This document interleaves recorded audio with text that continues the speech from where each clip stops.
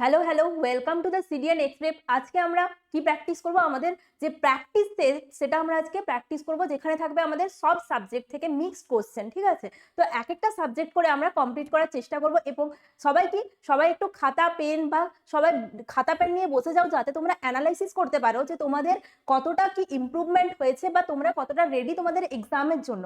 কিন্তু এমন নয় কোনো কোশ্চেন পারছি না বা কোনো কোশ্চেন ভুলে গেছি মানে কেউ টেনশন নিয়ে নেবে, একদমই নয়। টেনশন না নিয়ে কি করবে, যে কোথায় খাতায় বা বইয়ে লেখা আছে সেটা একটু উল্টিয়ে পাল্টিয়ে দেখবে, তাহলে দেখবে আবার মনে পড়ে যাবে।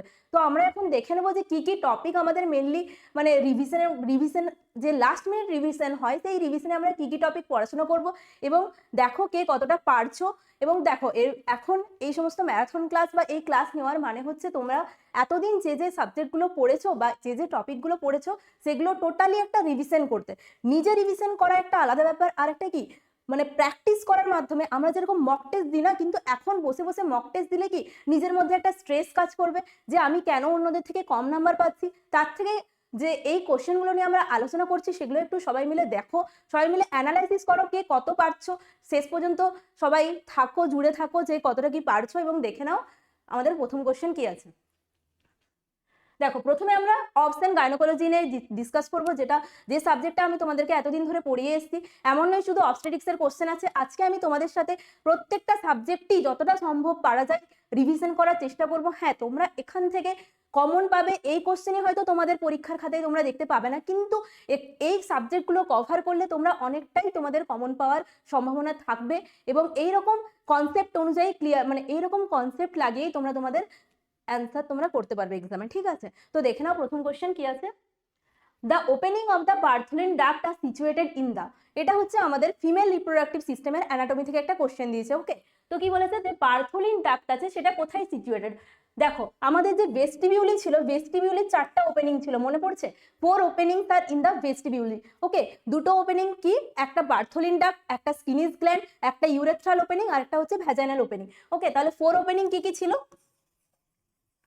4 ওপেনিং কি, একটা urethral opening, second one is the vaginal opening,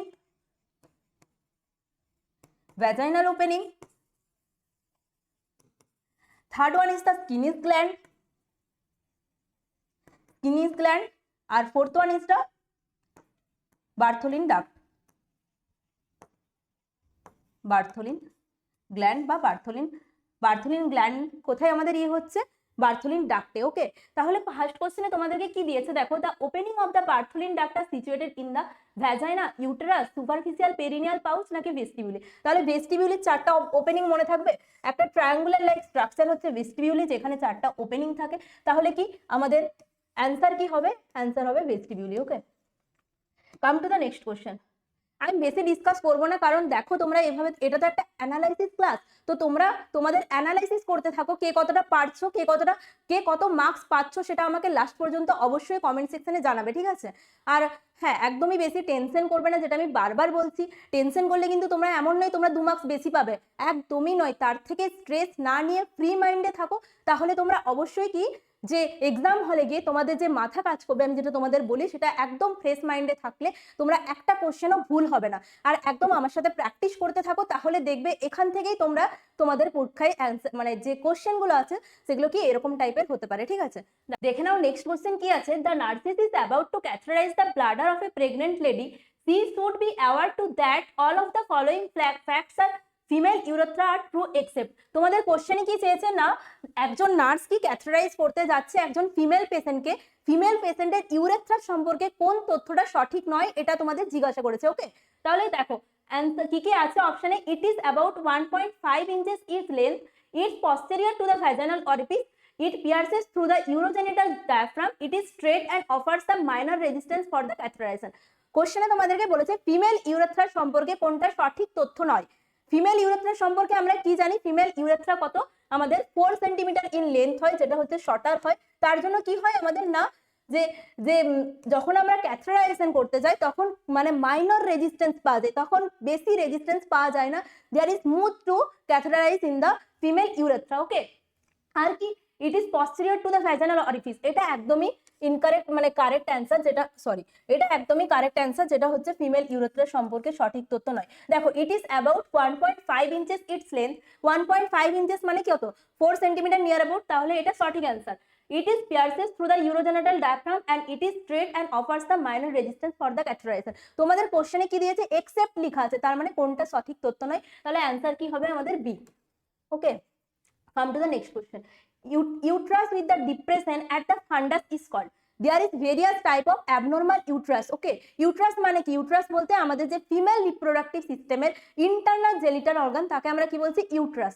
ইউট্রাসে দেখো তোমাদের অপশনে কি কি দিয়েছে, আর্কুয়েট ইউট্রাস, বাইকর্নুয়েট ইউট্রাস, সেপ্টেড ইউট্রাস, আর একটা হচ্ছে ইউট্রাইন ইউট্রাস ডাইডেলফাস। ঠিক আছে, আর্কুয়েট ইউট্রাসটা কি, যখন এখানে ইউট্রাসে একটা ডিপ্রেশন প্রেজেন্ট থাকবে তখন সেটাকে আমরা কি বলবো আর্কুয়েট ইউট্রাস। ওকে, মানে একটা ডিপ্রেশন প্রেজেন্ট আছে ইউট্রাসে ফান্ডাস লেভেলে, তখন সেটাকে আমরা কি বলবো আর্কুয়েট ইউট্রাস। তারপরে কি বাইকর্নুয়েট ইউট্রাস, বাইকর্নুয়েট ইউট্রাস মানে হচ্ছে পুরোপুরি হার্ট শেপের একটা ইউট্রাস দেখতে পাবে তোমরা, সেটাকে আমরা কি বলবো না বাইকর্নুয়েট ইউট্রাস। তারপরে কি সেপ্টেড ইউট্রাস, সেপ্টেড ইউট্রাস বলতে ইউট্রাসের সেপ্টামটা দুভাগে ভাগ হয়ে যাচ্ছে, দেখবে এখানে একটা ভাগ আছে, মানে ইউট্রাসটা এইভাবে দুটো ভাগে ভাগ হয়ে যাচ্ছে। ঠিক আছে, কিন্তু এরকম ভাবে ইউট্রাসটা থাকে। ঠিক আছে, আর ডাইডেলফাস, ডাইডেলফাস মানে কি আমাদের ইউট্রাসটা টোটালি দুটো ভাগে ভাগ হয়ে যাচ্ছে, মানে এখানে একটা আলাদা ইউট্রাস, এখানে একটা আলাদা ইউট্রাস। ওকে, এরকম ভাবে এখানে কি হচ্ছে শুধুমাত্র সেপ্টামটা দুটো ভাগে ভাগ হচ্ছে, আর এখানে গোটা ইউট্রাসটাই দুটো ভাগে ভাগ হয়ে যাচ্ছে, এটাকে আমরা কি বলছি ইউট্রাস ডাইডেলফাস। ঠিক আছে, আর্কুয়েট মানে কি, আর্কুয়েট মানে ফান্ডাস এরিয়াতে শুধু একটা ডিপ্রেশন প্রেজেন্ট আছে। তারপরে কি, তারপরে হচ্ছে বাইকর্নুয়েট ইউট্রাস, বাইকর্নুয়েট ইউট্রাসে কি হয় একটা হার্ট শেপস ইউট্রাস দেখা যায়, তাকে আমরা কি বলছি বাইকর্নুয়েট ইউট্রাস। ওকে, তারপরে কি আসছে সেপ্টেড ইউট্রাস, সেপ্টেড ইউট্রাস মানে সেপ্টামে একটা ভাগ থাকে, তাকে আমরা বলছি সেপ্টেড ইউট্রাস।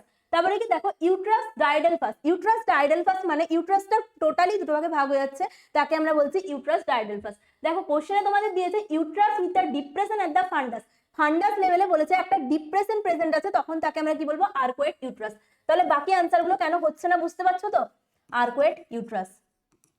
দেখো নেক্সট কোশ্চেন কি আছে, what is the normal size of uterus, ইউট্রাসের নর্মাল সাইজ জানতে চেয়েছে। যখন আমাদের প্রেগনেন্সির সময় থাকে তখন আমাদের ইউট্রাসের সাইজ বেড়ে অনেকটা হয়ে যায়, কিন্তু যখন নন প্রেগনেন্সি স্টেটে থাকে তখন একরকম থাকে, আবার প্রেগনেন্সির সময় আরেক রকম থাকে। তাহলে নন প্রেগনেন্ট স্টেটে কত থাকে size, in the non pregnant state, non pregnant state কত থাকে, নন প্রেগনেন্ট স্টেটে থাকে ইউট্রাসের সাইজ 7.5 ইন্টু 5 ইন্টু 2.5 সেন্টিমিটার। ওকে, এটা আমাদের নন প্রেগনেন্ট স্টেজে থাকে। আর কখন প্রেগনেন্সির সময় কত হয়, প্রেগনেন্সির সময় আমাদের 30 ইন্টু 20 ইন্টু 12.5 সেন্টিমিটার। ওকে, তাহলে কি হলো আমাদের ইউট্রাসের যখন প্রেগনেন্সির সময় থাকে তখন কত থাকে, প্রেগনেন্সির সময় থাকে 30 ইন্টু 20 ইন্টু 12.5 সেন্টিমিটার, সেটা নন প্রেগনেন্সির সময় কত থাকে 7.5 ইন্টু 5 ইন্টু 2.5 সেন্টিমিটার। তোমাদেরকে কোশ্চেনে চেয়েছে যে নর্মাল সাইজ অফ ইউট্রাস, ইউট্রাসের নর্মাল সাইজ কত সেটা জানতে চেয়েছে। দেখো অপশন এ তে আছে 7.5 1.5 into 1 centimetre, option B 9 into 2 into 2 centimetre, 7.5 2.5 into 1.5 centimetre, 7.5 5 into 2.5 centimetre. তাহলে কারেক্ট আনসার কি হচ্ছে আমাদের অপশন ডি। ওকে, দেখো totally A B C R D প্রায় একই একই আনসার, তাহলে কিন্তু তোমরা যখন কোশ্চেনে অ্যান্সার দিবে তখন কি সবাই সবটা জানে, কিন্তু ওই যে বললাম পরীক্ষা হলে সবসময় মাথা ঠান্ডা রাখার ব্যাপারটা, তখন জানবে না যে আমি পারছি না মানে আমি কিছুই জানি না, একদমই নয়। তুমি জানবে যে তুমি পারছো না মানে তোমার আশেপাশে কেউই পাচ্ছে না। ঠিক আছে, মানে এমন নয়, জানবে যেটা তুমি জানো সেটা সবাই জানে, কিন্তু যেটা তুমি জানো না সেটা হয়তো কেউই জানে না, তো সেটা কি করবে, সেটা অ্যাটেম্প করবে না। ঠিক আছে, তো সেরকম কোশ্চেন চুজ করা হচ্ছে সব থেকে ইম্পর্টেন্ট ব্যাপার। প্রথমে দেখবে কোন কোন কোশ্চেনগুলো তোমরা পারছো, ঠিক আছে, যেগুলো টোটালি তোমরা শিওর সেগুলো আগে তোমরা অ্যান্সার করে দেবে, তারপরে যেগুলো একটু কনফিউশনে থাকবে কি ব্যাকে এসে দেখবে যে এই অ্যান্সারটা আমি যে কনফিউশনে, তখন কি এলিমিনেশন মেথড ইউজ করবে। ওকে, এলিমিনেশন মেথড মানে যে যে অপশনগুলো তোমার মনে হচ্ছে যে একদমই নয়, ধরো এখানে এ বি সি ডি, তোমার মনে হচ্ছে যে এ আর বিটা একদমই হতে পারে না, তখন কি করবে সি আর ডি এর মধ্যে ভাবতে শুরু করবে যে কোনটা হলে সঠিক অ্যান্সার হতে পারে। তো এইভাবে এলিমিনেশন মেথড ইউজ করবে যেগুলোতে তোমার কিছু কনফিউশন থাকতে পারে। ওকে, তো এখানে অ্যান্সার কি হলো option D. Come to the next question. The cardinal functions of the decidua. Decidua কাকে বলবো? ডেসিডুয়া হচ্ছে after the implantation endometrium is known as the decidua. মানে প্রেগনেন্সির সময় যে এন্ডোমেট্রিয়ামটা তাকে আমরা কি বলছি? ডেসিডুয়া। এন্ডোমেট্রিয়াম কি? ইউট্রাসের ইনার লেয়ার। এই যে এটা তো ইউট্রাস, ইউট্রাসের ইনার লেয়ারটাকে আমরা কি বলবো? Endometrium.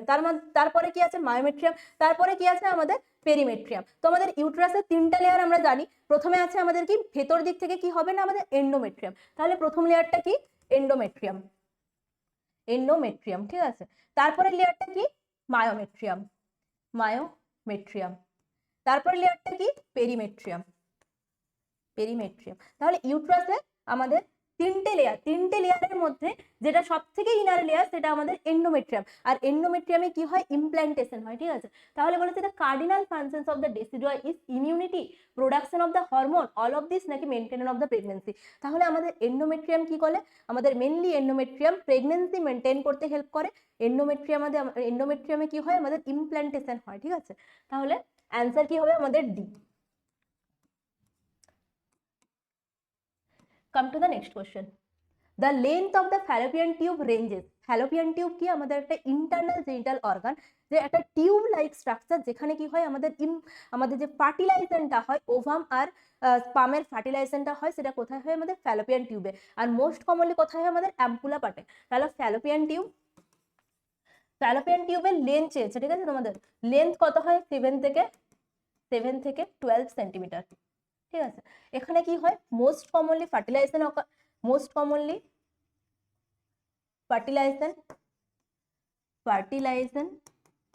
occur in fallopian tube. কোথায় হয়? অ্যাম্পুলারি পোর্শনে, অ্যাম্পুলাতে। ফ্যালোপিয়ান টিউবের অ্যাম্পুলাতে কি হয়? আমাদের মোস্ট কমনলি ফার্টিলাইজেশন দেখা যায়, ঠিক আছে। দেখো তোমাদের লেন্থটাই চেয়েছে। The length of the Fallopian tube ranges from 22 থেকে 27 সেন্টিমিটার, 28 থেকে 31 সেন্টিমিটার, 7 থেকে 12 সেন্টিমিটার, 2 to 7 সেন্টিমিটার। তাহলে কারেক্ট অ্যান্সার কি হবে আমাদের?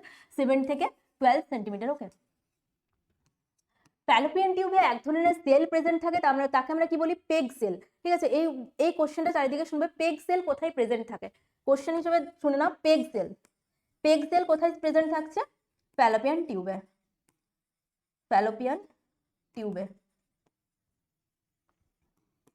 কাম to the next question.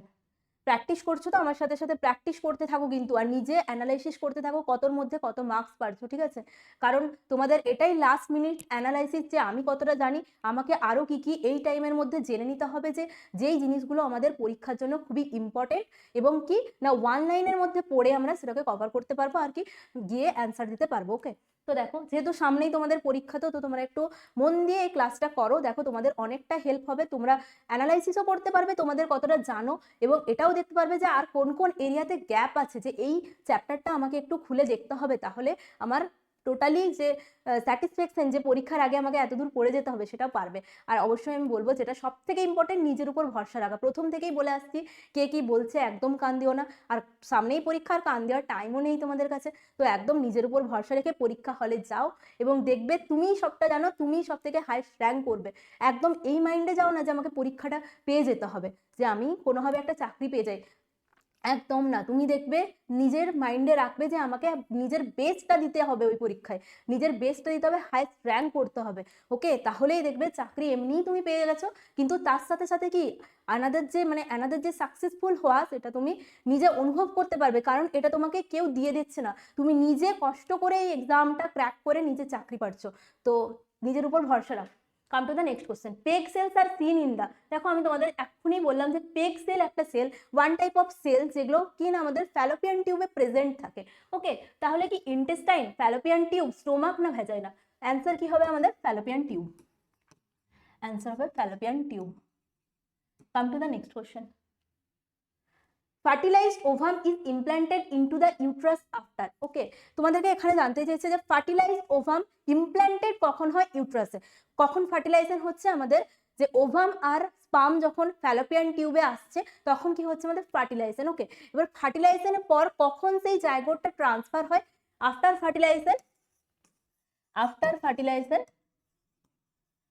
Fertilisation sperm and ovum produce zygote. ঠিক আছে, জাইগোটটা কবে ট্রান্সফার হচ্ছে? জাইগোট হচ্ছে, এবারে জাইগোট থেকে কি হয় আমাদের প্রথমে প্রথমে হচ্ছে বাস্টমিয়া তৈরি হচ্ছে, সেখান থেকে কি মরুলা তৈরি হচ্ছে, মানে 2 cell stage, 4 cell stage, 8 cell stage, তারপরে কি হচ্ছে আমাদের মরুলা তৈরি হচ্ছে। মরুলাটা কখন ট্রান্সফার হচ্ছে? After the 4 days morula transfer into the endometrium. Morula কখন ট্রান্সফার হচ্ছে আমাদের এন্ডোমেট্রিয়ামে? 4 ডেজে। তাহলে কি হলো? 4 ডেজে morula transfer, morula starts to transfer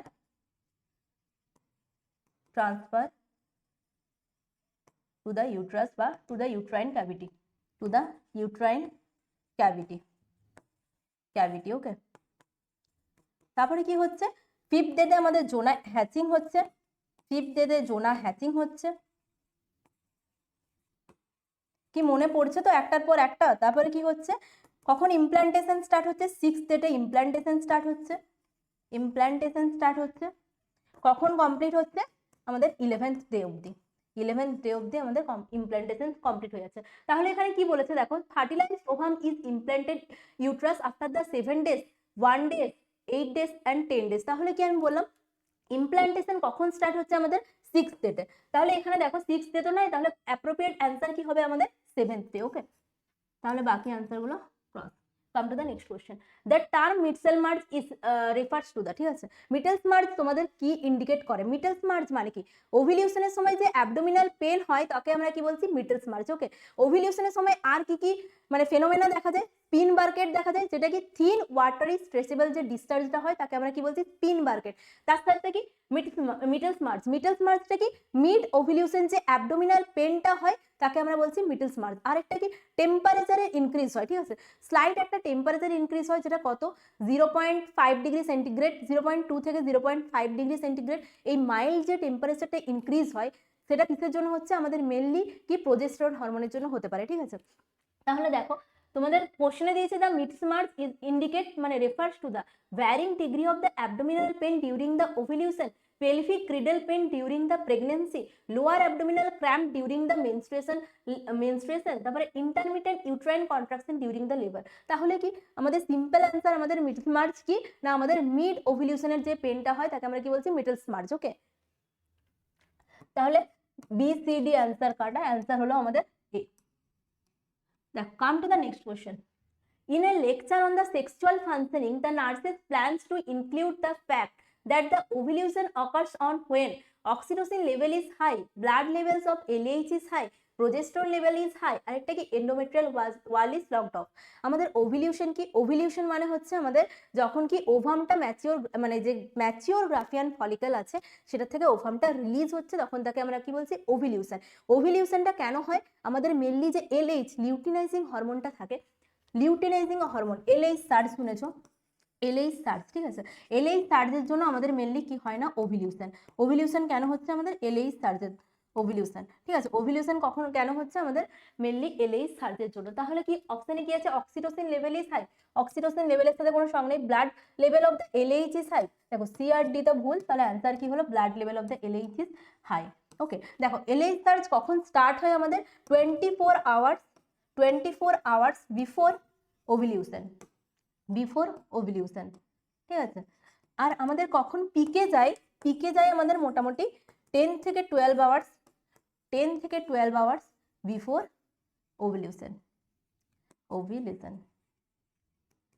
ওকে, তাহলে কি কোশ্চেনে তোমাদেরকে যেটা দিয়েছে যে কোন হরমোনের ইনক্রিজের জন্য আমাদের মেনলি ওভিলিউশন দেখা যায়? ওভিলিউশন দেখা যায় কোন হরমোনের জন্য? আমাদের LH হরমোনের জন্য। LH সার্জ কখন স্টার্ট হচ্ছে? LH সার্জ স্টার্ট হচ্ছে 24 hours before to the ovulation, and কখন পিকে যাচ্ছে? 10 থেকে 12 আওয়ার্স বিফোর দ্য ওভিলিউশন। আমার সাথে সাথে কিন্তু রিভিশন করতে থাকো। আমি কিন্তু এই কোশ্চেনগুলো অনেক খুঁজে খুঁজে এনেছি তোমাদের জন্য, যাতে তোমরা গোটা সবকিছু কভার করতে পারো। যে অবস্টেটিক্সের এতদিন যা যা পড়েছো, নিজে রিভিশন করতে গেলে কি একটা যে কোনো টপিক নিয়ে বসে যাবে, কিন্তু না, আমি একসাথে সমস্ত কোশ্চেন মিক্স করেছি তোমাদের এই জন্যই যে তোমাদের বোঝা, মানে এই টাইমে তোমাদের বোঝা উচিত যে নিজে কতটা পারছো সেটা আগে দেখো। আমি কোশ্চেনগুলো বলার সাথে সাথে একটু দেখো অ্যানালাইসিস করে কতটা কি কে নাম্বার পাচ্ছ। ওকে, come to the next question. A female patient getting the clomiphene citrate therapy, ঠিক আছে, during the pregnancy the risk of which complications may increase। দেখো ক্লমিফেন সিট্রেট কি? ক্লমিফেন সিট্রেট একটা হচ্ছে নন স্টেরয়েডাল ড্রাগ, যেটা কি করছে? আমাদের মেনলি ওভিলিউশনকে ওভিলিউশনের ইনিশিয়েশনের জন্য আমাদের দেওয়া হয়, ঠিক আছে। কিসের জন্য দেওয়া হচ্ছে আমাদের ক্লমিফেন সিট্রেট? না, ওভিলিউশনের জন্য। ওভিলিউশনের জন্য কেন দেওয়া হচ্ছে, কি দেওয়া হচ্ছে আমাদের? ক্লমিফেন সিট্রেট, ওকে, ক্লমিফেন সিট্রেট, ঠিক আছে। আমি তোমাদের ওভিলিউশন যখন বলেছিলাম তখন তোমাদের বলেছিলাম যে ওভিলিউশন করার জন্য যখন ক্লমিফেন সিট্রেট দেওয়া হয় তখন কিসের চান্স বেড়ে যায় আমাদের? Multiple pregnancy. কেন বাড়ছে না, এটা যেহেতু ওভিলিউশনকে আমাদের ত্বরান্বিত করে, তাহলে আমাদের কি করছে? ক্লমিফেন সিট্রেট আমাদের মেনলি যখন ওভিলিউশন করার জন্য, মানে ওভিলিউশনের জন্য দেওয়া হচ্ছে, তখন সেটা কিসের চান্স বাড়াচ্ছে? Multiple pregnancy. দেখো এখানে তাহলে কি হবে answer? Ectopic pregnancy, multiple pregnancy, polyhydramnios নাকি মিস অ্যাবর্শন? একটোপিক প্রেগনেন্সি মানে যখন প্রেগনেন্সিটা আমাদের নর্মাল যে ইউট্রাইন ক্যাভিটিতে না হয়ে কোথায় হচ্ছে?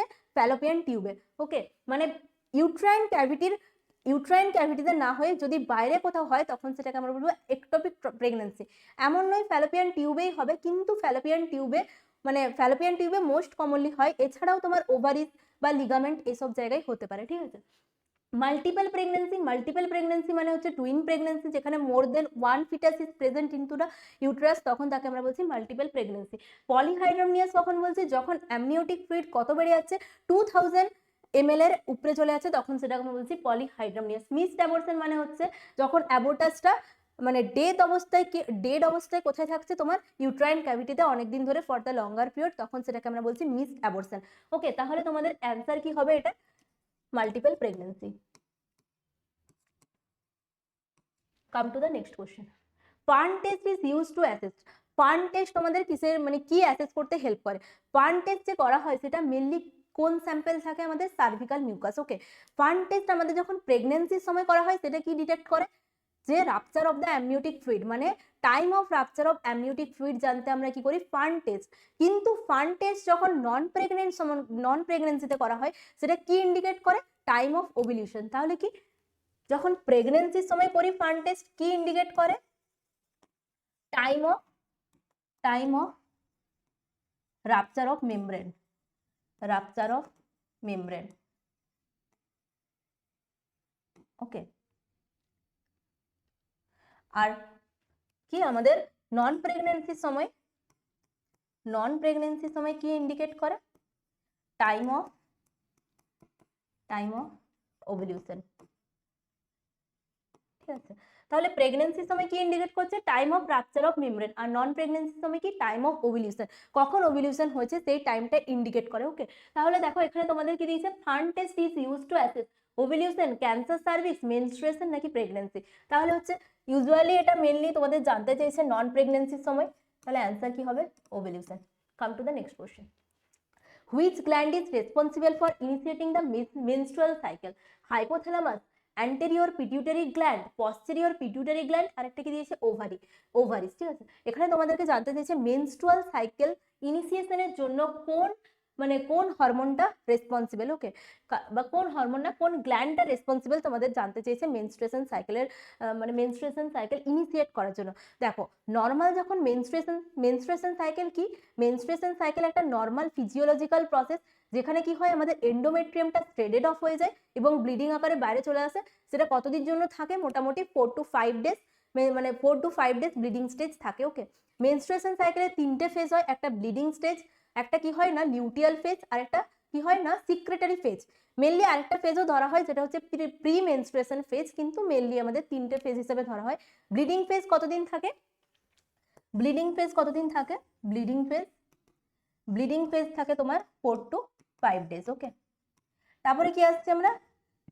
প্রলিফারেটিভ ফেজ বা লিউটিয়াল ফেজ। প্রলিফারেটিভ ফেজ কতদিন থাকছে? 6 থেকে 14 ডেজ, ওকে। তারপরে কি আসছে আমরা? সিক্রেটারি ফেজ কতদিন হচ্ছে আমাদের? 14 থেকে 28 ডেজ, ঠিক আছে। আমাদের কনস্ট্যান্ট ফেজ কোনটা? কনস্ট্যান্ট ফেজ হচ্ছে আমাদের সিক্রেটারি ফেজ, ঠিক আছে। সিক্রেটারি ফেজটাকে আমরা কি বলছি? আমাদের কনস্ট্যান্ট ফেজ, ওকে। তাহলে কনস্ট্যান্ট ফেজ মেনস্ট্রুয়েশন সাইকেলের কোনটা? সিক্রেটারি ফেজ, কনস্ট্যান্ট ফেজ, ওকে। এখানে তোমাদের দিয়েছে which gland is responsible. Menstruation সাইকেলের জন্য মেনলি যে হরমোনগুলো আগে রেসপন্সিবল হয় সেগুলো শুনে নাও। হরমোনগুলো হচ্ছে হাইপোথ্যালামাস, যে অ্যাক্সিসটা কাজ করে সেটা কি অ্যাক্সিস কাজ করে? আমাদের HPO অ্যাক্সিস, HPO অ্যাক্সিস, ঠিক আছে। HPO অ্যাক্সিস মানে আমাদের হাইপোথ্যালামাস, পিটুইটারি আর এটা কি ওভারি, ঠিক আছে। হাইপোথ্যালামাস থেকে কি রিলিজ হচ্ছে আমাদের, আমাদের সমস্ত কি রিলিজিং হরমোনগুলো আমাদের হাইপোথ্যালামাস থেকে রিলিজ হয়। তারপরে কি পিটুইটারি থেকে কি রিলিজ হচ্ছে আমাদের না ইস্ট্রোজেন, পিটুইটারি থেকে রিলিজ হচ্ছে আমাদের গোনাডোট্রপিন হরমোনগুলো, ওকে। আর ওভারিস থেকে কি রিলিজ হচ্ছে আমাদের ইস্ট্রোজেন এন্ড প্রোজেস্টেরন। তাহলে কি দেখো কোন গ্ল্যান্ডটা বলেছে responsible for initiating the menstruation cycle, initiate করতে, ঠিক আছে।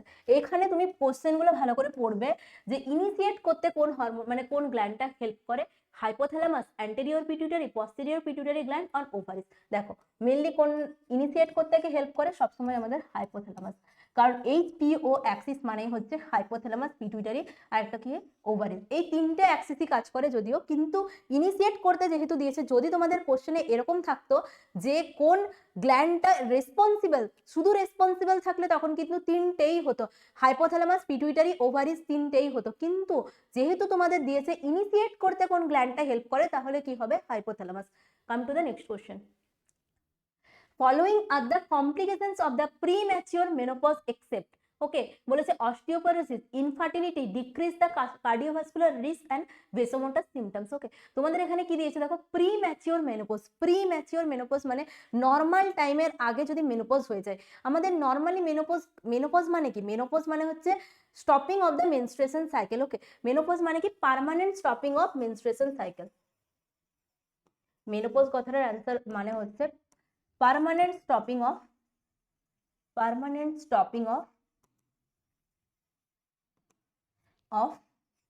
menstrual cycle, ওকে। তাহলে মেনোপজ আমাদের মোটামুটি ইন্ডিয়ান ফিমেলদের যখন হয় সেটা মোটামুটি 47 থেকে 55 ইয়ার্স এর মধ্যে হয়। কিন্তু যদি প্রিম্যাচিওর মেনোপজ মানে নর্মাল টাইমের আগে যদি মেনোপজ হয়ে যায়, মানে যে মেনস্ট্রুয়েশন সাইকেলটা চলছিল সেটা যদি স্টপ হয়ে যায়, সেক্ষেত্রে আমরা কি বলবো না আমাদের প্রিম্যাচিওর মেনোপজ। কিন্তু তোমাদের বলেছে প্রিম্যাচিওর মেনোপজের কমপ্লিকেশন। দেখো মেনোপজ যখন হয় তখন আমাদের কোন লেভেলটা কমে যায়, ইস্ট্রোজেন লেভেলটা। যখন মেনোপজ হয়, মেনোপজের সময় কোন লেভেলটা কমে যাচ্ছে আমাদের, ইস্ট্রোজেন, ডিক্রিজ ইস্ট্রোজেন লেভেল। এবার এই ইস্ট্রোজেন লেভেলটা যখন কমে যাচ্ছে তখন আমাদের কি বিভিন্ন কার্ডিওভাস্কুলার প্রবলেমস গুলো দেখা যায়, অস্টিওপোরোসিস দেখা যায়, ইনফার্টিলিটি দেখা যায়, অ্যাটোপিক ভ্যাজাইনাইটিস দেখা যায় যেটা ভ্যাজাইনার ড্রাইনেস হয়ে যায়, আর কি ভ্যাসোমোটর সিমটমস দেখা যায় বিভিন্ন, ঠিক আছে।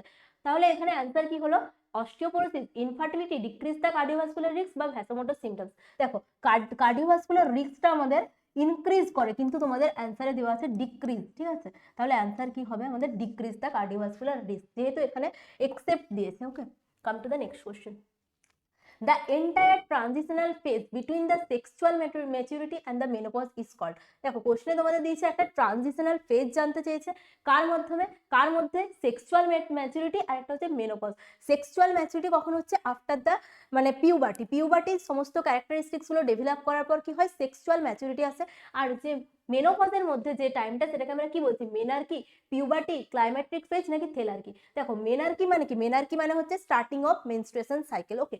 আরেকটা কি থেলার্কি, দেখো থেলার্কি মানে তোমরা নিজেরা বলো থেলার্কি মানে কি, থেলার্কি মানে তোমরা নিজেরা বলো। তারপরে দেখো পিউবার্টি মানে হচ্ছে সেকেন্ডারি সেক্সুয়াল ক্যারেক্টারিস্টিক্স গুলো যখন ডেভেলপ করে তখন সেটাকে আমরা বলছি পিউবার্টি। তাহলে অ্যান্সার কি হবে আমাদের, ক্লাইম্যাটিক ফেজ মানে হচ্ছে একটা ফেজ যেখানে কি কার মধ্যে, phase between the sexual maturity and the menopause. একটা ট্রানজিশনাল ফেজ কার মধ্যে, একটা সেক্সুয়াল ম্যাচুরিটি আর একটা হচ্ছে মেনোপজের মধ্যে। তাহলে সেটাকে আমরা কি বলছি, climacteric phase, okay. Come to the next question. The genitourinary clinical manifestation of the estrogen deficiency is, okay, কি জানতে চেয়েছে, genitourinary clinical manifestation of the estrogen deficiency, dilated cervix, urinary tract infection, hot flashes না atopic vaginitis। দেখো genitourinary clinical manifestation, ভালো করে কোশ্চেনটা এই জন্যই পড়তে বলি, genitourinary clinical manifestation তোমাদের কিন্তু তোমরা খুবই জানো যে ইস্ট্রোজেন ডেফিসিয়েন্সি কখন দেখা যায়, ইস্ট্রোজেন ডেফিসিয়েন্সি আমাদের মেনলি মেনোপজের সময় দেখা যায়। এবারে মেনোপজের মোস্ট কমন সিমটমস আমাদের কি হয় না, মেনোপজের সময় যে মোস্ট কমন সিমটমস দেখা যায় সেটা হচ্ছে হট ফ্ল্যাশেস, ওকে। কিন্তু তোমাদের এখানে জানতে চাইছে জেনিটোইউরিনারি ক্লিনিক্যাল ম্যানিফেস্টেশন, মানে ইউরিনারি ট্র্যাকে কোন ক্লিনিক্যাল ম্যানিফেস্টেশন দেখা যায় যখন ইস্ট্রোজেন লেভেলটা কম থাকে। কি হবে আমাদের, dilated cervix, urinary track infection, hot flashes না অ্যাটোপিক ভ্যাজাইনাইটিস। দেখো যখন আমাদের কি হয় না, ইস্ট্রোজেন লেভেলটা কমে যায়, ইস্ট্রোজেন লেভেলটা যখন কমে যায় তখন কি হয় না ভ্যাজাইনাল ড্রাইনেস দেখা যায়, ভ্যাজাইনাল ড্রাইনেস দেখা যায়। আরেকটা কি হয় ভ্যাজাইনাল থিনিং হয়ে যায় বা thinning thinning of vagina, vaginal thinning দেখা যায়, মানে যে ভ্যাজাইনাল লেয়ার বা যে মাসেলস বা মিউকোসা গুলো থাকে সেগুলো থিন হয়ে যায়। আর একটা কি ভ্যাজাইনাল ড্রাইনেস দেখা যায়, যেটাকে আমরা কি বলছি অ্যাটোপিক ভ্যাজাইনাইটিস, ঠিক আছে, অ্যাট্রোপিক ভ্যাজাইনাইটিস। অ্যান্সার কি হলো অ্যাট্রোপিক ভ্যাজাইনাইটিস। তারপরে come to the next question, the hormone which plays the most important role in preparing the uterus for the pregnancy. বলেছে কোন হরমোনটা কি করে ইম্পর্টেন্ট রোল প্লে করে for the preparing of the uterus for the pregnancy. Prolactin, progesterone, HCG, আর একটা হচ্ছে follicle stimulating hormone. দেখো প্রথমে দিয়েছে প্রোল্যাকটিন, প্রোল্যাকটিনে এখানে কোনো ইয়ে নেই। প্রোল্যাকটিন যখন কি আমাদের তোমার ল্যাক্টোজেনেসিস বা যে ল্যাকটেশন করবে সেখানে দেখবে প্রোল্যাকটিনের অনেক গুরুত্বপূর্ণ মানে ইম্পর্টেন্ট আছে, যেটা মেনলি আমাদের কি করে মিল্ক সিক্রেশন হেল্প করে, নট মিল্ক ইজেকশন। দুটোর মধ্যে একদম মানে কনফিউজ হবে না, মিল্ক ইজেকশনে কে হেল্প করছে অক্সিটোসিন, আর একটাকে মিল্ক সিক্রেশনে কে হেল্প করছে আমাদের প্রোল্যাকটিন। ওকে, তারপরে দেখো প্রোজেস্টেরন, প্রোজেস্টেরন এইচসিজি আছে, তাহলে কি প্রোল্যাকটিনটা ক্রস। তারপরে কি এইচসিজি, এইচসিজি হচ্ছে হিউম্যান কোরিওনিক গোনাডোট্রপিন। তো হিউম্যান কোরিওনিক গোনাডোট্রপিন মেনলি যে প্রেগন্যান্সির সময় তোমার কি হয় নজিয়া ভমিটিং, নজিয়া ভমিটিং বা মর্নিং সিকনেস দেখা যায়, সেটাতে মানে সেটা কার জন্য হয়ে থাকে আমাদের এইচসিজির জন্য। ওকে, আরেকটা কি follicle stimulating hormone, follicle stimulating hormone হবে না, অ্যান্সার হবে আমাদের প্রোজেস্টেরন। প্রোজেস্টেরন কি করে, প্রোজেস্টেরন যখন প্রেগন্যান্সির টাইমে আমাদের যে এন্ডোমেট্রিয়াম আছে তাকে প্রিপারেশনে হেল্প করে। ওকে, যাতে কি হয় না প্রপারলি এন্ডোমেট্রিয়ামে এসে ইমপ্ল্যান্ট হতে পারে জাইগোটটা, জাইগোটটা আমাদের এন্ডোমেট্রিয়ামের যে এন্ডোমেট্রিয়াম যেটাকে বলছে আমাদের প্রেগন্যান্সির সময় ডেসিডুয়া, সেটাতে এসে ইমপ্ল্যান্ট হতে পারে, তখন সেটাকে আমরা কি বলছি ডেসিডুয়া। আর কোন হরমোনটা হেল্প করছে আমাদের progesterone. Come to the next question, which of the following is the functional unit of the breast. দেখো আমাদের ব্রেস্টে কতগুলো লোবিউলস থাকে 10 থেকে 20, তাহলে লোব কতগুলো থাকে আর লোবিউলস কতগুলো থাকে, দেখো লোব থাকে আমাদের 10 থেকে 20 লোবস থাকে। ওকে, সেই লোবস থেকে কতগুলো লোবিউলস হয় আমাদের মোটামুটি 10 থেকে 100 লোবিউলস প্রেজেন্ট থাকে, লোবিউলস প্রেজেন্ট থাকে, ঠিক আছে। তাহলে কি আমাদের এক একটা ব্রেস্টে কটা করে লোবস থাকে 10 থেকে 20 লোবস থাকে, এই লোবস থেকে কতগুলো লোবিউলস প্রেজেন্ট থাকে 10 থেকে 100 লোবিউলস প্রেজেন্ট থাকে। ওকে, তাহলে আমাদের যে ব্রেস্টের ফাংশনাল ইউনিট কি আমাদের মেনলি অ্যাসিনি সেলস বলে একটা সেলস থাকে, যেটা কি আমাদের লাইনিং থাকে ব্রেস্টের যে অ্যালভিওলাই গুলো আছে না, প্রত্যেকটা লোবিউলসে যে অ্যালভিওলাই গুলো প্রেজেন্ট থাকে সেই অ্যালভিওলাই গুলোতে কি করে না আমাদের লোবিউলস এই অ্যাসিনি সেলসের যে মানে অ্যাসিনি সেলস গুলো যেগুলো থাকে সেগুলো কি আমাদের ব্রেস্টের ফাংশনাল ইউনিট। ওকে, তাহলে অ্যাম্পুলা তো এখানে নয়, মায়োএপিথেলিয়াল সেলস, ল্যাক্টিফেরাস ডাক্ট কি অ্যান্সার হবে আমাদের অ্যাসিনি sales. Come to the next question. The process involved in the development of the mature ovum is called. বলেছে একটা প্রসেস, যে প্রসেসে কি হয় না ম্যাচিওর ওভাম ডেভেলপ হয়। এই কোশ্চেনের আনসার তোমরা দেবে যে আমি তোমাদের বুঝিয়ে দিচ্ছি যে একটা প্রসেস, যে প্রসেসে কি হয় না ওভামটা ম্যাচিওর, ওভাম মানে কি ফিমেল গ্যামেট। দেখো ফিমেল গ্যামেট ম্যাচুরেশনে একটা প্রসেস আছে, female gamete, female gamete maturation, একটা কি মেল গ্যামেট। মেল গ্যামেটের ম্যাচুরেশনের প্রসেসটাকে কি বলছি আমরা স্পামাটোজেনেসিস, ঠিক আছে, স্পামাটো বা স্পারমাটোজেনেসিস, জেনেসিস। আর ফিমেল গ্যামেট ম্যাচুরেশন প্রসেসটাকে কি বলে তোমরা বলো কমেন্ট সেকশনে। দেন ফার্টিলাইজেশন, ফার্টিলাইজেশন মানে কি আমাদের ফিমেল গ্যামেট আর মেল গ্যামেটের যে ফিউশন হচ্ছে তাকে আমরা কি বলছি ফার্টিলাইজেশন। ওকে, তারপরে দেখো গ্যামেটোজেনেসিস, গ্যামেটোজেনেসিস মানে যে কোনো গ্যামেট ফর্মেশনটাকে আমরা কি বলছি গ্যামেটোজেনেসিস। স্পামাটোজেনেসিস মানে আমি কি বললাম না মেল গ্যামেট ফর্মেশনটাকে আমি কি বলছি স্পামাটোজেনেসিস। তাহলে অ্যান্সার কি হবে তোমরা আমাকে কমেন্ট সেকশনে জানিও, ফিমেল গ্যামেট ম্যাচুরেশন প্রসেসটা কি বলে, কি বলে ফিমেল গ্যামেট ম্যাচুরেশন প্রসেসটা, আর ফিমেল গ্যামেট ম্যাচুরেশন প্রসেস কখন স্টার্ট হয় সেটা একটু জানাবে। কারণ male gamete maturation, male gamete যে ফর্মেশন প্রসেসটা স্টার্ট হয় কখন স্টার্ট হচ্ছে আমাদের পিউবার্টিতে, মানে স্পামাটোজেনেসিস কখন স্টার্ট হচ্ছে আমাদের পিউবার্টিতে, ঠিক আছে।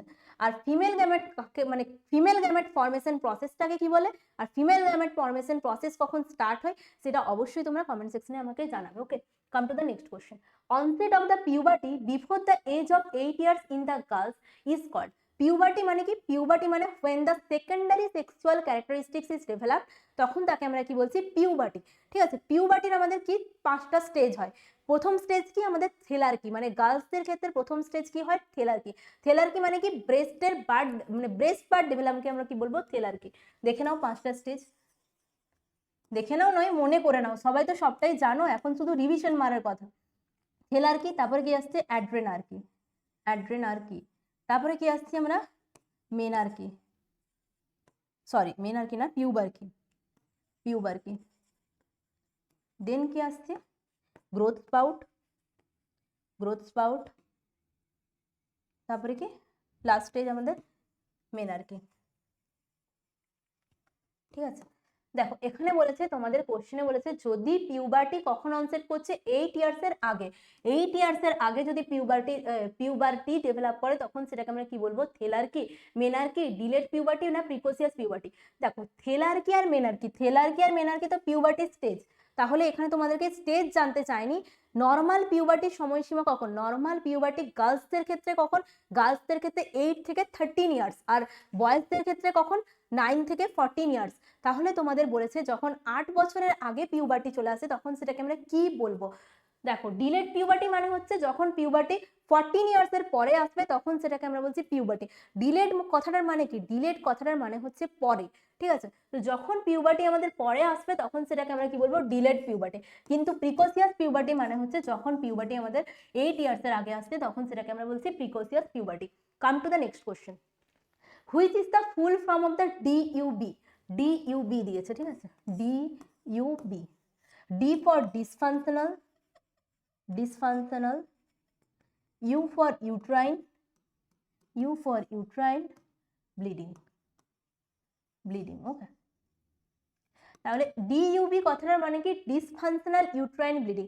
ডিসফাংশনাল ইউট্রাইন ব্লিডিং মানে আমাদের নর্মাল যে মেনস্ট্রুয়েশন সাইকেল প্রেজেন্ট থাকে সেই মেনস্ট্রুয়েশন সাইকেলে আমাদের নর্মাল ব্লাড মানে যে ব্লিডিংটা হয় সেটা কত 20 থেকে 80 ml, সেই 20 থেকে 80 ml এর উপরে যদি ব্লিডিং হয় বা যদি কম ব্লিডিং হয় বা মেনস্ট্রুয়েশন সাইকেলে যদি কোনো ইররেগুলারিটি দেখা যায়, ডিসফাংশনাল ইউট্রাইন ব্লিডিং মানে হচ্ছে ইউট্রাস যখন ঠিকঠাকভাবে কাজ করে না, অ্যাবনর্মাল যে ইউট্রাইন ব্লিডিংটা হয় তাকে আমরা কি বলছি dysfunctional uterine bleeding.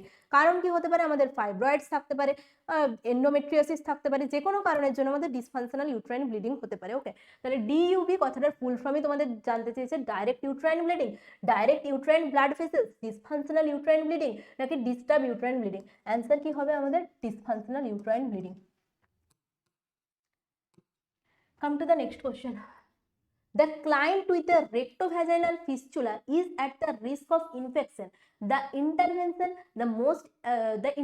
the most important in the preventive aspects of nursing care. ঠিক আছে, তোমাদের কি বলেছে দেখো, একজন ক্লায়েন্ট আছে যার rectovaginal fistula প্রেজেন্ট আছে, okay, risk for infection, the intervention the most important preventive aspect.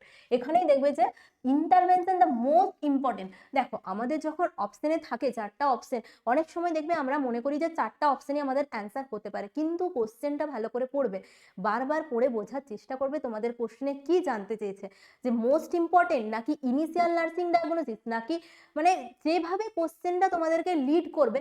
তোমরা হয়তো পরীক্ষায় কোশ্চেনে একটা অ্যান্সার দিয়ে চলে এলে, ওকে, কোশ্চেনে অ্যান্সার কি দিয়ে এলে এ অ্যান্সার দিয়ে এলে, তোমাদের মনে হলো যে এটা পুরো পারফেক্ট অ্যান্সার, কিন্তু তোমরা এসে শুনছো বা পরবর্তীকালে যখন অ্যান্সার কি মিলাচ্ছ তখন দেখছো যে এটা অ্যান্সার নেই, কি অ্যান্সার আছে আমাদের অপশন ডি। কেন হয়ে গেল না, কোশ্চেনটা আমরা ভালোভাবে পড়িনি, তখন তোমাদের মনে হবে অ্যান্সার ভুল দিয়েছে। কিন্তু এরকম ভাবে তো হয় না, না যে কোনো বড় বড় ইনস্টিটিউট বা বড় বড় যারা আছে, যারা ওখানে দেখে তোমাদের কোশ্চেন অ্যান্সার মানে সেট করছে, তারা তো যথেষ্ট একটা ডেজিগনেটেড পার্সন, তো তাদের কাছ থেকে কি করে ভুল হতে পারে। তো কোশ্চেন তোমরা ভালোভাবে পড়বে, কোশ্চেন একবার নয়, যে কোশ্চেনে কনফিউশন হচ্ছে সেটা ছেড়ে দিলে প্রথমে।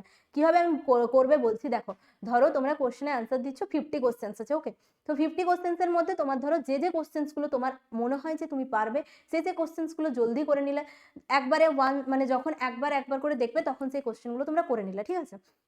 যে যে কোশ্চেনগুলো তোমাদের মনে হবে একটু কনফিউশন আছে সেগুলো কি করবে, মার্কেস রিড করে দেবে। পরবর্তীকালে যখন ফিরে আসবে তখনই দেখবে একটু দুবার ধরে কোশ্চেনটা বললে তখন দেখবে এমনিই তোমার ক্লিয়ার হয়ে যাচ্ছে যে অ্যান্সার কি হতে পারে।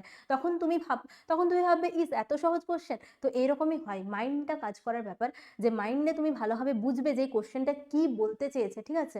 একদমই ভালোভাবে ধীরে সুস্থে পড়বে, একদম তাড়াহুড়ো করো না। আমার হচ্ছে না, ধরো তোমার কাছে একটা কোশ্চেন এলো, যে কোশ্চেনটা ফার্স্ট কোশ্চেন, তুমি হয়তো ফার্স্ট কোশ্চেনের অ্যান্সার জানো না, তুমি কি করলে করলে ফার্স্ট কোশ্চেনটা দেখে ভাবলে তুমি আর কোনো অ্যান্সারই পারবে না, এরকম একদমই করবে না। কারণ দেখো একটা দুটো কোশ্চেন তো থাকেই যেগুলো তোমার মোটামুটি একটু হার্ড হয়, কারণ মানে পরীক্ষা তো ওইভাবে নেওয়া হয় না যে কিছু কোশ্চেন হার্ড থাকবে কিছু কোশ্চেন ইজি থাকবে। ধরো 50% কোশ্চেন ইজি থাকলো, 25% কোশ্চেন মডারেট থাকলো, 25% কোশ্চেন হার্ড থাকলো, তাহলে সেই হার্ড কোশ্চেনগুলো জানবে কেউই পারছে না। তো ওই কোশ্চেনগুলো নিয়ে টেনশন করে কোনো মানে টাইম ওয়েস্ট করবে না। যে কোশ্চেনগুলো তুমি একদমই জানো না সেই কোশ্চেনগুলোর পিছনে একদম টাইম ওয়েস্ট করবে না। যেগুলো তোমার কনফিউশন হচ্ছে ভালো করে পড়বে, দেখবে তুমি যে অ্যান্সারটা দিয়ে আসবে সেটাই অ্যান্সার কিতে তোমার অ্যান্সার বেরিয়ে যাচ্ছে। তো সেই জন্যই আজকে প্র্যাকটিস করাচ্ছি যে কিভাবে তুমি কোশ্চেনগুলো পড়বে। ঠিক আছে, প্রথমে পড়লে 4টা অপশন পড়লে, যদি তোমার মনে হয় যে তুমি মানে ওটাতে তুমি কি মানে যে কনফিডেন্ট যে এই অ্যান্সারটাই হবে, তখন তুমি সেটা রাইট করে দিলে। কিন্তু যখন মনে হবে যে না আমি এটা কনফিডেন্ট নই, ঠিক আছে মার্কেস রিড করলে, পরবর্তীকালে এসে ভালো করে পড়লে, তারপরে তোমার মনে হলো এই অ্যান্সারটা, তখন সেই অ্যান্সারটা সেভ করে দিলে। ওকে, দেখো কোশ্চেনে কি আছে না, একটা ক্লায়েন্ট যার রেক্টোভ্যাজাইনাল ফিস্টুলা প্রেজেন্ট আছে, ইন্টারভেনশন চেয়েছে most important. Okay, administer the antibiotics ensuring the adequate rest two enhance the healing, monitoring the temperature and the WBC are performing the perineal care। দেখো রেক্টোভ্যাজাইনাল ফিস্চুলা বলতে ভ্যাজাইনা আর রেক্টামের মধ্যে একটা fistula present থাকে, যেটাকে আমরা কি বলছি রেক্টোভ্যাজাইনাল ফিস্চুলা। এবারে যার যে পেশেন্টের রেক্টোভ্যাজাইনাল ফিস্চুলা আছে তাকে ইনিশিয়াল বা ইম্পর্টেন্ট যে নার্সিং ডায়াগনোসিস মানে নার্সিং কেয়ার সেটা হচ্ছে পেরিনিয়াল কেয়ার পারফর্ম করতে হবে, যাতে কি তার যে সিমটমসগুলো হচ্ছে তাতে কিছুটা রিলিভ করা যায়। ঠিক আছে, তাহলে অ্যান্সার কি হবে আমাদের অপশন ডি।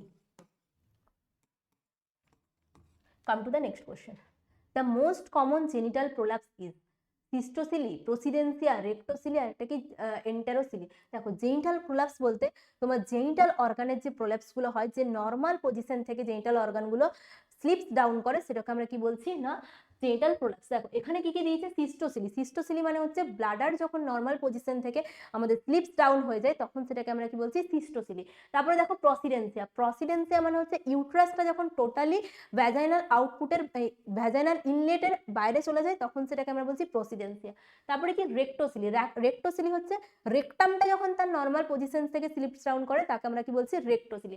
তারপরে কি আছে এন্টেরোসিলি। এন্টেরোসিলি মানে হচ্ছে মানে ইন্টেস্টাইনটা যখন রুপিং ডাউন করছে বা স্লিপস ডাউন হচ্ছে তখন সেটাকে আমরা বলছি এন্টেরোসিলি। ওকে, তাহলে কি মোস্ট কমন জেনিটাল প্রোলাপস কোনটা, সিস্টোসিলি, রেক্টোসিলি। দেখবে যখন ওয়ার্ডে কাজ করবে তখন বুঝতে পারবে যে কোন মানে কোনটা হচ্ছে সব থেকে বেশি আমাদের কি না প্রোলাপসে হয়। তাহলে সিস্টোসিলি আমাদের মেনলি মোস্ট কমন প্রোলাপস, যেটা কি আমাদের প্রোলাপস অফ ব্লাডার অ্যান্সার। তাহলে সিস্টোসিলি ওয়ার্ডার মানে কি, সিস্টোসিলি মানে হচ্ছে slips down of urinary bladder from its normal position। ঠিক আছে, urinary bladder নর্মাল পজিশন থেকে যখন ব্লাডারটা স্লিপস ডাউন করছে তখন আমরা বলছি সিস্টোসিলি।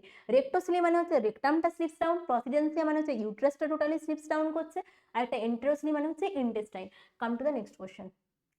irregular acyclic bleeding from the uterus is termed as irregular acyclic। যখন আমরা দেখবে ইউট্রাইন ব্লিডিং করি মানে অ্যাবনর্মাল যে ইউট্রাইন ব্লিডিং গুলো হয় তার মধ্যে বেশিরভাগ কি হয় আমাদের সাইক্লিক হয়, মানে সাইকেলটা প্রপার মেনটেন থাকে। ঠিক আছে, কিন্তু কিছু ব্লিডিং হয় যেরকম দেখবে মেনোরেজিয়া বা তোমার হাইপারমেনোরিয়া, যেটাকে আমরা বলছি পলিমেনোরিয়া, অলিগোমেনোরিয়া, সেগুলোতে কি হয় আমাদের না নর্মাল সাইকেলটা মেনটেন থাকে। কিন্তু মেট্রোরেজিয়ার ওয়ার্ডটার মানে কি আমাদের ইন্টারমেনস্ট্রুয়াল ব্লিডিং। ঠিক আছে, ইন্টারমেনস্ট্রুয়াল ব্লিডিং কে আমরা কি বলছি মেট্রোরেজিয়া কি ইন্টারমেনস্ট্রুয়াল bleeding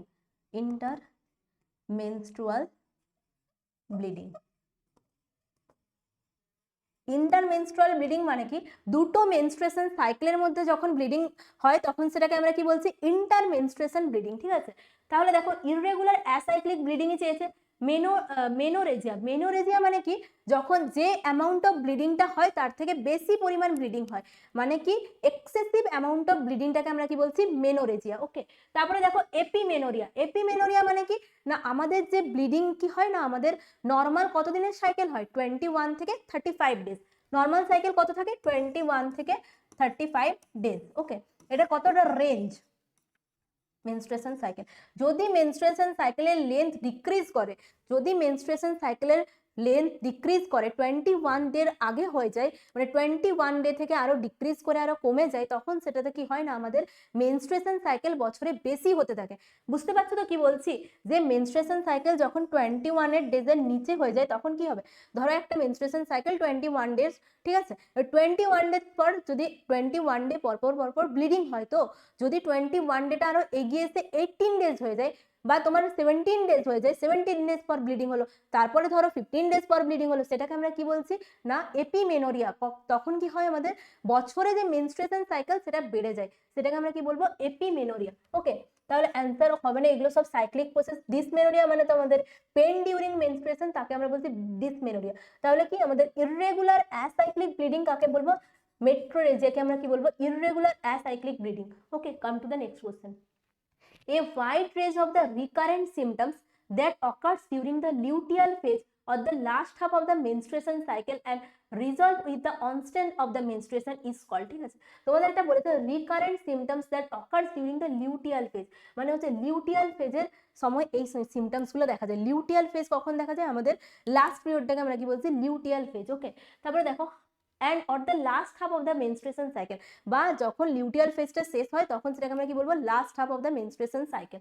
okay, and resolve with the onset of menstruation, তোমাদের যে কোশ্চেনে লেখা আছে তোমাদের এইটুকুনি লেখা আছে যে কোনো একটা টাইম যেখানে কি লিউটিয়াল ফেজের শেষ, মানে মেনস্ট্রুয়েশন সাইকেলের শেষ, আর কি যখন ব্লিডিং ফেজটা স্টার্ট হচ্ছে তখন কি ওই সময়টাকে কি বলছে, দেখো বলেছে that occurs during the luteal phase or the last half of the menstruation cycle and resolve with the onset of menstruation, মানে মেনস্ট্রুয়েশন শুরু হওয়ার সঙ্গে সঙ্গে রিজলভ হয়ে যাচ্ছে, তাকে আমরা কি বলবো amenorrhoea, dysfunctional uterine bleeding, dysmenorrhoea নাকি প্রি মেনস্ট্রুয়েশন সিনড্রোম।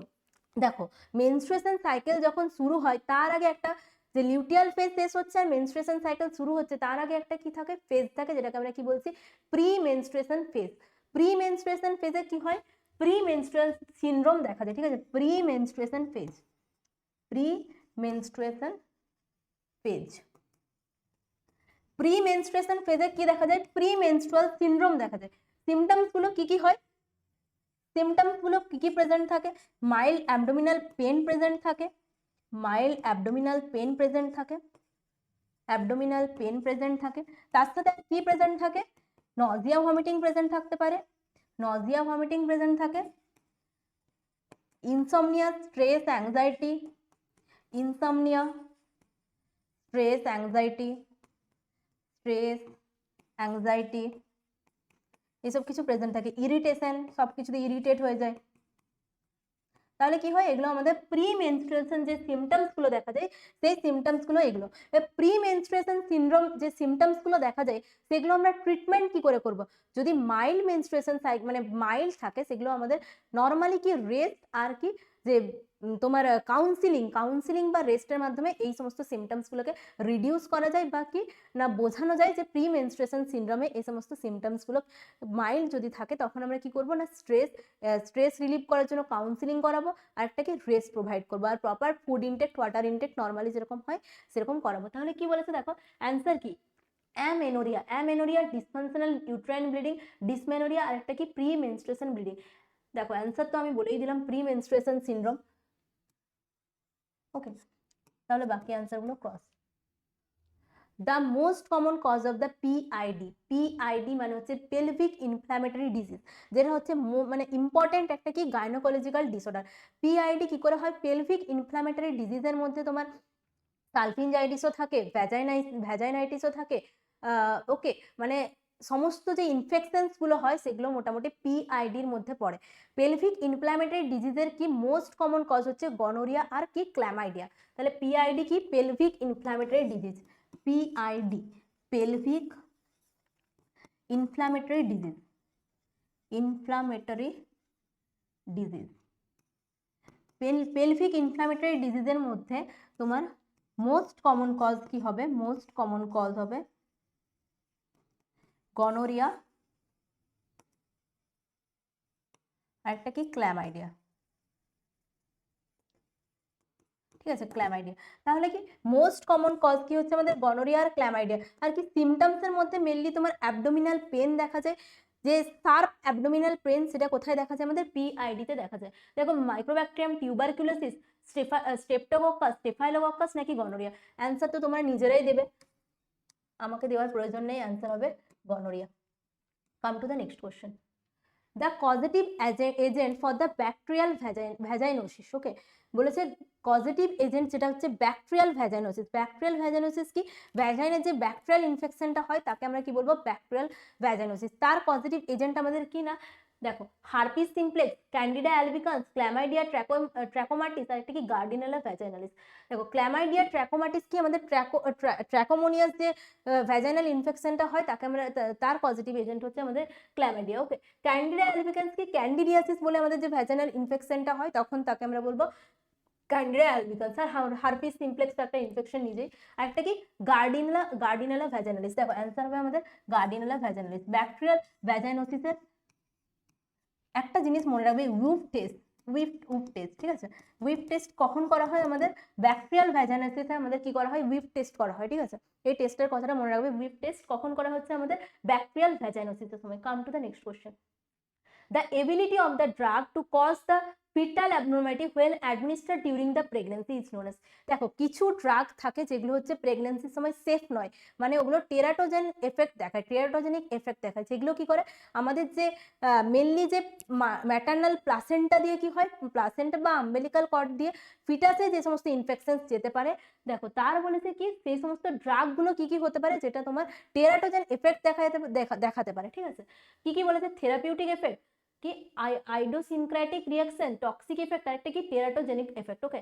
এখানে কি বলেছে? যে ড্রাগগুলো ফিটাল অ্যাবনর্মালিটি কজ করে অ্যাডমিনিস্টার ডিউরিং দ্য প্রেগনেন্সির সময় অ্যাডমিনিস্টার করলে, ধরো আমাদের কোন একটা ড্রাগ যেরকম হচ্ছে ওয়ারফারিন কি প্রেগনেন্সির সময় আমাদের দেওয়া সেফ নয়, কারণ কি ফিটাল বিভিন্ন অ্যাবনর্মালিটি ঘটাতে পারে। এবারে তুমি যখন ওয়ারফারিন দিলে সেই ওয়ারফারিনটা যে এফেক্টটা ঘটাচ্ছে তখন সেটাকে আমরা কি বলছি? টেরাটোজেনিক এফেক্ট, ওকে। কারণ কি প্লাসেন্টার মাধ্যমে আমাদের ড্রাগটা কি করছে? প্লাসেন্টা ক্রস করে আমাদের ফিটাসের কাছে চলে যাচ্ছে, সেগুলো মেনলি ফিটাল অ্যাবনর্মালিটি ঘটাচ্ছে, সেগুলোকে আমরা কি বলবো? Teratogenic drug. আর এফেক্টটাকে কি বলবো? Teratogenic effect, okay. তাহলে অ্যান্সার কি হবে? Teratogenic effect. Come to the next question. If complicating pregnancy, which of the following disease may result in the serious teratogenic defect or in offspring? তোমাদের কোশ্চেনের মধ্যে জানতে চাইছে যে যদি কোন ড্রাগটা দিলে বা কোন ইনফেকশনটা কোন ডিজিজটা কি টেরাটোজেনিক ডিফেক্ট দেখায় কোথায়? অফস্প্রিং এ, মানে পরবর্তী জেনারেশনে টেরাটোজেনিক এফেক্ট ঘটায় যদি কি প্রেগনেন্সির সময় প্রেজেন্ট থাকে। কোন ডিজিজটা হবে? রুবেলা, ভ্যারিওলা, রুবিওলা, আর একটা হচ্ছে ভেরিসোলা। মেনলি তোমার যে রুবেলা ইনফেকশন হয় সেটা যদি প্রেজেন্ট থাকে তাহলে অফস্প্রিং এর মধ্যে যখন চলে যায় প্রেগনেন্সির সময় সেটা আমাদের যে ফিটাল বিভিন্ন অ্যাবনর্মালিটি ঘটাতে পারে, ঠিক আছে? তাহলে আমাদের অ্যান্সার কি হবে? Rubella. Come to the next question. Cardi white discharge during pars speculum examination indicate trichomoniasis, candidiasis, bacterial vaginosis নাকি সার্ভিসাইটিস, ঠিক আছে? কার্ডি হোয়াইট ডিসচার্জ, একটা কার্ডি মানে হচ্ছে দই টাইপের একটা হোয়াইট ডিসচার্জ দেখা যায়, সেটা কোন ইনফেকশনে দেখা যায়? দেখো আমাদের যে ট্রাইকোমোনিয়াসিসে যে ইনফেকশনটা দেখা যায় সেটা মেনলি আমাদের গ্রিনিশ টাইপের হয়। কিরকম হয় ট্রাইকোমোনিয়াসিসে? ট্রাইকোমোনিয়াসিসে ইনফেকশনটা কিরকম হয়? আমাদের গ্রিনিশ একটা সিক্রেশন থাকে, ঠিক আছে? গ্রিনিশ সিক্রেশন থাকে। আর যেটা ক্যান্ডিডিয়াসিসে প্রেজেন্ট থাকে, ক্যান্ডিডিয়াসিসে কি প্রেজেন্ট থাকে? কার্ডি হোয়াইট ডিসচার্জ প্রেজেন্ট থাকে, ঠিক আছে? কার্ডি হোয়াইট ডিসচার্জ, এই দুটো জিনিস মনে রাখবে। একটা কি, একটা ট্রাইকোমোনিয়াসিসে কি প্রেজেন্ট থাকে? Greenish vaginal discharge. একটা কি ক্যান্ডিডিয়াসিসে কি প্রেজেন্ট থাকছে? কার্ডি হোয়াইট ডিসচার্জ, ওকে। তাহলে কি দেখো সি আর ডি কেটে দাও, তাহলে হচ্ছে ট্রাইকোমোনিয়াসিসে আমি কি বললাম? Greenish vaginal discharge. আর অ্যান্সার কি হবে তোমাদের? ক্যান্ডিডিয়াসিস। তোমাদের লাস্ট মিনিট রিভিশন কিন্তু এইভাবেই করতে হবে, কারণ তুমি যদি বেশি এক্সপ্লেনেশন করতে যাও তাহলে কিন্তু বেশি কোশ্চেন কভার করতে পারবে না। এখানে তোমরা দেখো মানে বুঝতে পারছো যে আমি বেশি এক্সপ্লেনেশন করছি না, তার একটাই কারণ আমি চেষ্টা করছি প্রত্যেকটা সাবজেক্ট থেকে প্রায় অনেকটা কভার করার, তোমাদের মানে কমন কোশ্চেন দেওয়ার চেষ্টা করছি যে হ্যাঁ এক্সামে যে এরকম কোশ্চেন আসতে পারে, এরকম টাইপের বা এরকম ধরনেরই তোমরা এক্সামে কোশ্চেন দেখতে পাবে। কারণ দেখো যে এক্সামিনার কোশ্চেন সেট করবেন তিনি তো আর কোনো আকাশ থেকে কোশ্চেন নিয়ে আসবেন না, তাই না? কোশ্চেন আসবে আমাদের বই থেকেই। তোমরা মানে তুমি বিএসসিদের বলছি, বিএসসিরা যারা সামনে এক্সাম আছে, ধরো তোমাদের যে 4 বছরে যারা পড়েছো, 4 বছর যারা পড়েছো তাদের মানে যে সাবজেক্টগুলো তোমরা পড়েছো তার বাইরে তো আর কোনো কোশ্চেন নেই, ওগুলোই তোমাদের ঘুরে ফিরে বিভিন্ন রকম কোশ্চেন আসবে। হ্যাঁ, এক্সামিনার কি করতে পারে, একটু তোমাদের কোশ্চেনটা ঘুরিয়ে দিতে পারে, যাতে কি এবিলিটি মানে তোমাদের কতটা এবিলিটি ওই এক্সাম হলে বসে যে কোশ্চেনটাকে সলভ করা সেটা একটু দেখতে পারেন। কিন্তু সব কোশ্চেন টাফ আসবে না, আমি বারবার বলছি, কারণ দেখো সব কোশ্চেন যদি টাফ এসে যায় তাহলে এক্সামটা সবার জন্য হয় না। তো 50% কোশ্চেন আশা করি সহজ থাকবে, যেগুলো তোমাদের পড়ার মধ্যেই থাকবে, আমরা প্র্যাকটিস করিয়েছি আগেও এমসিকিউ, সেগুলোর মধ্যে থাকবে। এখন আমি তোমাদেরকে প্র্যাকটিস করাচ্ছি, যতটা পারা যায় আমি প্রত্যেকটা সাবজেক্ট কভার করার চেষ্টা করব। তো দেখো তোমরা মানে এরকমই কোশ্চেন আসবে, এর থেকে মানে বাইরে তো আর কিছু দেবে না, সেটাই বলার আর কি। দেখো নেক্সট কোশ্চেন কি আছে।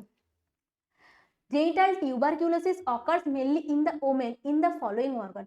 দেখো জেনিটাল টিউবারকিউলোসিস যখন দেখা যায়, এগুলো মেনলি জেনিটাল টিউবারকিউলোসিস থেকেও আমাদের পিআইডি হতে পারে, পেলভিক ইনফ্ল্যামেটরি ডিজিজ। ওকে, যে আমাদের দেখো পেলভিক ইনফ্ল্যামেটরি ডিজিজে কি হয়, মেনলি আমাদের যে জেনিটাল অর্গান সেটা এফেক্ট করে, কিন্তু জেনিটাল টিউবারকিউলোসিস থেকে আমাদের মেনলি ওমেনদের কোন অর্গানটা এফেক্ট করে, ফ্যালোপিয়ান টিউব, সার্ভিক্স, ইউট্রাস না ভ্যাজানা। আমাদের মেনলি যে জেনিটাল টিউবারকিউলোসিস হয় সেটা মোস্ট কমনলি এফেক্ট করে আমাদের ফ্যালোপিয়ান টিউবকে। ওকে, সার্ভিক্স, ইউট্রাস, ভ্যাজানা এই তিনটেকে এফেক্ট করে না, আমাদের মেনলি ফ্যালোপিয়ান টিউবকে জেনিটাল টিউবারকুলোসিস এফেক্ট করে। Okay, come to the next question. Common cause of the infertility in the females, ovarian dysfunction, hormonal imbalance, uterine abnormality, pelvic inflammatory. দেখো একটু তোমরা মানে মাথা খাটিয়ে কোশ্চেনটা অ্যান্সার দেওয়ার চেষ্টা করো। বলেছে তোমাদের ইনফার্টিলিটি, মানে ইনফার্টিলিটির কমন কজ, ইনফার্টিলিটি বলতে তোমাদের যে এবিলিটি টু কনসিভ করার ক্ষমতাটা থাকে না, ঠিক আছে, আনএবল টু কনসিভ। ওকে, একটা ওমেন কনসিভ করতে পারবে না মানে সে প্রেগনেন্ট হতে পারবে না, তাকে আমরা কি বলছি, ইনফার্টিলিটি। ওকে, ইনফার্টিলিটির সময় কি বলেছে, মোস্ট কমন কজ বা common cause, hormonal imbalance, uterine abnormality. দেখো এই কোশ্চেনের অ্যান্সারটা তোমরা নিজেরা দেওয়ার চেষ্টা করো, তাহলেই বুঝতে পারবে যে তোমাদের কিরকম কি মাথা ব্রেন কাজ করছে। দেখো এখানে তোমাদের বলেছে ইনফার্টিলিটির কমন কজ যেটা হরমোনাল ইমব্যালেন্স বা ইউট্রাইন অ্যাবনর্মালিটি বা পেলভিক ইনফ্ল্যামেটরি ডিজিজ আছে, সেগুলোর জন্য কিন্তু ইনফার্টিলিটি হ্যাঁ হতেও পারে, কিন্তু মোস্ট কমন কজ হচ্ছে ওভারিয়ান ডিসফাংশন। যদি ওভারি কাজ নাই করে তাহলে ওভার রিলিজ হবে কি করে, হরমোনাল ডিসফাংশন হচ্ছে, ধরো কোনো ফিজিক্যাল বা কোনো আউটার কোনো এক্সোজেনাস কারণে হরমোনাল ডিসফাংশন হচ্ছে, তুমি সেটাকে ঠিক করতেই পারবে। কিন্তু যদি ওভারিয়ান ডিসফাংশন দেখা যায় তখন কিন্তু আমাদের কি হবে না, ওভার রিলিজ হবে না। আমাদের মেনলি ওভারি তো, ওভারি থেকে ওভা প্রডিউস হয়, তো ওভা প্রডিউস কোথা থেকে হয়, ওভারি থেকে। ওভা প্রডিউস হয় কোথা থেকে, ওভারি থেকে। ওকে, তাহলে কি আমাদের ওভারি যদি ডিসফাংশনাল থাকে বা ওভারিতে যদি কাজ না করে তখন সেক্ষেত্রে কি হয় না, আমাদের ইনফার্টিলিটি দেখা যায় ইনটু দ্য ফিমেলস। ওকে, তাহলে হরমোনাল ইমব্যালেন্স, ইউট্রাইন অ্যাবনর্মালিটি বা পেলভিক ইনফ্ল্যামেটরি এসব কিছু আমাদের মোস্ট কমন কজ নয়, মোস্ট কমন কজ হচ্ছে আমাদের ovarian dysfunction. Come to the next question. Fibroid uterus is associated with all of the following except. বলেছে fibroid uterus কার সাথে অ্যাসোসিয়েটেড নয় কোনটা, menorrhagia, infertility, multiple pregnancy, dysmenorrhea. Fibroid uterus হচ্ছে একটা ইউট্রাসের অ্যাবনর্মালিটি যেখানে হচ্ছে ফাইব্রয়েড মাস টাইপ প্রেজেন্ট থাকে। সেটা মেনলি আমাদের কখন প্রেজেন্ট থাকে না, আমাদের নালিপ্যারাস ওমেন হলে প্রেজেন্ট থাকতে পারে, আরেকটা কখন প্রেজেন্ট থাকতে পারে, যে আমাদের রিপ্রোডাক্টিভ এজের শেষের দিকে, মোটামুটি তোমাদের 40 ইয়ার্সের দিকে আমাদের প্রেজেন্ট থাকতে পারে, কখন না আমাদের ফাইব্রয়েড ইউট্রাস। এবার ফাইব্রয়েড ইউট্রাস কার সাথে মানে অল অফ দ্য ফলোইং, মানে ফাইব্রয়েড ইউট্রাসটা একটা অ্যাবনর্মালিটি, সেই ফাইব্রয়েড ইউট্রাস কার সাথে অ্যাসোসিয়েটেড কিন্তু একটা নয়। আমাদের দেখো কোশ্চেনে আছে মেনোরেজিয়া, ইনফার্টিলিটি, ডিসমেনোরিয়া। মেনোরেজিয়া মানে কি, excessive uterine bleeding. Excessive uterine bleeding মানেই তো একটা অ্যাবনর্মালিটি, সেটার সাথে তো ফাইব্রয়েড ইউট্রাস লিঙ্ক থাকতেই পারে। মেনোরেজিয়া হচ্ছে এক্সেসিভ ইউট্রাইন ব্লিডিং। ওকে, দেখো মেনোরেজিয়া মানে হচ্ছে এক্সেসিভ ইউট্রাইন ব্লিডিং, ঠিক আছে। এক্সেসিভ ইউট্রাইন ব্লিডিং মানেই তো একটা অ্যাবনর্মালিটি, তাহলে হচ্ছে ফাইব্রয়েড ইউট্রাসের সাথে এটা লিঙ্ক। তারপরে দেখো ইনফার্টিলিটি, ইনফার্টিলিটি মানে কি, আমাদের কনসিভ করার ক্ষমতাটা কমে যায়। ফাইব্রয়েড ইউট্রাস থাকলে কোনোভাবেই মানে ধরো ইউট্রাসে যদি ফাইব্রয়েড প্রেজেন্ট থাকে, তুমি ওভারি ফাংশনাল আছে কিন্তু কি না, ইউট্রাসে যদি ফাইব্রয়েড প্রেজেন্ট থাকে তখন সেটা ঠিক করে ইমপ্ল্যান্টও হতে পারছে না, গ্রোও করতে পারছে না, সেক্ষেত্রে কি হবে, আমাদের বুঝতে পারছো তো? তাহলে হচ্ছে ডিসমেনোরিয়া, ডিসমেনোরিয়া মানে হচ্ছে পেন ডিউরিং দ্য মেনস্ট্রুয়েশন, এটাও একটা অ্যাবনর্মালিটি যেটা ফাইব্রয়েড ইউট্রাসের সাথে লিঙ্ক। কিন্তু মাল্টিপল প্রেগনেন্সি আমাদের নর্মাল, যেটাকে আমরা বলছি, দেখো মাল্টিপল প্রেগনেন্সি নর্মাল মানে তোমাদের কথাটা বলা ভুল, নর্মাল নয়, হাই রিস্ক মাল্টিপল প্রেগনেন্সি। দেখবে সবসময় মাল্টিপল প্রেগনেন্সি থাকলে মাদারদেরকে হাই রিস্ক গ্রুপে দেখা হয়। কারণ কি, মাল্টিপল প্রেগনেন্সিতে সব থেকে মোস্ট কমন কি হতে পারে, আমাদের প্রিটার্ম লেবার, মানে মানে যখন বাচ্চারা 37 উইক্সের আগেই আমাদের মায়ের লেবার শুরু হয়ে যায়, তাহলে দেখবে প্রি টার্ম বেবি আমাদের বার্থ হয় ইন দ্য মাল্টিপল লেবার। ওকে, তো আমাদের মাল্টিপল লেবারের সাথে ফাইব্রয়েড ইউট্রাসের কোনো লিঙ্ক নেই, যেটা তোমাদেরকে কোশ্চেনে চেয়েছে। Come to the next question. The patient has undergo a loop electrosurgical excision procedure. Which of the following represent the potential long-term complication from this procedure? Okay, বলেছে যে একজন পেশেন্ট কি হচ্ছে লুপ ইলেকট্রোসার্জিক্যাল এক্সিশন প্রসিডিওর। এই প্রসিডিওরটার মানে কি, loop electrosurgical excision procedure. Loop electrosurgical excision procedure মানে একটা থিন ওয়্যার লুপ ইউজ করা হয়, যার মধ্যে কি ইলেকট্রিক্যাল কারেন্ট বা কারেন্ট পাস করা হয়। সেখানে কি করে না, কোনো জায়গাটা কাট বা কোনো কিছু করতে সেটা আমাদের ইউজ করা হয়। তো এই প্রসিডিওরের একটা কমপ্লিকেশন জানতে চেয়েছে, কমপ্লিকেশন ফ্রম দিস প্রসিডিওর, ঠিক আছে। Cervical incompetence and the cervical stenosis, constipation, hernia and the intraperitoneal adhesions, নাকি অ্যাবসেস। দেখো যখন লুপ ইলেকট্রোসার্জিক্যাল এক্সিশন প্রসিডিওর করা হয়, তখন মেইনলি আমাদের সার্ভিক্যাল ইনকম্পিটেন্স বা সার্ভিক্যাল স্টেনোসিস, মানে সার্ভিক্সটা স্টেনোসিস হয়ে যেতে পারে, সার্ভিক্সটা যে নর্মাল পজিশনে ছিল সেখান থেকে স্টেনোসড হয়ে যেতে পারে, মানে ছোট হয়ে যেতে পারে, ঠিক আছে। তো আমাদের constipation, hernia and the intraperitoneal adhesions আর অ্যাবসেস, এই সব কিছু এটার সাথে কোনো লিঙ্ক নেই। মোস্ট কমন কমপ্লিকেশনস কি হবে না, আমাদের cervical incompetence or the cervical stenosis, মানে সার্ভিক্সের যে নর্মাল মানে ক্ষমতা, ইনকম্পিটেন্স মানে কি, কম্পিটেন্ট মানে হচ্ছে আমাদের দক্ষ, কিন্তু ইনকম্পিটেন্স মানে হচ্ছে সার্ভিক্সের যে নর্মাল ফাংশন সেটা প্রপারলি ফাংশনস করতে পারছে না। Okay, come to the next question. In the rickets, the type of the pelvis have the risk of gynecoid, platypeloid, অ্যান্থ্রোপয়েড আর একটা হচ্ছে কন্ট্রাক্টেড। দেখো পেলভিক্সের বিভিন্ন টাইপস আছে, তো তার মধ্যে তোমাকে বলছে রিকেটস যদি প্রেজেন্ট থাকে। রিকেটস কেন হয়, আমাদের ভিটামিন ডি ডেফিসিয়েন্সির জন্য। বাচ্চাদের রিকেটস কেন হয়, আমাদের ভিটামিন ডি ডেফিসিয়েন্সির জন্য, deficiency of vitamin D, vitamin D ডেফিসিয়েন্সির জন্য আমাদের মেনলি রিকেটস প্রেজেন্ট থাকে। এবার রিকেটস বলেছে which the type of the pelvis may have risks, যাদের কন্ট্রাক্টেড পেলভিস থাকে বা যাদের রিকেট ডিজিজ প্রেজেন্ট থাকে তাদের কি mainly contracted type of pelvis present থাকে। দেখবে যখন ইন্ডাকশন অফ লেবার বা লেবার প্রসেস পড়বে তখন দেখবে কন্ট্রাক্টেড পেলভিস হচ্ছে সব থেকে বড় কন্ট্রা ইন্ডিকেশন অফ দ্য মানে ইন্ডাকশন অফ লেবার, কারণ কন্ট্রাক্টেড পেলভিস থাকলে কোনো দিনই তোমাদের লেবার প্রসেস করা সম্ভব নয়। বুঝতে পারছো তো, মানে কোনো দিনই সম্ভব নয়, কারণ সেটা যদি কন্ট্রাক্টেড পেলভিস হয় তাহলে বেবি যে পাস করে পেলভিসের মাধ্যমে সেটা কিছুতেই পসিবল থাকে না। তো কন্ট্রাক্টেড পেলভিস থাকলে আমাদের ডেফিনেটিভ ম্যানেজমেন্ট কি হবে, আমাদের সি সেকশন, অবশ্যই সি সেকশনের মাধ্যমে বাচ্চার ডেলিভারি করাতে হবে। ওকে, তাহলে দেখো which type of pelvis present, আমাদের গাইনিকয়েড পেলভিস তো আমাদের নর্মাল টাইপ অফ পেলভিস, যেটা ফিমেল পেলভিস, যেটা কি সব থেকে favourable for the child part. Okay, anthropoid pelvis আর একটা হচ্ছে প্ল্যাটিপেলয়েড পেলভিস। অ্যান্থ্রোপয়েড পেলভিস হচ্ছে দেখো অ্যান্থ্রোপয়েড পেলভিস আর একটা হচ্ছে প্ল্যাটিপেলয়েড পেলভিস, ঠিক আছে। এগুলো হচ্ছে মোটামুটি একটা ফ্ল্যাট শেপ আর একটা কি oval shape pelvis. Okay, in the rickets the type of the pelvis May present কি আমরা আসছি না, কন্ট্রাক্টেড পেলভিস। ওকে, দেখো এটা হচ্ছে আমাদের অ্যান্থ্রোপয়েড পেলভিস আর এটা কি আমাদের প্ল্যাটিপেলয়েড পেলভিস, যেটা মেনলি হচ্ছে ফ্ল্যাট শেপ, আর অ্যান্থ্রোপয়েড পেলভিসটা আমাদের কি হয়, ওভাল শেপ হয়। আরেকটা কি টাইপের হয়, অ্যান্ড্রয়েড পেলভিস। অ্যান্ড্রয়েড পেলভিস কিরকম হয়, হার্ট শেপস হয়। তাহলে তাহলে এটা আর নর্মাল যে পেলভিসটা হয় সেটা আমাদের গাইনিকয়েড শেপ হয়, ঠিক আছে, মানে হচ্ছে রাউন্ড শেপ বলতে গেলে। নর্মালি যেটা হয় সেটা রাউন্ড শেপ, রাউন্ড সেটা হচ্ছে আমাদের কি না গাইনিকয়েড পেলভিস, যেটা most favourable for the child birth. Okay, come to the next question. The pelvis that consists of the number of the bones are, আমাদের যে ম্যাটার্নাল ফিমেল পেলভিস থাকে সেটা কি টাইপসের হয় আমি তোমাদেরকে বললাম, গাইনিকয়েড টাইপস। ওকে, তাহলে কটা তার কি চেয়েছে, নাম্বার অফ বোনস, কটা বোনস প্রেজেন্ট থাকে। টোটালি আমাদের কত 4 টাইপস অফ বোনস প্রেজেন্ট থাকে। কি কি বোন প্রেজেন্ট থাকে বলো তো, 4 টাইপস অফ বোনস। কি কি বোন প্রেজেন্ট থাকে, দুটো ইনোমিনেট বোন প্রেজেন্ট থাকে, ইনোমিনেট বোন প্রেজেন্ট থাকে, একটা স্যাক্রাম প্রেজেন্ট থাকে, আর একটা কি কক্সিস প্রেজেন্ট থাকে, ঠিক আছে। তাহলে কি হলো, 4 বোন প্রেজেন্ট থাকছে, দুটো ইনোমিনেট বোন, দুটো স্যাক্রা আর একটা কি কক্সিস। তাহলে দেখো ওটাই তোমাদেরকে কোশ্চেনে জানতে চাইছে, the pelvis consist of number of bones.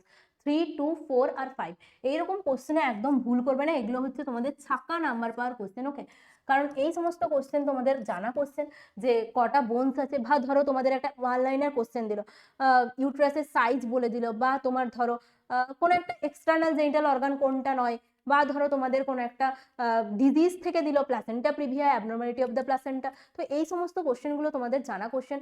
এই সমস্ত মানে ওয়ান লাইনার কোশ্চেনে একদমই ভুল করে আসবে না।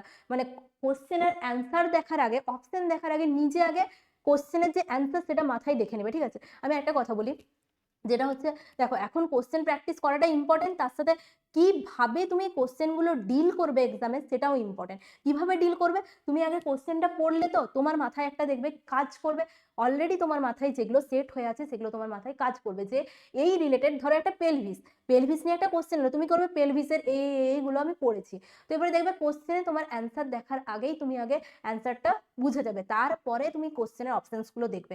আর যদি তোমাদের নার্সিং প্রসিডিওর্স বা কোনো মানে কোনো কিছু যেটা তোমাদের অপশনস না দেখলেই নয়, তখন অপশনসগুলো আগে দেখবে। কিন্তু যদি যখন দেখবে যে ওয়ান লাইনার কোশ্চেন, তখন আগে নিজে মাথায় যেটা আছে সেটা ভাবার চেষ্টা করবে, দেখবে অপশনে তুমি আলটিমেটলি পেয়ে যাবে। অনেক সময় হয় আমরা হয়তো কিছু জিনিস জানি, কিন্তু অপশনস থেকে আমাদের এতটাই কনফিউশনে হয়ে যায় যে আমরা জানা জিনিসটাকে ভুল অ্যান্সার দিয়ে আসি। তো তার জন্য কি করবে, আগে কোশ্চেনটা পড়বে, আগে কোশ্চেনটা পড়ার পর কি করবে, মাইন্ডে ভাববে যে সেটার অ্যান্সার কি হতে পারে, তারপরে অপশনের দিকে যাবে। ওকে, তো এই প্রসেসটা একটু তাড়াতাড়ি করবে। এমন নয় যে তুমি একটা কোশ্চেন পড়ে নিলে, তুমি সেটাকে নিয়ে 5 মিনিট, 10 মিনিট, 15 মিনিট ভাবলে, তারপরে কি ম্যাম বলেছিলেন যে আমাকে 10 মিনিট ভাবতে, 15 মিনিট ভাবতে একটা কোশ্চেন, একদমই নয়। তাহলে তোমার টাইমে তুমি সবটা শেষ করতে পারবে না। সমস্ত কিছু হবে কুইকলি করবে, মানে কোশ্চেনটা পড়ে একটু একটু ধরো 1 মিনিট ভাবলে, প্রত্যেকটা কোশ্চেনের উপর কতটা টাইম দেবে সেটাও পরে বলে দিচ্ছি, ঠিক আছে? Come to the next question. True pelvis is also known as android pelvis, platypeloid pelvis, gynecoid pelvis, একটা কি anthropoid pelvis। True pelvis মানে কি? True pelvis বলতে আমাদের যে পেলভিসটা favourable for the child birth, okay, সেটা কি আমাদের গাইনিকয়েড পেলভিস। গাইনিকয়েড পেলভিস কিরকম শেপের হয়? রাউন্ড শেপের, রাউন্ড শেপ, রাউন্ড শেপের হয়। Okay, come to the next question. এই সরি, অ্যান্সার দেওয়া হলো না, অ্যান্সার তোমরা দেবে না, আমি দেবো। ট্রু পেলভিস কি বললাম? ট্রু পেলভিস কি? আমি দেখো যখন ট্রু পেলভিস চলে এসেছে, ট্রু পেলভিস নিয়ে আগে ভেবে নিলাম যে ট্রু পেলভিস কি না, আমাদের গাইনিকয়েড পেলভিস, সেটা কিরকম শেপের হয়? আমাদের রাউন্ড শেপের হয়। সেটা কিরকম হয়? আমাদের চাইল্ড বার্থের জন্য মোস্ট ফেভারেবল হয়। ওকে, তাহলে কি দেখো অ্যান্ড্রয়েড পেলভিস যখন পড়বে, তখন দেখবে অ্যান্ড্রয়েড পেলভিসে কি কি মনে রাখবে? অ্যান্ড্রয়েড পেলভিস আমাদের হার্ট শেপের হয়। দেখো অ্যান্ড্রয়েড পেলভিস যখন পড়বে, অ্যান্ড্রয়েড পেলভিস, অ্যান্ড্রয়েড পেলভিস কি শেপের হয়? হার্ট শেপের হয়। এরকম ভাবে মনে রাখবে, হার্ট শেপ। এখানে কি হয়? আমাদের ডিপ ট্রান্সভার্স অ্যারেস্ট হয়, ডিপ ট্রান্সভার্স অ্যারেস্ট হয়, ভার্স অ্যারেস্ট হয়। আরেকটা কি, অ্যান্ড্রয়েড পেলভিসে আমাদের মেল পেলভিস কাকে বলে? আমাদের অ্যান্ড্রয়েড পেলভিসকে। ওকে, আর অ্যান্ড্রয়েড পেলভিস দেখো heart shape, deep transverse arrest, একটা কি ট্রু মেল পেলভিস। এইরকম ভাবে লাস্ট মিনিট রিভিশন হবে, যে প্রত্যেকটা কি টার্মস তোমাকে মনে রাখতে হবে, যে এই কোশ্চেন থেকে, এই পার্টটার থেকে বা এই ওয়ার্ডটার থেকে এই কোশ্চেন্স গুলো তোমাকে কভার করতে হবে ইন দ্য রিভিশন। ওকে, তারপরে দেখো ট্রু পেলভিস কি হচ্ছে তাহলে? Gynecoid pelvis. Come to the next question. The largest diameter of the fetal skull, fetal স্কালের ডায়ামিটার। ফিটাল স্কালের ডায়ামিটার বলতে দেখো দুটো ডায়ামিটার আছে, একটা অ্যান্টেরিও পস্টেরিয়র ডায়ামিটার, একটা কি আছে আমাদের ট্রান্সভার্স ডায়ামিটার। অ্যান্টেরিও পস্টেরিয়র ডায়ামিটারগুলো অনেক ইম্পর্টেন্ট, প্রত্যেকটা ডায়ামিটার ভালো করে দেখবে। তার মধ্যে দেখো তোমাদের চেয়েছে সব থেকে লার্জেস্ট ডায়ামিটার। দেখো অপশন বি তে কি আছে? অক্সিপিটো ফ্রন্টাল। অক্সিপিটো ফ্রন্টাল মানে যেটা হচ্ছে আমাদের অক্সিপিটাল এমিনেন্স থেকে শুরু হচ্ছে, কোথায় আসছে? আমাদের সেন্টার অফ সিনসিপুট। কত সেন্টিমিটার অক্সিপিটাল?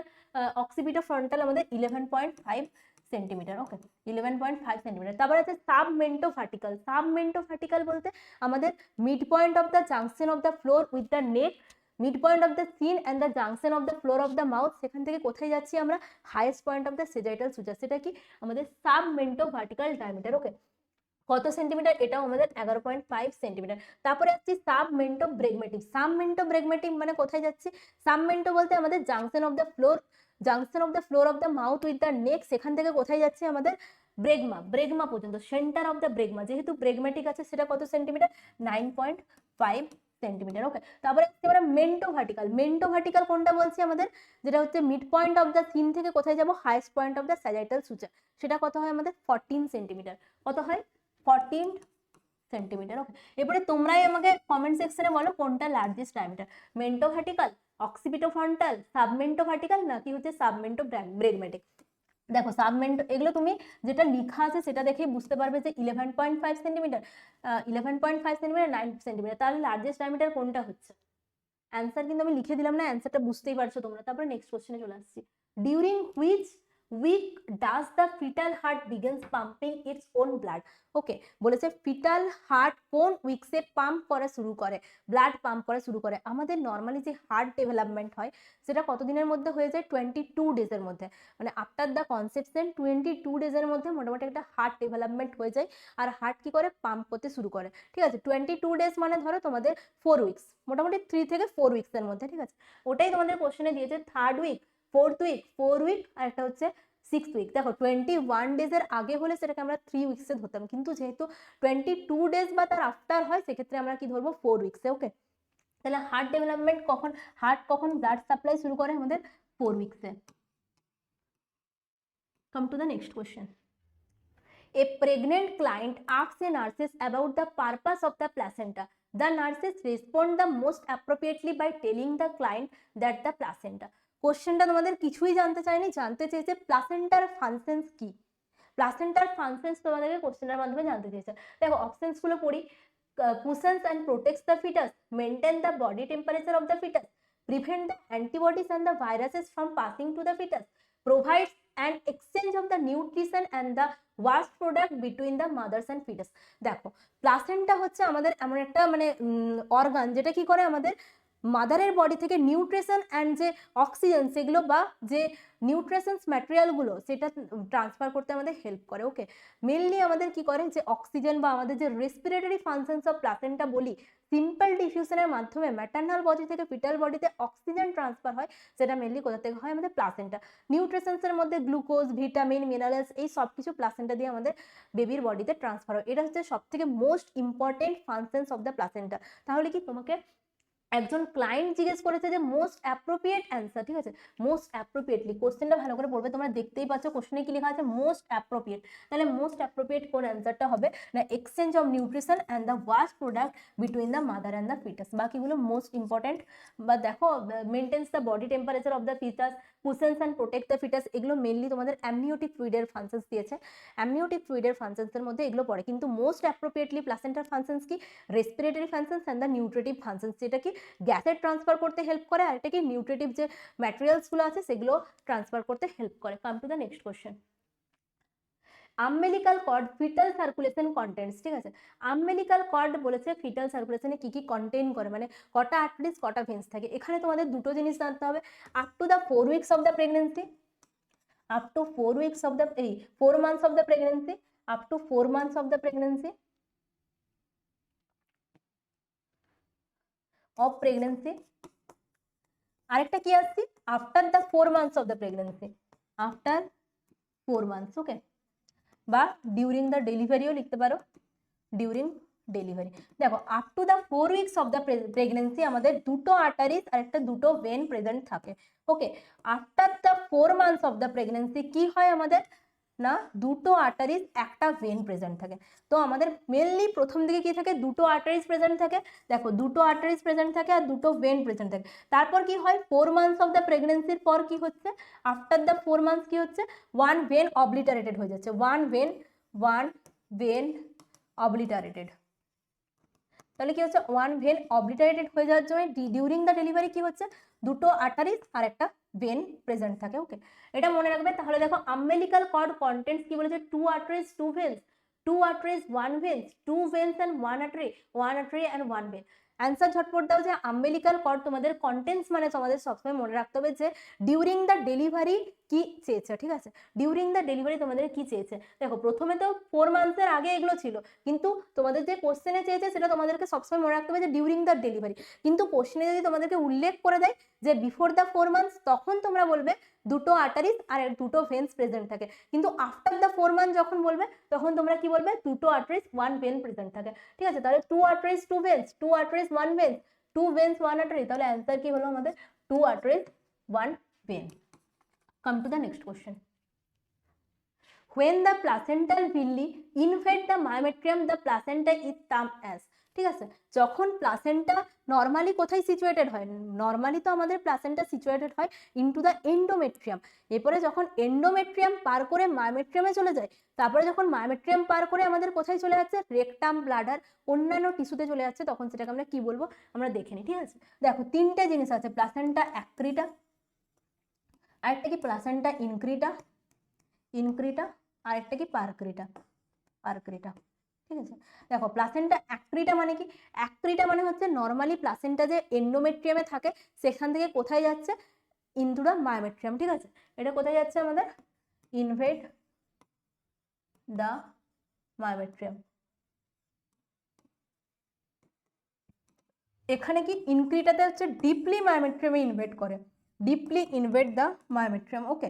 পারক্রিটা মানে কি, আমাদের myometrium goes to the other tissue like the bladder, perineum, rectum, etc. তাহলে অ্যান্সার কি হবে তোমাদের, when the placenta villi invade the myometrium the placenta is termed, মানে বলেছে যখন প্লাসেন্টাল ভিল্লি কোথায় ইনভেড করছে, মায়োমেট্রিয়ামে যখন ইনভেড করছে তখন আমি কি বলছি না, সেটাকে প্লাসেন্টা ক্রিটা। ইনক্রিটা কেন হলো না, যখন তোমাদের কোশ্চেনে থাকবে যে ডিপলি ইনভেড করে তখন সেটা হবে ইনক্রিটা, ওকে। আরেকটা কি পারক্রিটা মানে হচ্ছে যখন পেরিয়ে চলে যাবে ব্লাডার টিস্যু, রেকটামকে ইনভেড করবে তখন সেটাকে আমরা বলছি পারক্রিটা, ওকে। আর প্লাসেন্টা এক্সট্রা কোরিওলিসের সাথে এখানে কোনো সঙ্গ নেই, যেহেতু প্লাসেন্টার ভিল্লি চেয়েছে ইনভেড ইনটু মায়োমেট্রিয়াম, তাহলে হচ্ছে এটা পারক্রিটা, মানে হচ্ছে প্লাসেন্টা ক্রিটার আন্ডারে তিনটে ভাগ, একটা অ্যাক্রিটা, একটা ইনক্রিটা, আর একটা হচ্ছে পারক্রিটা, ওকে। তাহলে অ্যান্সার কি হবে তোমাদের, accreta. Next question, in which condition the umbilical cord is attached to the margin of the placenta, ওকে। এখানে তোমাদের প্লাসেন্টার অ্যাবনর্মালিটি গুলো চেয়েছে, ঠিক আছে। প্লাসেন্টার অ্যাবনর্মালিটি গুলোর মধ্যে কি চেয়েছে, যখন আম্বিলিকাল কর্ডটা কোথায় অ্যাটাচ থাকছে, margin of the placenta, placenta ধরো এটা, প্লাসেন্টার মার্জিনে যখন আম্বিলিকাল কর্ড অ্যাটাচ থাকছে তখন তাকে আমরা কি বলছি, battledore placenta, circumvallate placenta, placenta membranacea and the filamentous placenta. দেখো প্রথমে সেকেন্ড অপশনে আসি, সার্কামভ্যালেট প্লাসেন্টা। সার্কামভ্যালেট প্লাসেন্টা মানে প্লাসেন্টার দুটো লোব থাকছে, সেখানে কি থাকছে, কমিউনিকেটিং ব্লাড ভেসেলস গুলো প্রেজেন্ট থাকছে। তার মানে সার্কামভ্যালেট প্লাসেন্টা মানে কি, দুটো লোব থাকছে, সেখানে কি কমিউনিকেটিং ব্লাড ভেসেলস গুলো প্রেজেন্ট থাকছে, সেটা হচ্ছে সার্কামভ্যালেট প্লাসেন্টা, ঠিক আছে। তারপরে কি প্লাসেন্টা মেমব্রেনেসিয়া বলতে একটা ঠিক থলথলে একটা ফ্লুইড যে প্লাসেন্টায় থাকে সেটাকে আমরা বলছি ইডিমাটোয়াস প্লাসেন্টাকে বলছি আমরা প্লাসেন্টা মেমব্রেনেসিয়া। দেন আসছি ভ্যালামেন্টাস প্লাসেন্টা মানে যখন মানে প্লাসেন্টার যে আম্বিলিকাল কর্ড সেটা যদি প্লাসেন্টার ফিটাল সারফেসে অ্যাটাচ না থাকে, শুধু মেমব্রেনের সাথে অ্যাটাচ থাকে, তখন সেটাকে কি বলছি আমরা velamentous insertion of the placenta. আর ব্যাটেলডোর প্লাসেন্টা কাকে বলবো, ব্যাটেলডোর বলতে যখন আম্বিলিকাল কর্ডটা আমাদের মার্জিনে অ্যাটাচ থাকে, মেনলি আমাদের আম্বিলিকাল কর্ড কোথায় প্রেজেন্ট থাকে, প্লাসেন্টার আমাদের কি না, আমাদের সব থেকে সেন্টারে প্রেজেন্ট থাকে আমাদের আম্বিলিকাল কর্ড। কিন্তু যদি সেন্টারে প্রেজেন্ট না থেকে যদি মার্জিনে প্রেজেন্ট থাকে তখন সেটাকে আমরা কি বলবো, ব্যাটেলডোর প্লাসেন্টা, ওকে। আর দেখবে অনেক সময় প্লাসেন্টা মার্জিনেটা থাকে, মার্জিনেটা বলতে একবারে মার্জিনে অ্যাটাচ থাকে, আর ব্যাটেলডোরটা কি সেন্টারে প্রেজেন্ট না থেকে মার্জিনের দিকে প্রেজেন্ট থাকে, ওকে। তো দুটো অপশনই থাকতে পারে, এখানে কি অ্যান্সার হবে তোমাদের ব্যাটেলডোর প্লাসেন্টা, বাকিগুলো কেন নয় আমি বলে দিলাম। Come to the next question, outermost membrane of the placenta is called. দেখো প্লাসেন্টার দুটো মেমব্রেন, একটা অ্যামনিয়ন একটা কোরিয়ন। অ্যামনিয়ন কোনটাকে বলবো না, ভেতরের দিকে যে মেমব্রেনটা তাকে বলবো অ্যামনিয়ন, আর বাইরের মেমব্রেনটাকে কি বলবো আমাদের কোরিয়ন। দেখো অ্যামনিয়ন কোনটাকে বলছি, ভেতরের মেমব্রেনটাকে আমরা কি বলছি অ্যামনিয়ন, বাইরের মেমব্রেনটাকে আমরা কি বলবো কোরিয়ন। তাহলে দেখো এটা হচ্ছে কোরিয়ন আর এটা কি অ্যামনিয়ন, ওকে।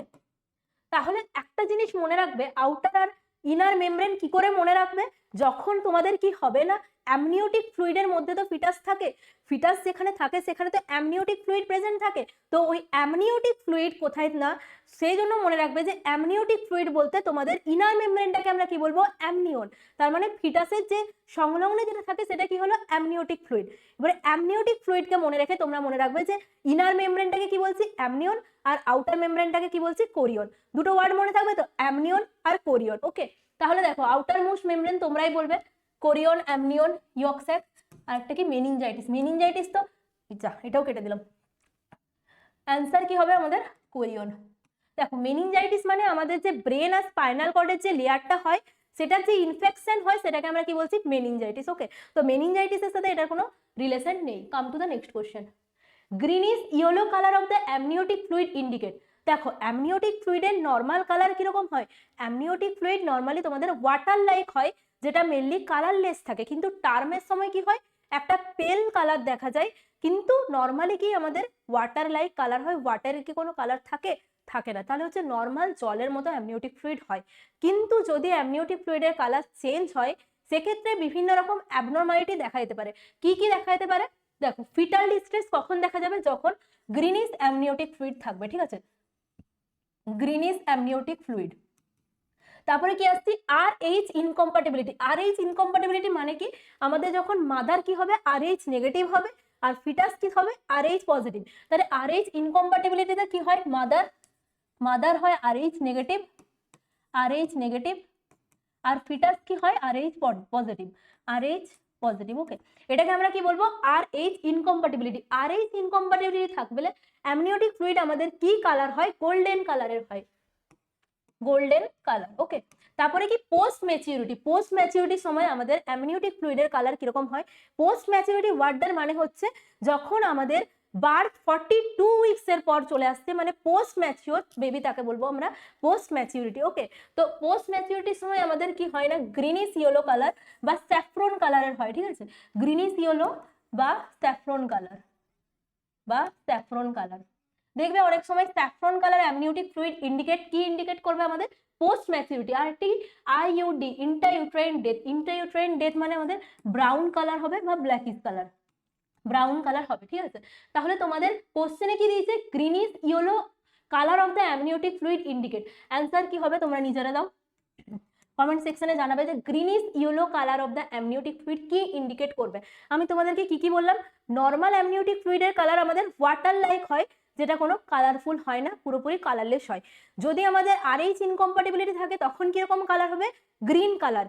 যদি আমাদের মিকোনিয়াম স্টেন্ট থাকে, যদি অ্যামনিওটিক ফ্লুইডে মিকোনিয়াম চলে আসে তখন সেটা হবে আমাদের গ্রিন কালার। তারপরে কি আসছে আমরা, পোস্ট ম্যাচিউরিটি। পোস্ট ম্যাচিউরিটি থাকলে গ্রিনিশ ইয়েলো কালার বা স্যাফরন কালার। তারপরে কি আসছে, IUD, যেটা ইন্ট্রাইউটেরাইন ডেথ। ইন্ট্রাইউটেরাইন ডেথ হলে আমাদের মেনলি ব্রাউন কালার বা ব্ল্যাকিশ একটা কালার হবে, ঠিক আছে, ব্ল্যাকিশ ব্রাউন কালার হবে। Come to the next question.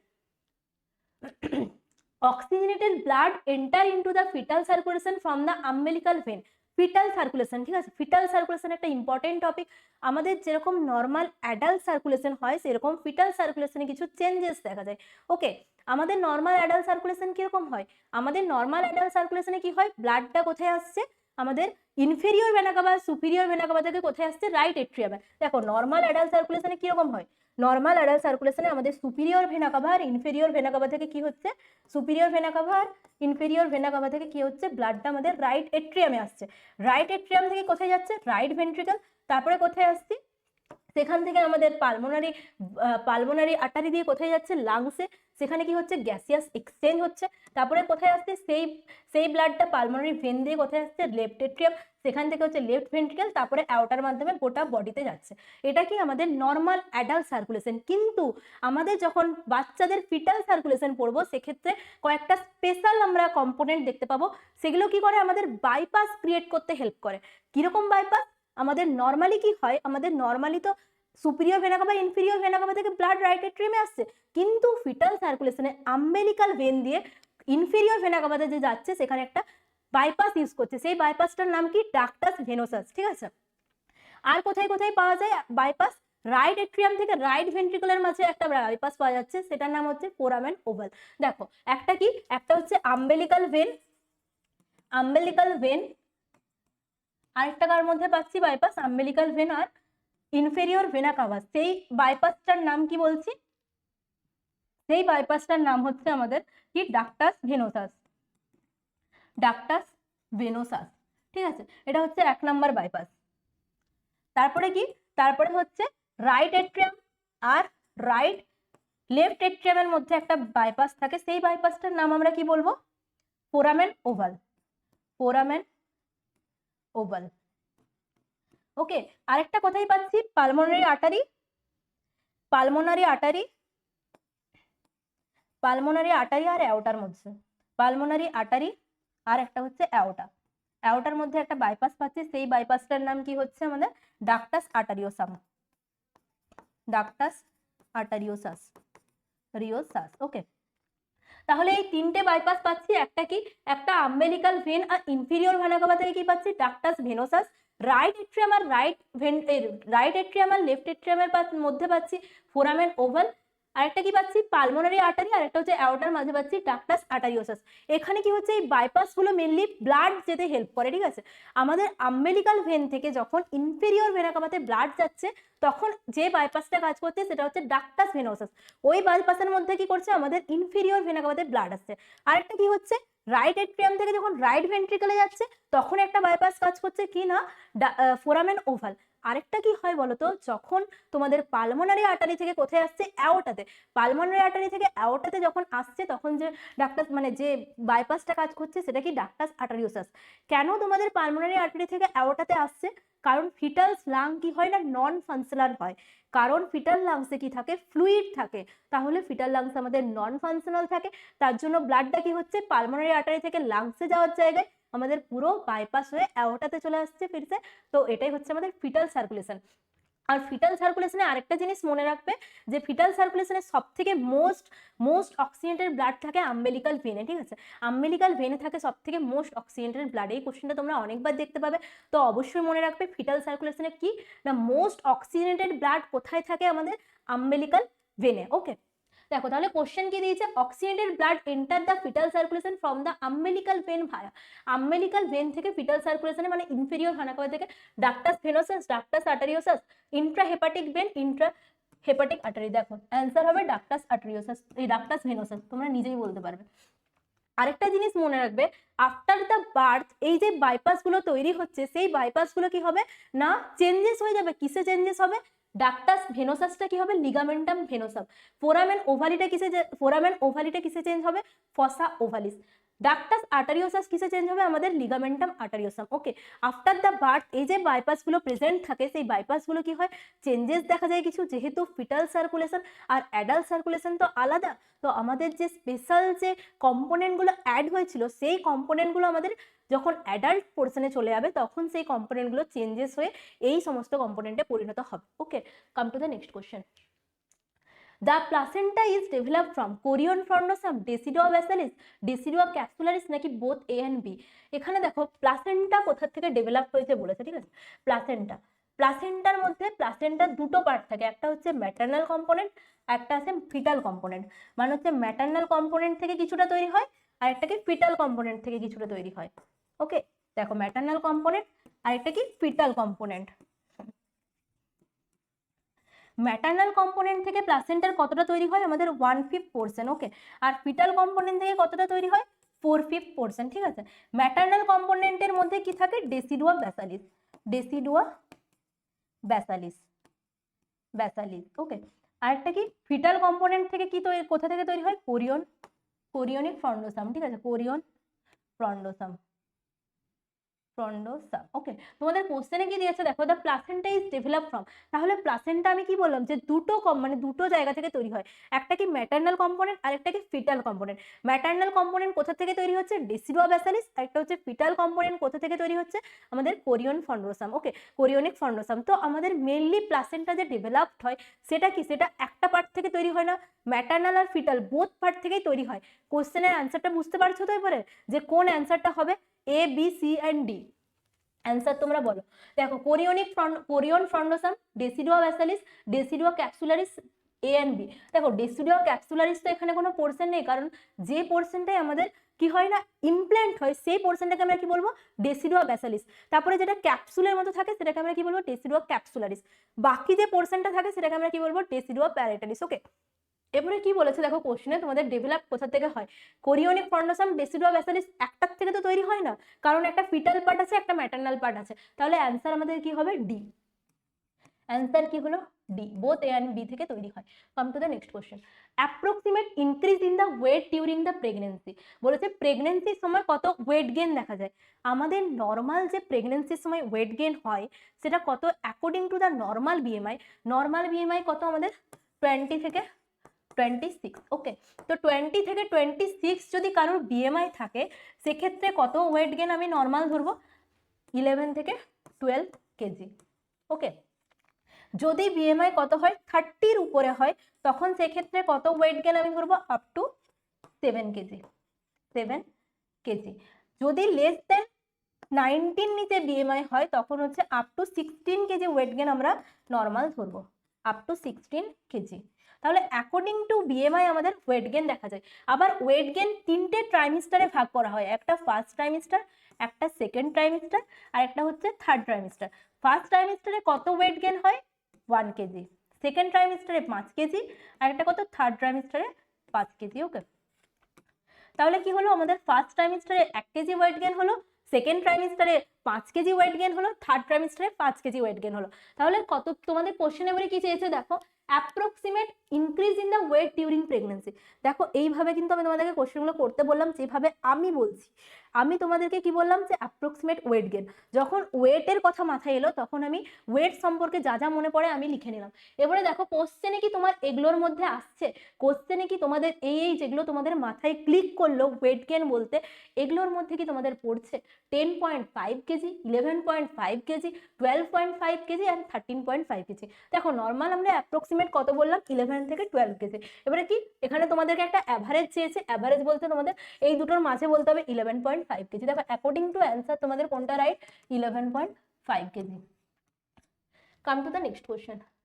The darkening of the skin over the forehead bridge of the nose or the cheekbones during the pregnancy, cheekbones during the pregnancy is called। বলেছে স্কিনের উপর darkening হয় কোথায় কোথায়? Forehead, নোজের ব্রিজে, আর একটা কি বলেছে? চিক বোনসে মানে গালে। During the pregnancy is known as the. প্রেগনেন্সির সময় আমাদের বিভিন্ন হরমোনসগুলো ইনক্রিজ করে, তার মধ্যে একটা হরমোনের নাম শুনেছো, সেটা হচ্ছে মেলানোসাইট স্টিমুলেটিং হরমোন। শুনেছো তো? Melanocyte stimulating hormone, melanocyte stimulating hormone, stimulating hormone. Melanocyte stimulating হরমোনের জন্য আমাদের কি হয় না, মেনলি আমাদের যে হাইপার পিগমেন্টেশন দেখা যায় প্রেগনেন্সির সময় সেটা দেখা যায়। ওকে, হাইপার পিগমেন্টেশন, বিভিন্ন জায়গায় যে হাইপার পিগমেন্টেশন বা এক্সট্রা যে মার্কগুলো দেখা যায় সেগুলো মেনলি কিসের জন্য হয়? মেলানোসাইট স্টিমুলেটিং হরমোনের জন্য। তোমাদেরকে কোশ্চেনে কি বলেছে যে ফোরহেড ব্রিজ আর নোজ, ঠিক আছে? এবারে কোশ্চেনে দেখি চ্যাডউইক সাইন। চ্যাডউইক সাইন মানে কি? চ্যাডউইক সাইন মানে হচ্ছে যে ভ্যাজাইনার ডিসকালারেশন দেখা যায় ডিউরিং দ্য প্রেগনেন্সি, ভ্যাজাইনা বা সার্ভিক্সের যে ডিসকালারেশন হয় তাকে আমরা কি বলবো? Chadwick sign. ঠিক আছে, ভ্যাজাইনা বা তোমার সার্ভিক্সের যে ডিসকালারেশন হয় কিসের জন্য হয় না, ভ্যাজাইনা বা সার্ভিক্সে আমাদের ব্লাড সাপ্লাইটা ইনক্রিজ করে, তার জন্য আমাদের মেনলি কি না চ্যাডউইক সাইন দেখা যায়, যেটা bluish discolouration of the vagina. তাহলে চ্যাডউইক সাইনটা কি? Bluish discolouration of vagina, bluish discolouration of vagina. Okay, তারপরে হেগার সাইনটা কি? হেগার, তাহলে এটা হলো না, হেগার সাইন মানে হচ্ছে softening of lower uterine segment, softening of lower uterine segment, lower uterine segment. Okay, আরেকটা কি? লিনিয়া নাইগ্রা আর প্লাজমা। লিনিয়া নাইগ্রাটা কি জিনিস? লিনিয়া নাইগ্রাটাও আমাদের মেনলি কি হয় না, মেলানোসাইট স্টিমুলেটিং হরমোনের জন্য জিফয়েড প্রসেস থেকে আমাদের সিম্ফাইসিস পিউবিস পর্যন্ত একটা লাইন দেখা যায়, তাকে আমরা বলবো লিনিয়া নাইগ্রা। কোথা থেকে দেখা যাচ্ছে? জিফয়েড প্রসেস থেকে আমাদের সিম্ফাইসিস পিউবিস পর্যন্ত যে লাইনটা দেখা যায় তাকে আমরা বলবো লিনিয়া নাইগ্রা। ওকে, তাহলে লিনিয়া নাইগ্রা হলো না, তাহলে অ্যান্সার কি হবে আমাদের? ক্লোয়াজমা। কি হচ্ছে অ্যান্সার? ক্লোয়াজমা। ক্লোয়াজমাটা কি জিনিস? মেলানোসাইট স্টিমুলেটিং হরমোনের জন্য যে পিগমেন্টেশন দেখা যায়, হাইপার পিগমেন্টেশন দেখা যায় in the cheek, in the forehead, in the nose, সেটাকে আমরা কি বলবো? ক্লোয়াজমা গ্র্যাভিডারাম বা প্রেগনেন্সি মার্কস। তাকে আমরা কি বলবো? Pregnancy marks, pregnancy marks. Okay, come to the next question. Decrease level of the hematocrit in the blood during the pregnancy due to the। বলেছে হেমাটোক্রিট ডিক্রিজ হয় প্রেগনেন্সির সময়, আমাদের মেনলি সবকিছু ইনক্রিজ হয়। ওকে, ব্লাড ভলিউমও ইনক্রিজ হয়। ব্লাড ভলিউম কত increase করছে? 40 to 50%। প্লাজমা ভলিউম কত ইনক্রিজ করছে আমাদের? 40 to 50%। আরবিসি মাস কত ইনক্রিজ করছে? 30%। দেখো এগুলো লিখে নাও। আরবিসি আমাদের ব্লাড ভলিউম কত ইনক্রিজ করছে? ব্লাড ভলিউম ইনক্রিজ করছে 40%। প্লাজমা ভলিউম কত ইনক্রিজ করছে? প্লাজমা ভলিউম কত ইনক্রিজ করছে 40 to 50%, 40 থেকে 50%। ওকে, আরেকটা কি হচ্ছে আমাদের আরবিসি মাস, আরবিসি মাস কত ইনক্রিজ করছে 30%। ওকে, তাহলে দেখো এই তিনটে জিনিস হচ্ছে আমাদের ইনক্রিজ করছে, কিন্তু প্রেগনেন্সির সময় যেহেতু প্লাজমা ভলিউম কত ইনক্রিজ করছে 40 to 50% আর আরবিসি মাস ইনক্রিজ করছে 30%, তাহলে এখানে একটা ইনঅ্যাপ্রোপ্রিয়েট মা ব্যালেন্সে তোমাদের বাড়ছে না। মানে যেহেতু তোমাদের এটা ব্যালেন্সে ইনক্রিজ করছে না, তাহলে কি হবে তোমাদের একটা হিমাটোক্রিট ডিক্রিজ করবে বা হিমোডাইলিউশন দেখা যায়। হিমোডাইলিউশন মানে হচ্ছে রক্তে যে পাতলা হয়ে যাওয়ার ব্যাপারটা সেটা। যখন ধরো আরবিসি মাসটা তোমাদের ডিক্রিজ করছে কিন্তু প্লাজমা ইনক্রিজ করছে, সেক্ষেত্রে হিমোডাইলিউশন দেখা যায়। হিমোডাইলিউশনকে আমি কি বলবো, ফিজিওলজিক্যাল অ্যানিমিয়া। প্রেগনেন্সিতে মেনলি ফিজিওলজিক্যাল অ্যানিমিয়া নর্মাল, কিন্তু তোমাদের কোশ্চেনে কি দিয়েছে যে decrease the level of the haematocrit in the blood during the pregnancy due to, তাহলে অ্যান্সার কি হবে দেখো, হেমাটোক্রিট লেভেলটা যখন হচ্ছে এই এই এটাকে কি বলছে আমাদের হিমোডাইলিউশন, হিমোডাইলিউশন, হিমোডাইলিউশন, হিমোডাইলিউশনকে আমরা কি বলবো physiological, physiological anaemia, physiological anaemia. Okay, normal প্রেগন্যান্সির সময় এটার কোনো প্রবলেম না। দেখো blood loss, haemoconcentration, haemodilution, anaemia. এখানে কিন্তু অ্যানিমিয়া বলতে তোমার প্যাথোলজিক্যাল অ্যানিমিয়ার কথা বলেছে। প্যাথোলজিক্যাল অ্যানিমিয়া মানে যখন মার্কলি তোমার হিমোগ্লোবিন লেভেলটা ডিক্রিজ করছে তখন সেটাকে আমরা কি বলবো প্যাথোলজিক্যাল অ্যানিমিয়া, যেটা মেনলি মাইল্ড, মডারেট, সিভিয়ার ভাগ করা হয়। মাইল্ডে জানো যে হিমোগ্লোবিন লেভেল মোটামুটি 9 থেকে 11 থাকে, মডারেটে 7 থেকে 9 থাকে, আর যেটা হচ্ছে সিভিয়ার সেটা 7-এর নিচে নেমে যায়। ওকে, এখানে কি দেখো হিমোডাইলিউশন, ব্লাড লস আর একটা হচ্ছে হিমো কনসেন্ট্রেশন, এই জিনিসটাকে আমরা বলবো হিমোডাইলিউশন। ওকে, দেখো হিমাটোক্রিট কতটা কমে আমাদের 37% থেকে 35%, এই 32% হয়ে যায়, আমাদের 5% ডিক্রিজ করে, 5% ডিক্রিজ করে, কি ডিক্রিজ করে haematocrit. Okay, in the pregnancy. Come to the next question. To promote the comfort during the labor, the nurses advise a client to assume a certain positions and avoid the others. Which positions may cause the maternal hypotension and the fetal hypoxia? দেখো তোমাদের এখানে কি কোশ্চেনটা চেয়েছে আগে বোঝো, তারপরে answer দিতে লাভ হবে। আমরা জানি কি একটা ওয়ার্ড যে সুপাইন হাইপোটেনশন সিনড্রোম, তার জন্য কি করতে হবে মাদারকে লেফট ল্যাটারাল পজিশনে দিতে হবে। দেখো যদি আমরা এই ব্যাপারটাকে লিখে নাও, যদি লাইং ডাউন পজিশন বা লাইং ফ্ল্যাট পজিশনে থাকি তখন কি হচ্ছে ইনফেরিয়র ভেনা কাভাতে প্রেসার পড়ছে, ইনফেরিয়র ভেনা কাভা প্রেসার পড়ছে, তার জন্য কি হচ্ছে আমাদের সুপাইন হাইপোটেনশন সিনড্রোম দেখা যাচ্ছে। সুপাইন হাইপোটেনশন সিনড্রোম প্রিভেনশন কি, মাদারকে লেফট ল্যাটারাল পজিশনে দিতে হবে। মাদারকে কোথায় দিব, left lateral position, lateral position. এই জিনিসটা আমাদের একটা কনসেপ্ট, ঠিক আছে। আমি সবসময় বলি আমাদেরকে কনসেপ্ট ক্লিয়ার করতে, এইগুলোর মানেই হচ্ছে কনসেপ্ট কাকে বলে, এটাই হচ্ছে আমাদের একটা কনসেপ্ট। কিসের কনসেপ্ট, সুপাইন হাইপোটেনশন সিনড্রোমের কনসেপ্ট। ওকে, সুপাইন হাইপোটেনশন সিনড্রোমে কি হয়, যখন মাদার লাইং ফ্ল্যাট পজিশনে থাকে মানে সোজাসুজি শুয়ে থাকে, তখন কি হয় আমাদের যে ইনফেরিয়র ভেনা কাভা সেটাতে প্রেসার পড়ে। এবারে যখন ইনফেরিয়র ভেনা কাভাতে আমাদের প্রেসার পড়ে তখন কি হয় না ব্লাড সাপ্লাইটা ডিক্রিজ করে, তার জন্য আমাদের কি হয় না হাইপোটেনশন দেখা যায়, যে ভেনাস রিটার্ন সেটা ডিক্রিজ করছে, তার জন্য কি হচ্ছে আমাদের ম্যাটারনাল হাইপোটেনশন দেখা যাচ্ছে। এটা কিভাবে তুমি প্রিভেনশন করবে, মাদারকে লেফট ল্যাটারাল পজিশনে শুইয়ে দেবে, যাতে ওই প্রেসারটা যখন ফ্ল্যাট পজিশনে ছিলাম যে প্রেসারটা পড়তো সেই প্রেসারটা না পড়ে। ওকে, দেখো তোমাদের এবারে কোশ্চেনে কি দিয়েছে, কোশ্চেনটা ভালো করে পড়বে তোমরা, কিন্তু কোশ্চেনে supine hypotension syndrome left lateral পজিশনে দিয়ে দিলাম, এটা কিন্তু তোমাদের কোশ্চেনে চাইনি।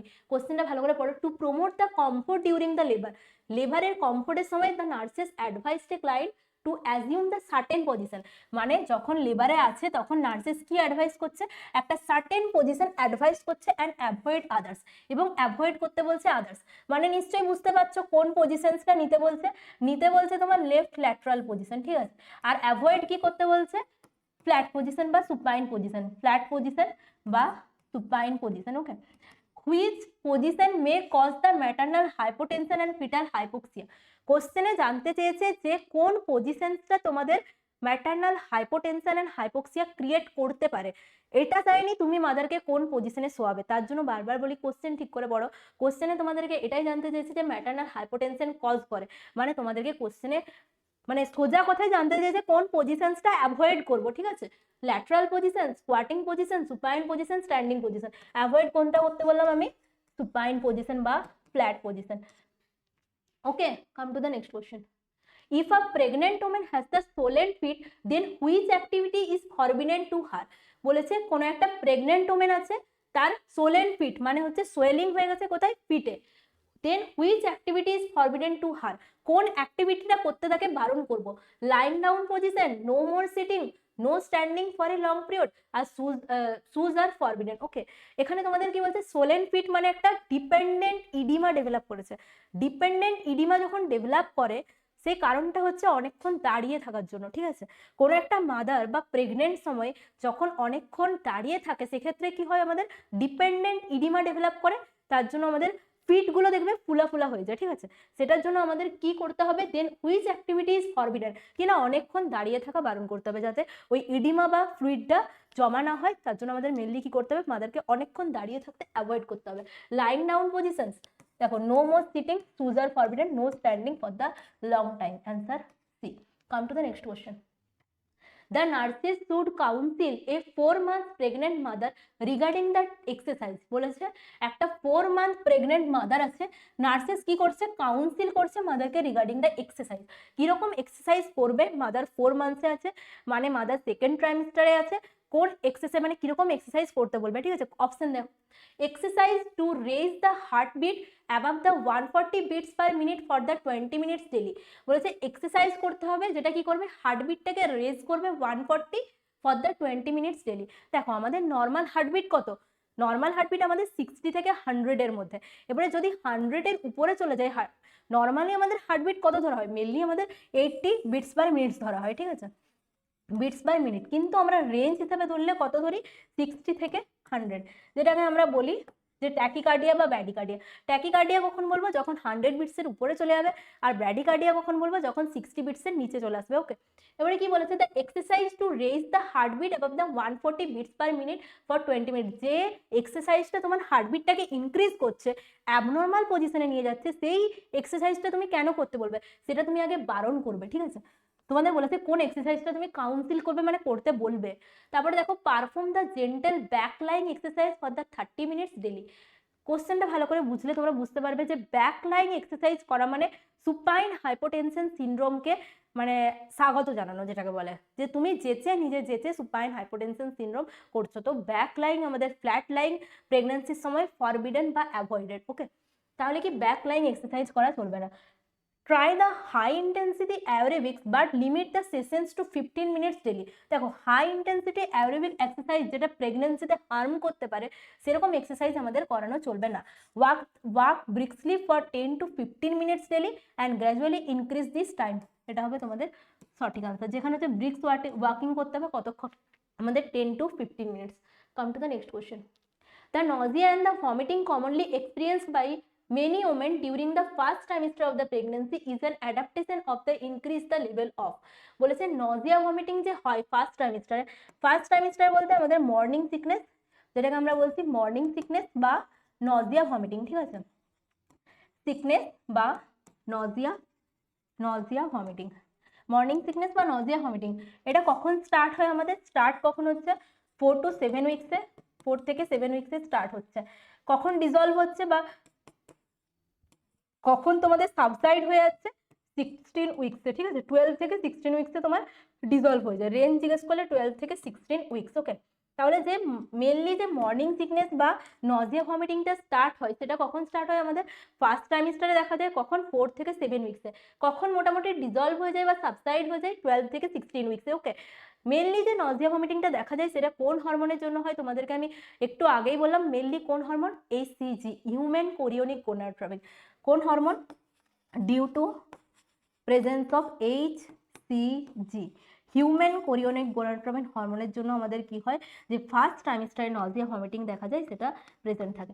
কোশ্চেনের অ্যান্সার কি হবে, ইস্ট্রোজেন, লিউটিনাইজিং হরমোন, প্রোজেস্টেরন না কোরিওনিক গোনাডোট্রপিন হরমোন। অ্যান্সার কি হবে তোমরা নিজেরাই বলতে পারবে, কোরিওনিক গোনাডোট্রপিন হরমোন, যেটার কি নাম HCG, short form। Come to the next question. During a regular prenatal visit, a pregnant client reports the heartburn. To minimize his discomfort, the nurses should include which suggestion in the plan of care। বলেছে একটা prenatal ভিজিটে এসছে, যেখানে হচ্ছে কি না pregnant mother, prenatal visit মানে একটা pregnant mother ভিজিটে এসছে, pregnant client reports the heartburn. Heartburn মানে আমাদের যে পাইরোসিস যেটাকে বলে হার্টবার্ন, সেটা মানে যে মাদার সে কি করছে, সে বলছে যে আমার হার্টবার্ন হচ্ছে। Okay, to minimise her discomfort the nurses include which suggestion in the plan of care. মানে নার্সেস কোন সাজেশন দেবে তোমাকে, drink the more citrus food, eat the small frequent meals, limit the fluid intake sharply and take the sodium bicarbonate. দেখো, যদি কোনো মাদারের প্রেগনেন্সির সময় heartburn দেখা যায়, তাহলে আমরা প্রেগনেন্সির সময় স্মল ফ্রিকোয়েন্ট মিল নিতে বলবো, মানে কম কম করে অনেকবার ধরে খেতে বলবো মাদারকে, ঠিক আছে? ওটাকে আমরা কি বলছি, স্মল ফ্রিকোয়েন্ট মিলস নিতে বলবো। আর প্রেগনেন্সির সময় যে খাবারটা হবে সেটা নিউট্রিশিয়াস হবে, ইজিলি ডাইজেস্টেবল হবে, প্রপার নিউট্রিশন থাকবে, আর কি স্মল ফ্রিকোয়েন্ট মিল নিতে বলবো, যাতে হার্টবার্ন বা ডাইজেশনে কোনো রকম সমস্যা না হয়। তাহলে অ্যান্সার কি হবে, eat small frequent meal. Come to the next question. Kegel exercises are done in the pregnancy to strengthen the perineal muscles, relieve the backache, strengthen the abdominal muscles, prevent the varicose vein. দেখো, Kegel exercise হচ্ছে একটা exercise, যে এক্সারসাইজটা আমরা প্রেগনেন্সির সময় কি করব না, করলে আমাদের মেনলি পেরিনিয়াল মাসেলসগুলো আমাদের স্ট্রেনথেন হয়, যেগুলো মেনলি কি করে আমাদের যে লেবার প্রসেস বা প্রেগনেন্সির যে প্রসেসে সেটা হেল্প করে আর সেটাকে স্ট্রেনথেন করতে হেল্প করে, আর লেবার প্রসেসে মাসেলসগুলো সাপোর্ট করতে হেল্প করে।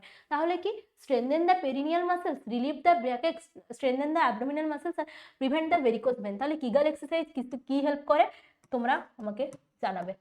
প্রিভেন্ট দ্য ভেরিকোজ ভেন তো হবে না, strengthen the abdominal muscles, relieve the ব্যাকেকও নয়।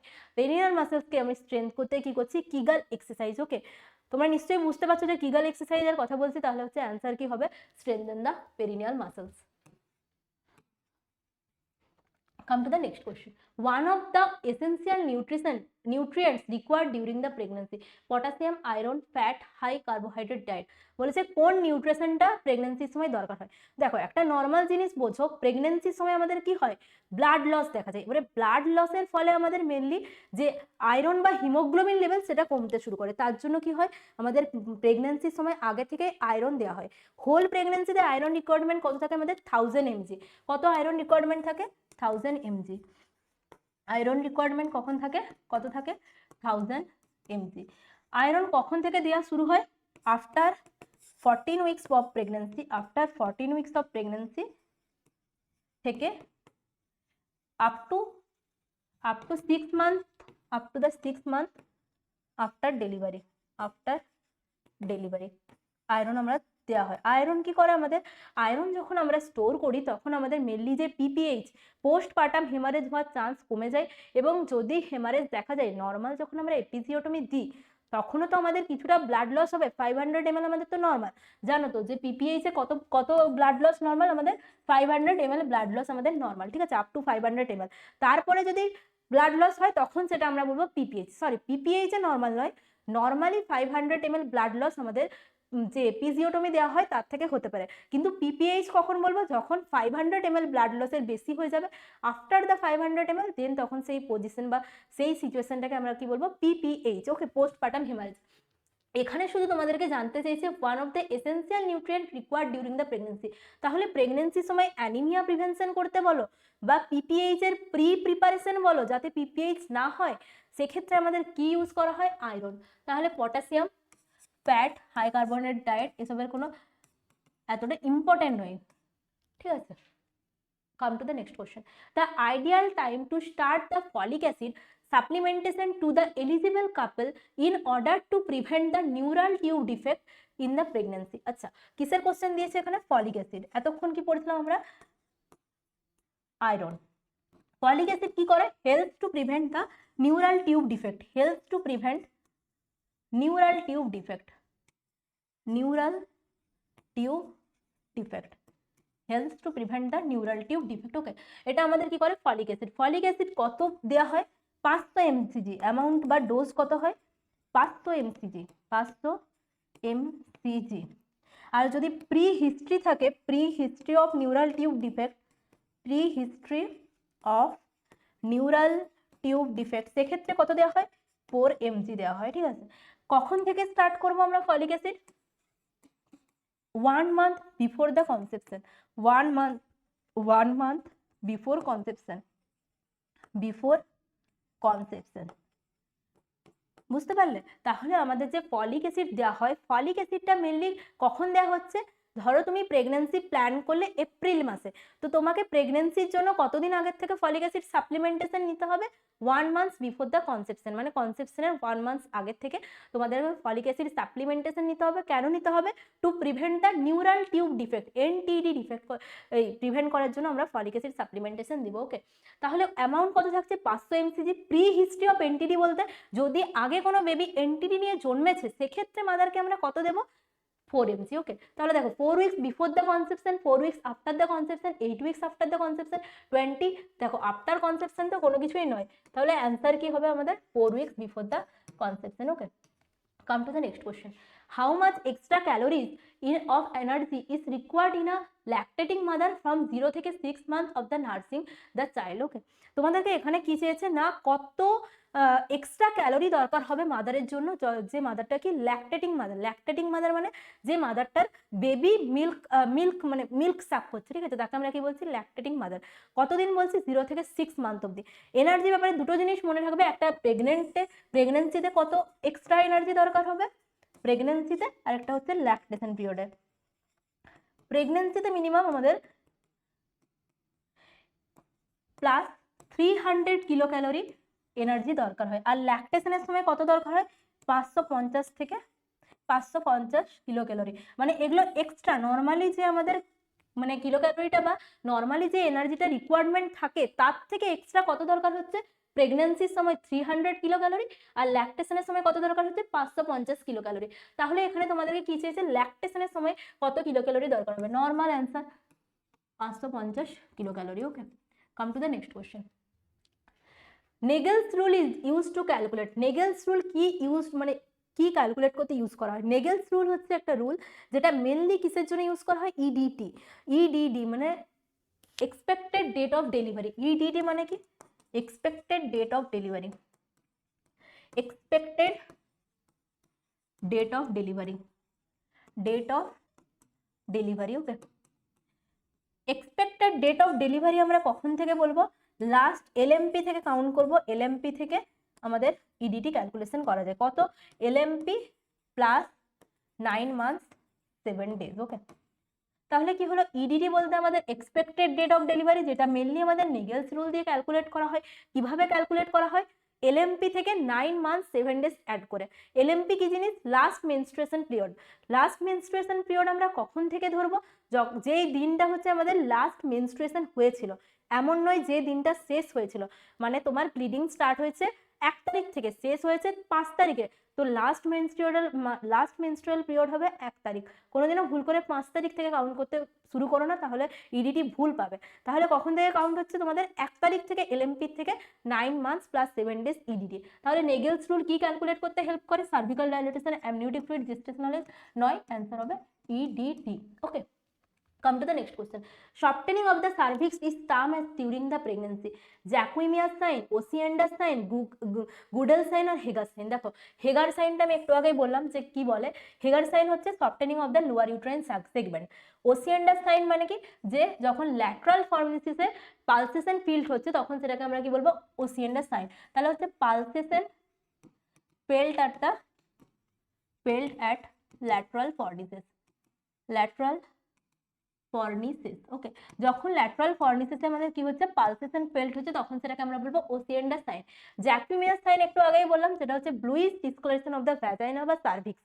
কিসের জন্য হচ্ছে? আমাদের ব্লাড সার্কুলেশনটা ইনক্রিজ করছে, তার জন্য কি দেখা যাচ্ছে? আমাদের জ্যাকুমিয়াস সাইন। আর গুডেল সাইন্স মানে কি? সফটেনিং অফ সার্ভিক্স। ওকে, সফটেনিং অফ সার্ভিক্সটাকে হচ্ছে আমরা কি বলবো? গুডেল সাইন। ওকে, দেখো এবারে কোশ্চেনে কি দিয়েছে? কোশ্চেনে দিয়েছে softening of cervix is term as, answer কি হবে? গুডেল সাইন। কোশ্চেন পড়ার আগে বুঝে যাচ্ছে অ্যান্সার কি হবে, বুঝতে পারছো তো? Which of the following is not a presumptive sign of pregnancy. বলেছে কোনটা প্রিজাম্পটিভ সাইন নয়? প্রিজাম্পটিভ সাইন, পজিটিভ সাইন, আর একটা কি ছিল? Probable sign. Okay, presumptive sign কি ছিল? প্রিজাম্পটিভ সাইন হচ্ছে টোটালি একটা সাবজেক্টিভ সাইন, মানে মাদার তোমাকে এসে বলছে যে সাইনগুলো, যে আমার এই সাইন, যে আমার নজিয়া ফিল হচ্ছে, ওটা কি ধরবে তুমি?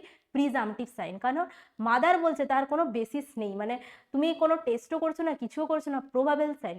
এবারে আসছে আমরা প্রবাবল সাইন। প্রবাবল সাইন কি?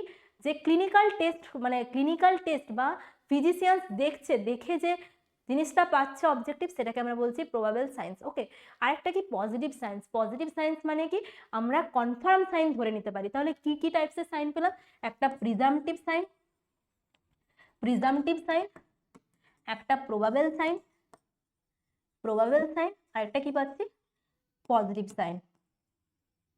প্রিজাম্পটিভ সাইন বলতে আমাদের মাদার বলছে, সাবজেক্টিভ সাইন যেটা মাদার এসে আমাদেরকে বলছে যে আমার ব্রেস্টে টেন্ডারনেস ফিল হচ্ছে বা ব্রেস্টে আমাদের হেভিনেস ফিল হচ্ছে, ঠিক আছে, এরকম কিছু। আর প্রবাবল সাইন্স কি মানে objective sign that the health care provider check, মানে দ্যাট হেলথ কেয়ার প্রোভাইডার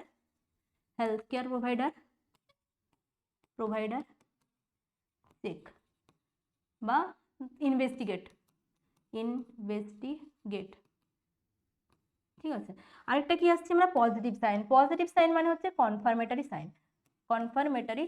ওকে, তাহলে কি হলো? প্রিজাম্পটিভ সাইন, প্রবাবল সাইন, আর একটা হচ্ছে পজিটিভ সাইন। তাহলে প্রিজাম্পটিভ সাইন আমাদের কি কি হতে পারে? মাদার কি কি এসে বলতে পারে? আমার ব্রেস্টে চেঞ্জেস দেখা যাচ্ছে, অ্যামেনোরিয়া হয়েছে, মানে মেনস্ট্রুয়েশন সাইকেল স্টপ হয়ে গেছে। তারপরে কি বলতে পারে? আর ইউরিনারি ফ্রিকোয়েন্সি মানে ইউরিনারি প্রবলেম দেখা যাচ্ছে, যেটা মিকচুরেশন হতে পারে। আর কি হতে পারে?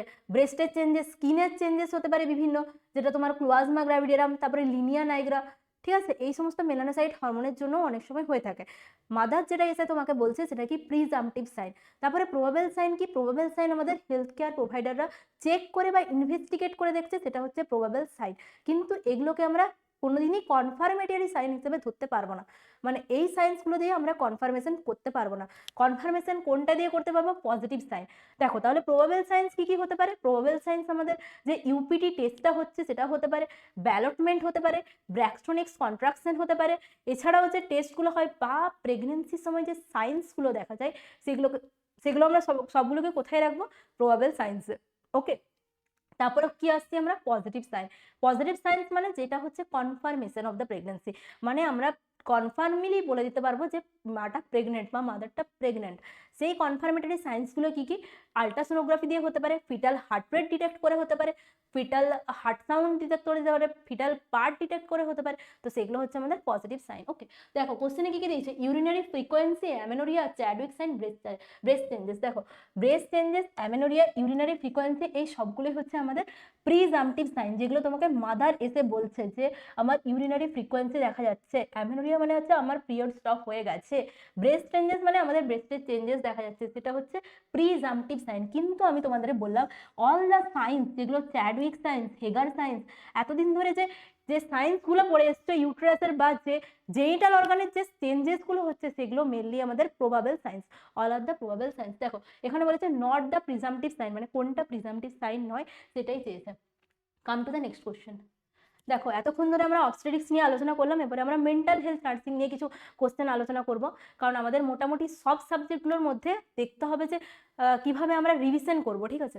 রিভিশন মানে এমন নয় কোনো একটা সাবজেক্ট পড়ে চলে গেলাম, কোনো একটা টপিক নিয়ে আমি অনেকক্ষণ বসে থাকলাম, একদমই নয়। যে টপিকটা তোমার কাছে মনে হচ্ছে যে বেশি ডেপথে যেতে হবে, কিন্তু এখন কোনোভাবে ডেপথে পড়ার টাইম নয়, এটা হচ্ছে তোমার লাস্ট মিনিট রিভিশন, যেগুলো কি থাকবে? শুধুমাত্র কি টার্মস থাকবে, কি থাকবে? মেন কিছু পয়েন্টস থাকবে, আর যেগুলো তুমি বারবার ভুলে যাচ্ছিলে সেই জিনিসগুলো রিভিশন করার একটা টাইম, ঠিক আছে। এইটাই তোমাদের মেন টাইম, যে তুমি একটা রিভিশন করে নিচ্ছ। আর সবসময় দেখবে কি একসাথে বই নিয়ে এতগুলো পড়তে বসা যায় কি? তাই আজকে তোমাদের জন্যই আমি ক্লাসটা নিয়ে এসেছি, যাতে তোমরা প্রত্যেকটা সাবজেক্টের অন্তত ইম্পর্টেন্ট কোশ্চেন বা কতটা কি কোশ্চেন্স করলে আমরা গোটা টপিকটা মোটামুটি একটা কভার করতে পারি, সেই জন্য আমি আজকে তোমাদের কাছে এই কোশ্চেন্সগুলো নিয়ে এসেছি, যাতে তোমরা বুঝতে পারো তোমাদের কোন টপিকটা আরেকবার খাতা উল্টিয়ে দেখতে হবে, কোন টপিকটা তোমাদের আর দেখার দরকার নেই, কোশ্চেন দেখলেই তোমাদের সামনে চলে আসছে। তো সেই জন্যই আজকে কোশ্চেন। দেখো মেন্টাল হেলথের ফার্স্ট কোশ্চেন কি আছে? Creating the imaginary events to fill up the memory gap is known as the, বলেছে ইমাজিনারি কিছু ইভেন্ট, ধরো কোনো একটা মানুষের সাথে তুমি কথা বলছো। মেন্টাল হেলথ মানে কি? মেন্টাল হেলথ বলতে আমাদের যে নর্মাল মেন্টাল হেলথ তার সাথে অ্যাবনর্মাল মেন্টাল হেলথের কি হয়? অনেক পার্থক্য। তুমি একটা নর্মাল হেলদি পার্সনের সাথে কথা বলো, সে কিন্তু উল্টো পাল্টা বা ভুলভাল বকবে না। কিন্তু যদি তুমি মেন্টালি মানে আনহেলদি পার্সনের সাথে কথা বলো, তখন তুমি বুঝতে পারবে ওর মেমোরি, ওর কনসেন্ট্রেশন, ওর অ্যাটেনশন সব কিছুর কিছু প্রবলেম থাকে। তার মধ্যে তো নিউরোটিক সাইকোটিক ডিজিজ জানোই তোমরা। নিউরোটিক মানে তোমাদের স্ট্রেস, মানে স্ট্রেসের, মানে বিভিন্ন যে স্ট্রেসের জন্য হয়ে থাকে। আর সাইকোটিকটা কি, সাইকোটিকটা আমাদের মেনলি যে তোমার মানে জেনেটিক ফ্যাক্টরস যেখানে অলরেডি সব ইম্পেয়ার্ড হয়ে যায়, থিঙ্কিং থেকে শুরু করে মেমোরি, তারপরে কনসেন্ট্রেশন, জাজমেন্ট, রিয়েলিটি টেস্টিং সব কিছু ইম্পেয়ারমেন্ট হয়ে যায়। এখানে দেখো তোমাদের বলেছে ক্রিয়েটিং দ্য ইমাজিনারি ইভেন্টস। দেখো তুমি একটা মানুষের সাথে কথা বলছো, যে তোমার তোমার স্কুলের ব্যাপারে তুমি একটু আমাকে বলো। ও কি করছে, স্কুলের ব্যাপারে হয়তো ওর মনে পড়ছে না, ও কি করছে, ভুলে গেছে স্কুলের ব্যাপারে, যে আমাদের স্কুল ওইরকম একটা রাস্তায় ছিল, তারপরে স্কুলে 5তলা বিল্ডিং ছিল, স্কুলে 10টা জলের কল ছিল। তো সেখানে কি তার মনেই পড়ছে না স্কুল নিয়ে, কিন্তু সে তোমাকে উল্টো পাল্টা কিছু একটা ইমাজিন করে তোমাকে বলতে শুরু করছে, সেটাকে আমরা কি বলবো, কনফাবুলেশন। কনফাবুলেশন ওয়ার্ডটা মনে রাখবে, কনফাবুলেশন একটা মেমোরির প্রবলেম, ঠিক আছে। মেমোরির যে ডিসঅর্ডারগুলো হয় তার মধ্যে কনফাবুলেশন একটা ডিসঅর্ডার। কনফাবুলেশন মানে যে মেমোরিগুলো ভুলে যাচ্ছে, সেই মেমোরিটা আমরা কি করছি, ইমাজিনারি কিছু জিনিস দিয়ে সেটাকে আমরা মানে ফিল আপ করার চেষ্টা করছি, সেটাকে আমরা কি বলবো, কনফাবুলেশন। দেখো সার্কামস্ট্যান্সিয়ালিটি, নিওলিজম আর একটা হচ্ছে কম্পালশন, আরো 3টে ওয়ার্ড আছে। সার্কামস্ট্যান্সিয়ালিটি মানে কি, সার্কামস্ট্যান্সিয়ালিটি মানে তুমি একটা টপিক নিয়ে কথা বলছো, ঠিক আছে। তুমি একটা টপিক নিয়ে ধরো কোনো একটা সাবজেক্ট নিয়ে কথা বলছো, ঠিক আছে, যে তোর অবস্টেটিক্স বা তোর মেন্টাল হেলথটা কিরকম লাগে, ঠিক আছে। সে কি করলো, চারিদিকে ঘুরে চলে এলো যে আমার স্কুল ভালো লাগে, আমার স্কুলের পাশে রাস্তাটা ভালো লাগে। ধরো অবস্টেটিক্স নিয়ে কথা বলতে শুরু করলো, যে অবস্টেটিক্স সাবজেক্ট, আচ্ছা ওটা আমাদের পরীক্ষায় আছে, আচ্ছা। তারপরে কি, তারপরে স্কুল নিয়ে কথা বলতে শুরু করে দিল, স্কুলের সাথে ওই টিউশনের স্যারটার কাছে পড়তাম, ওই টিউশনের স্যারটা খুব ভালো ছিল না, ওই টিউশনের স্যারটার বাড়ি ওখানে ছিল। তারপরে আবার ফিরে এলো কোথায়, অবস্টেটিক্সে, যে আমার অবস্টেটিক্স সাবজেক্টটা এই পোর্শনসগুলো ভালো লাগে। তাহলে আলটিমেটলি ফিরে আসাটাকে, গোল গোল করে ঘুরে ফিরে আসাটাকে আমরা কি বলছি, সার্কামস্ট্যান্সিয়ালিটি। তার সাথে আরেকটা কি ওয়ার্ড পড়বে, ট্যানজেন্সিয়ালিটি। ট্যানজেন্সিয়ালিটি মানে তুমি একটা টপিকে জিজ্ঞাসা করলে, সে টপিকটা নিয়ে বলতে শুরু করলো যে আমার অবস্টেটিক্স সাবজেক্টটা, স্কুলের স্যারের থেকে স্কুলের ছেলে মেয়ে, স্যার ওখানে ঘুরতে গেছিলেন, স্যার ওখানে পিকনিক করেছেন, স্যার ওখানে বিয়ে হয়েছে। তো এই সমস্ত করে যদি তুমি টপিকটাই ফিরে না আসো, তখন সেটাকে আমরা কি বলছি, ট্যানজেন্সিয়ালিটি। মনে থাকবে দুটো জিনিস, একটা সার্কামস্ট্যান্সিয়ালিটি, আরেকটা কি, ট্যানজেন্সিয়ালিটি। সার্কামস্ট্যান্সিয়ালিটি মানে ঘুরে ফিরে ওই জায়গাটায় ফিরে আসছে, কিন্তু ট্যানজেন্সিয়ালিটি মানে সে ওখানে কিছুতেই ফিরে আসছে না, সে টপিকটার বাইরেই চলে গেছে, ঘুরতে ঘুরতে ঘুরতে ঘুরতে সে অন্য জায়গায় চলে গেছে, সেটা হচ্ছে ট্যানজেন্সিয়ালিটি। আরেকটা কি আসছে আমরা, কম্পালশন। কম্পালশন মানে কিছু ওসিডি শুনেছো তো, তোমার ওসিডির যে ডিজিজটা হয়, তোমার অবসেসিভ কম্পালসিভ ডিসঅর্ডার, ওখানে কি হয় না, একটা ইন্ট্রুসিভ রিপিটেড থট আসে, তার জন্য কি করে না, কম্পালসিভ অ্যাক্ট করে, বিভিন্ন যে বারবার বারবার কাজগুলো করে।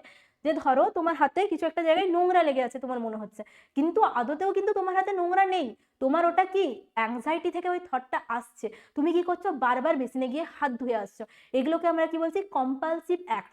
মানে অ্যাংজাইটিটাকে রিডিউস করার জন্য তুমি যে অ্যাক্টটা করছো, সেটাকে কি বলছি আমরা, কম্পালসিভ অ্যাক্ট। ওকে, তাহলে কি দিয়েছে তোমাদের example, creating the imaginary events to fill up the memory gap. মানে মেমোরি গ্যাপটাকে ফিল আপ করার জন্য কি, এটা হচ্ছে কনফাবুলেশন। ওকে, অ্যান্সার হবে কনফাবুলেশন অ্যান্সার। এগুলো কেন হবে না তোমাদেরকে আমি এক্সাম্পল দিয়ে বুঝিয়ে দিলাম। তারপরে আসছি, while talking to a psychiatric client, the nurses come to know that the client moves from one idea to other which are not related this phenomena is called। ওকে, বলেছে while talking with a psychiatric patient, একটা psychiatric পেশেন্টের সাথে তুমি কথা বলছো, nurses come to know that the client moves from one idea to the another, মানে একটা idea থেকে আরেকটা আইডিয়াতে চলে যাচ্ছে, which are not related, যেটা রিলেটেড নয়। ধরো তোমাদেরকে আমি একটা এক্সাম্পল দিচ্ছি, তোমাকে জিজ্ঞাসা করেছে তোমার শীতকাল কেমন লাগে, ঠিক আছে, তুমি কি বললে, শীতকাল, শীতকালের পর গ্রীষ্মকাল, গ্রীষ্মকালের পর বর্ষাকাল, সেখানে বর্ষাকালে আমার ভালো লাগে, বা ধরো শীতকালে সোয়েটার পরতে হয়, সোয়েটারের মধ্যে বিভিন্ন হুডি পাওয়া যায়, আমার হুডিগুলো ভালো লাগে। তো তুমি কি করছো, শীতকালটা নিয়ে বলছো না, শীতকালের সম্পর্কে তার সাথে কি কি রিলেটেড সেটা বলছো। তোমার একটা সাইকেল আছে, তোমাকে সাইকেল নিয়ে বলেছে, তোমার সাইকেলটা কেমন চলে, তুমি কি বলছো, সাইকেলটার রং হলুদ, সাইকেলটা নিয়ে আমি স্কুলে যাই। মানে তুমি প্রপার অ্যাপ্রোপ্রিয়েট অ্যান্সার দিচ্ছ না, তার সংস্পর্শে যেগুলো আছে সেরকম কিছু লুজনিং অফ অ্যাসোসিয়েশন, মানে অ্যাসোসিয়েশনে যেগুলো আছে সেই অ্যান্সার দিচ্ছ, প্রপার অ্যান্সার দিচ্ছ না। ওইটাই কোশ্চেনে লেখা আছে, দেখো, the client moves from the one idea to the other which are not related, this phenomena is called the echopraxia, echolalia, circumstantiality, loosening of association। মানে হচ্ছে তোমাদের এক্সাক্ট যেটা আইডিয়া নয় তার থেকে অন্য আইডিয়ায় জ্যাম্প করছে, যেটা কি not related to the phenomena is called the loosening of association. Okay, মানে অ্যান্সার হবে লুজেনিং অফ অ্যাসোসিয়েশন।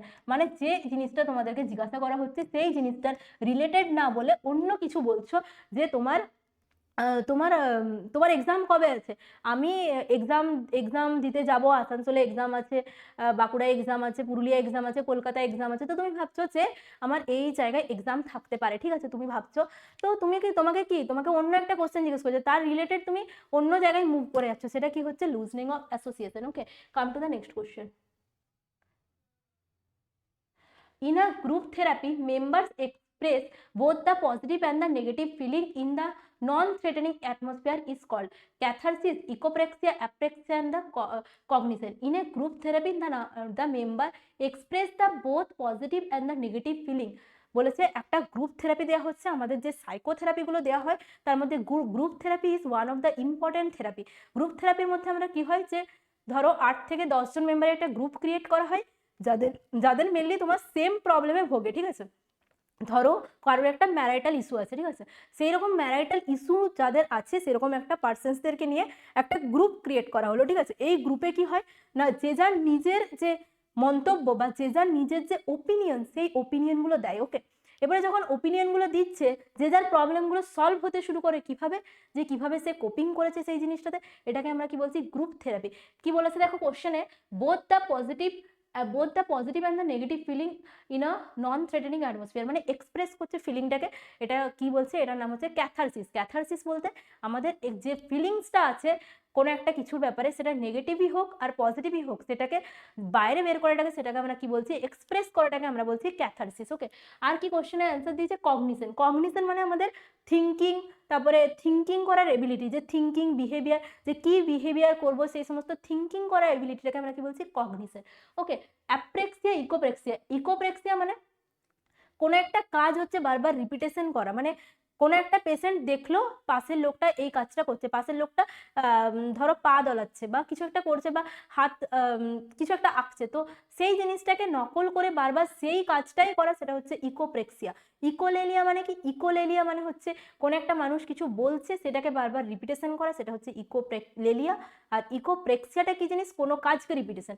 দেখো ইকোলেলিয়া, ইকোপ্রেক্সিয়া, ইকোলেলিয়া, আরেকটা কি ইকোপ্রেক্সিয়া। ইকোপ্রেক্সিয়া মানে হচ্ছে repetition of behaviour, repetition of behaviour. আর ইকোলেলিয়া মানে হচ্ছে repetition of word, repetition of another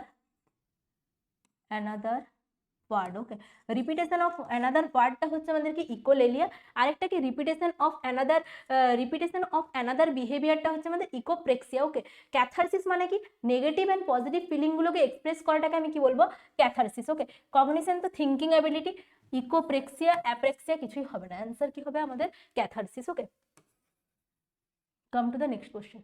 temporary discharge of the patient from the psychiatric hospital is referred as. দেখো সাইকিয়াট্রিক হসপিটাল থেকে রেফার্ড কি না টেম্পোরারি ডিসচার্জ নিচ্ছে, দেখো কয়েকটা ওয়ার্ড দিয়েছে। অ্যাবসকন্ড মানে হচ্ছে টোটালি পালিয়ে যাওয়া, মানে হচ্ছে না বলে পালিয়ে যাওয়া, উইদাউট এনি ইনফরমেশন, যদি এসকেপ করে যায় হসপিটাল থেকে তখন সেখানে বলবো অ্যাবসকন্ড। এসকেপ মানে কি উইদাউট এনি পারমিশন বা উইদাউট এনি ইচ্ছে, মানে without any will of the authority সে কি করছে না অ্যাবসকন্ড, মানে সে পালিয়ে যাচ্ছে, সেটাকে কি বলছি এসকেপ। অ্যাবসকন্ড মানে কি বললাম, যদি ইনফর্ম না করে পালিয়ে যায় সেটাকে আমরা বলছি অ্যাবসকন্ড। এসকেপ মানে কি বলছি, যদি অথরিটির ইচ্ছে না থাকে তাও পালিয়ে যায় তখন সেটাকে বলছি এসকেপ। টার্মিনেশন মানে হচ্ছে ডিসচার্জ, যেটা নর্মালি ডিসচার্জ হয় আমাদের যে প্রসেসে নর্মালি আমাদের যে পেশেন্টগুলো ডিসচার্জ হয় তাকে আমরা বলছি টার্মিনেশন। পারোল মানে কি জিনিস, দেখো পারোল বলতে আমাদের সাইকিয়াট্রিক হসপিটাল থেকে স্পেশাল পারমিশন নিয়ে, সাইকিয়াট্রিক ডক্টরের পারমিশন নিয়ে আমাদের পারোল নিতে হয় কি না, সাইকিয়াট্রিক পেশেন্টকে কি তারা তাদের দায়িত্বে কিছুদিনের জন্য ছুটিতে নিয়ে যাচ্ছে, ধরো কোনো কারোর বাড়িতে খুবই একটা ইম্পর্টেন্ট ফাংশন আছে বা তার কোনো কিছু আছে যার জন্য কি করছে, তার জন্য 3 থেকে 4 দিন বা যতদিন দরকার হয় ছুটি দিয়ে নিয়ে যাচ্ছে with the permission of higher authority বা সাইকিয়াট্রিক ডক্টর। ওকে, কে নিয়ে যাচ্ছে, বাড়ির লোক নিয়ে যাচ্ছে বা কোনো রিলেটিভস নিয়ে যাচ্ছে, তাদের দায়িত্বে নিয়ে যাচ্ছে। এবং কি এখানে লেখা থাকে যে সাইকিয়াট্রিক পেশেন্টের কোনো হার্ম হবে না, মানে এই যে পারোলের টাইমে বাড়িতে গিয়ে কোনো রকম কোনো সাইকিয়াট্রিক পেশেন্টের হার্ম হবে না। তো সেটাকে আমরা কি বলছি, পারোল, মানে temporary discharge of the patient from the psychiatric hospital, কাকে বলছি, পারোল। ওকে, টার্মিনেশন, অ্যাবসকন্ড, এসকেপ কোনটাই হবে না। Come to the next question. Unfamiliarity of the familiar things is known as the, দেখো unfamiliarity of the familiar things, এখানে কি কি দেখবে, দুটো ওয়ার্ড, একটা হচ্ছে ডেজাভু আর একটা কি জামাইজভু। ওকে, ডেজাভু কি জিনিস আর জামাইজভু কি জিনিস? জামাইজভু মানে হচ্ছে আনফ্যামিলিয়ারিটি অফ দ্য ফ্যামিলিয়ার থিংস, মানে কি, মানে কোনো একটা ফ্যামিলিয়ার থিংসকে তোমার আনফ্যামিলিয়ার মনে হয়। মানে ধরো তুমি একটা কোনো একটা রিলেটিভকে দেখে তুমি চিনতে পারছো না, ঠিক আছে, ধরো তোমার কাছে তোমার দিদা দেখা করতে এলো ডিউরিং দ্য সাইকিয়াট্রিক হসপিটালিস্ট, বা তুমি যখন সাইকিয়াট্রিক হসপিটালসে ভর্তি আছো কোনো পেশেন্ট, তখন কি করছে না, তার দিদা বা তার ধরো রিলেটিভস দেখা করতে এলো, সে কি করছে, সে তাকে চিনতেই পারছে না, সে তাকে দেখে মনে হচ্ছে যে প্রথম দেখছে, তাকে কোনোদিনও দেখেইনি, সেটাকে আমরা কি বলবো, জামাইজভু। কিন্তু ডেজাভু কাকে বলবো, familiarity of the unfamiliar object বা সাবজেক্ট থিংস। ফ্যামিলিয়ারিটি আমরা কি পড়ছি, ডেজাভু। আচ্ছা, ডেজাভু মানে হচ্ছে ফ্যামিলিয়ারিটি অফ আনফ্যামিলিয়ার থিংস। ওকে, তাহলে ডেজাভু বলতে আমাদের familiarity of the unfamiliar things মানে কি না, আমাদের কোনো একটা পাশে ধরো তোমার একটা কোনো কেউ পাশের বাড়ির রিলেটিভস বা ধরো পাশে যে পেশেন্টটা ছিল তার বাড়ির লোক এসছে দেখা করতে, ঠিক আছে, তুমি কি ভাবছো, তোমার হয়তো বন্ধু হয়, তুমি কোনোদিন দেখেছো, তো এই জিনিসটা হচ্ছে মানে familiarity of the unfamiliar things, ঠিক আছে, তোমার তাকে দেখে খুবই চেনা চেনা লাগছে, তুমি তাকে চেনো মনে হচ্ছে, সেটা কি আমাদের ডেজাভু। কিন্তু তুমি যাকে তাকে চিনতে পারছো না, মানে আনফ্যামিলিয়ারিটি অফ দ্য ফ্যামিলিয়ার থিংস, সেটা কি আমাদের জামাইজভু। জামাইজভুটা কি না, আনফ্যামিলিয়ারিটি অফ ফ্যামিলিয়ার থিং। বুঝতে পারলে দুটো জিনিস? জামাইজভু মানে তাকে তুমি চিনতে কিন্তু তোমার মনে হচ্ছে না আমি ওকে কোথাও দেখিনি, আজকে আমি প্রথম দেখছি। কিন্তু ডেজাভু মানে কি, ওকে আমি চিনতাম না কিন্তু এখন দেখে মনে হচ্ছে চিনছি, সেটা হচ্ছে ডেজাভু। তাহলে অ্যান্সার কি হবে আমাদের, জামাইজভু। দেখো এখানে বলেছে unfamiliarity of the familiar things, answer কি হলো, jamais vu. Deja vu, deja extended, deja pense এসব কিছু নয়। Come to the next question.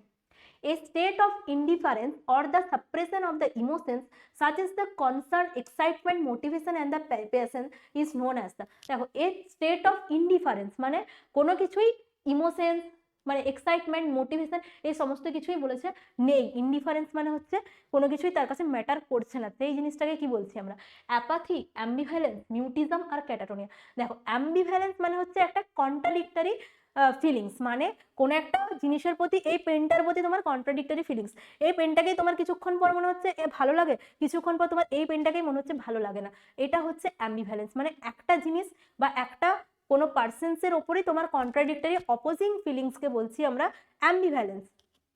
তারপরে কিসে আসছি, তাহলে অ্যাম্বিভ্যালেন্স হলো না। তারপরে মিউটিজম। মিউটিজম কেন হচ্ছে না, মিউটিজম মানে হচ্ছে চুপ করে থাকা, মানে কোনো কিছু উইদাউট এনি এক্সপ্রেশন বা উইদাউট এনি টক, মানে কোনো কিছু কথা না বলা, চুপ করে থাকাকে আমরা কি বলছি, মিউটিজম। তারপরে কি ক্যাটাটোনিয়া। ক্যাটাটোনিয়া মানে হচ্ছে একটা আমি তোমাদের বলেছিলাম ক্যাটাটোনিক স্টুপার আর একটা কি ক্যাটাটোনিক এক্সাইটমেন্ট। যখন সিজোফেনিয়া যখন পড়িয়েছিলাম তখন তুমি দুটো জিনিস জানবে, একটা ক্যাটাটোনিক এক্সাইটমেন্ট আর একটা হচ্ছে ক্যাটাটোনিক স্টুপার। ক্যাটাটোনিক এক্সাইটমেন্টে কি হয় না, আমাদের যে এক্সাইটেড বা সাইকোমোটর অ্যাক্টিভিটি বা স্পিচ সেটা কি করে, ইনক্রিজ করে। কিন্তু ক্যাটাটোনিক যে স্টুপার হয় সেখানে কি হয় না, মিউটিজম দেখা যায়, মানে বিজারি বিহেভিয়ার দেখা যায়, আর অ্যাবনর্মাল পজিশনস দেখা যায়। তো এগুলো কোথায় দেখা যাচ্ছে, আমাদের ক্যাটাটোনিক স্টুপারে। ওকে, আরেকটা কি আছে, অ্যাপাথি। অ্যাপাথি মানে হচ্ছে তোমার স্টেট অফ ইনডিফারেন্স, যেখানে কি হয় না, ইমোশনস, তারপর এক্সাইটমেন্ট, মোটিভেশন, প্যাশনস ওই সব কিছু সাপ্রেস হয়ে যায়, সেটাকে আমরা বলবো অ্যাপাথি। অ্যাপাথি মানে হচ্ছে কোনো কিছু এক্সপ্রেশনস, ইমোশনস কিছুই নেই। Come to the next question. A person who laughs 1 minute and cries the next without any clear stimulus is said to have incongruent effect, euphoria, labile effect, আর একটা হচ্ছে split personality।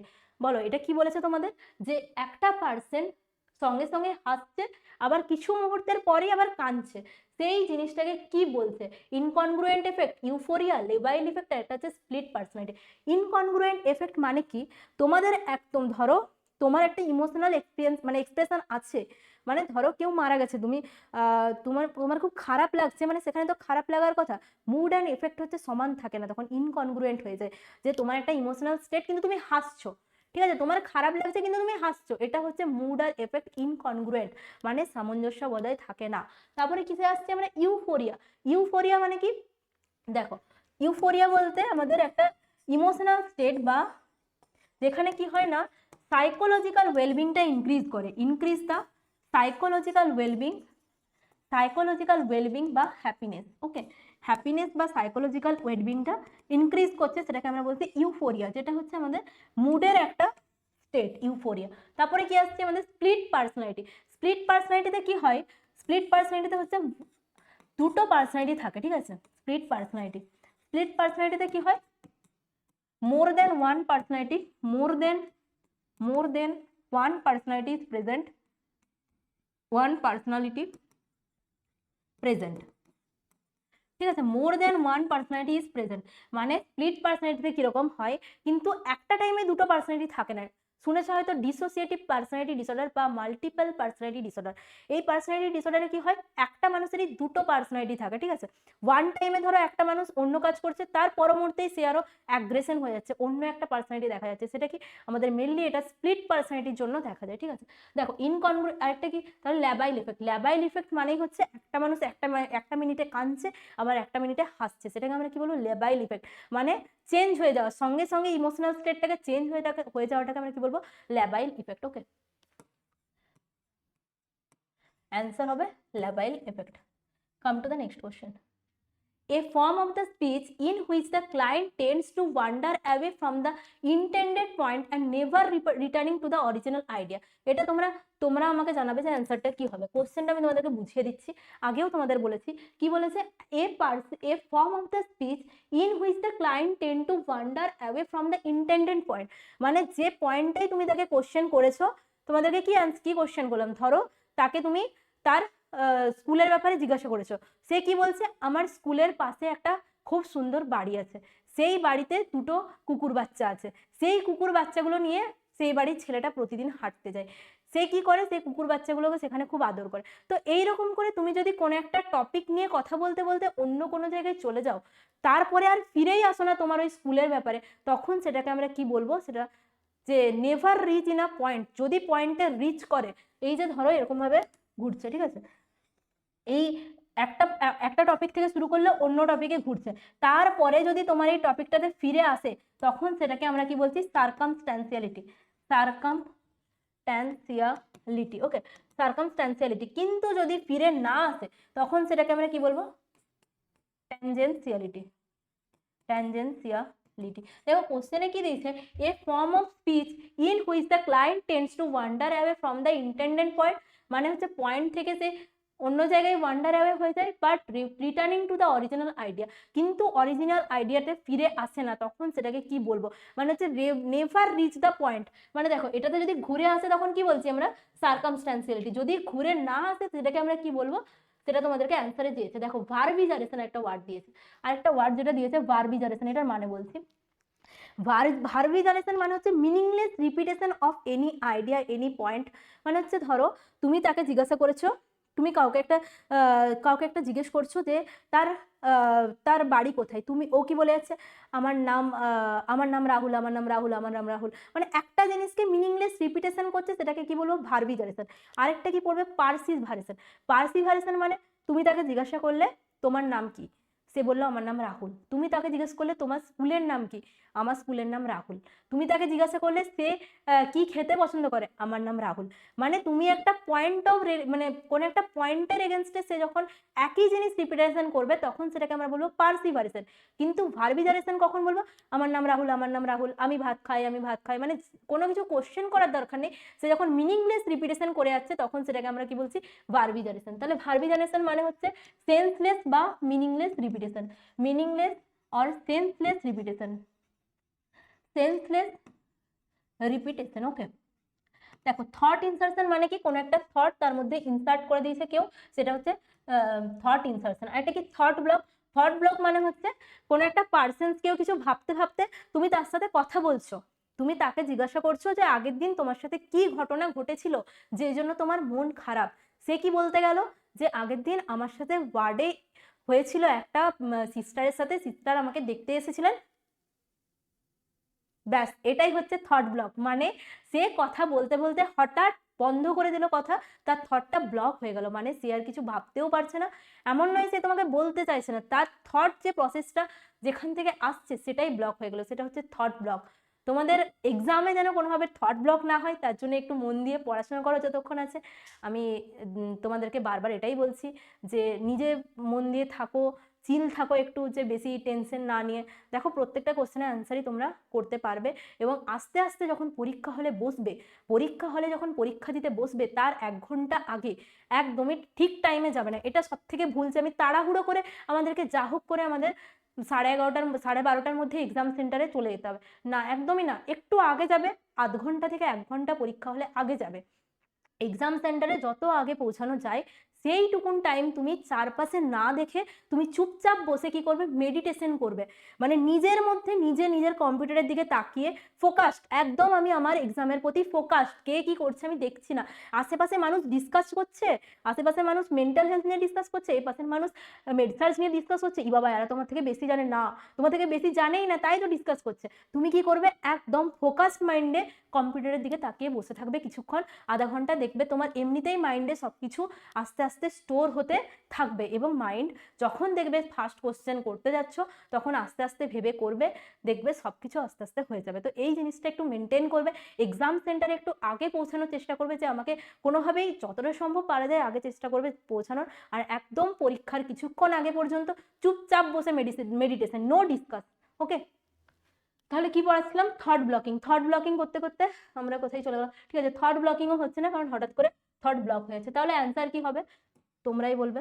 Next কোশ্চেনে কি বলেছে, feeling of sadness and irritability as term as to, মানে sad আর irritable feel করছে, সেটা কি বলেছে দেখো, ডিসফোরিয়া, অ্যানহেডোনিয়া, সাইক্লোডাইমিয়া, আর একটা কি ডিসডাইমিয়া। অ্যানহেডোনিয়া মানে কি, অ্যানহেডোনিয়া মানে হচ্ছে inability to feel the pleasure, inability to feel the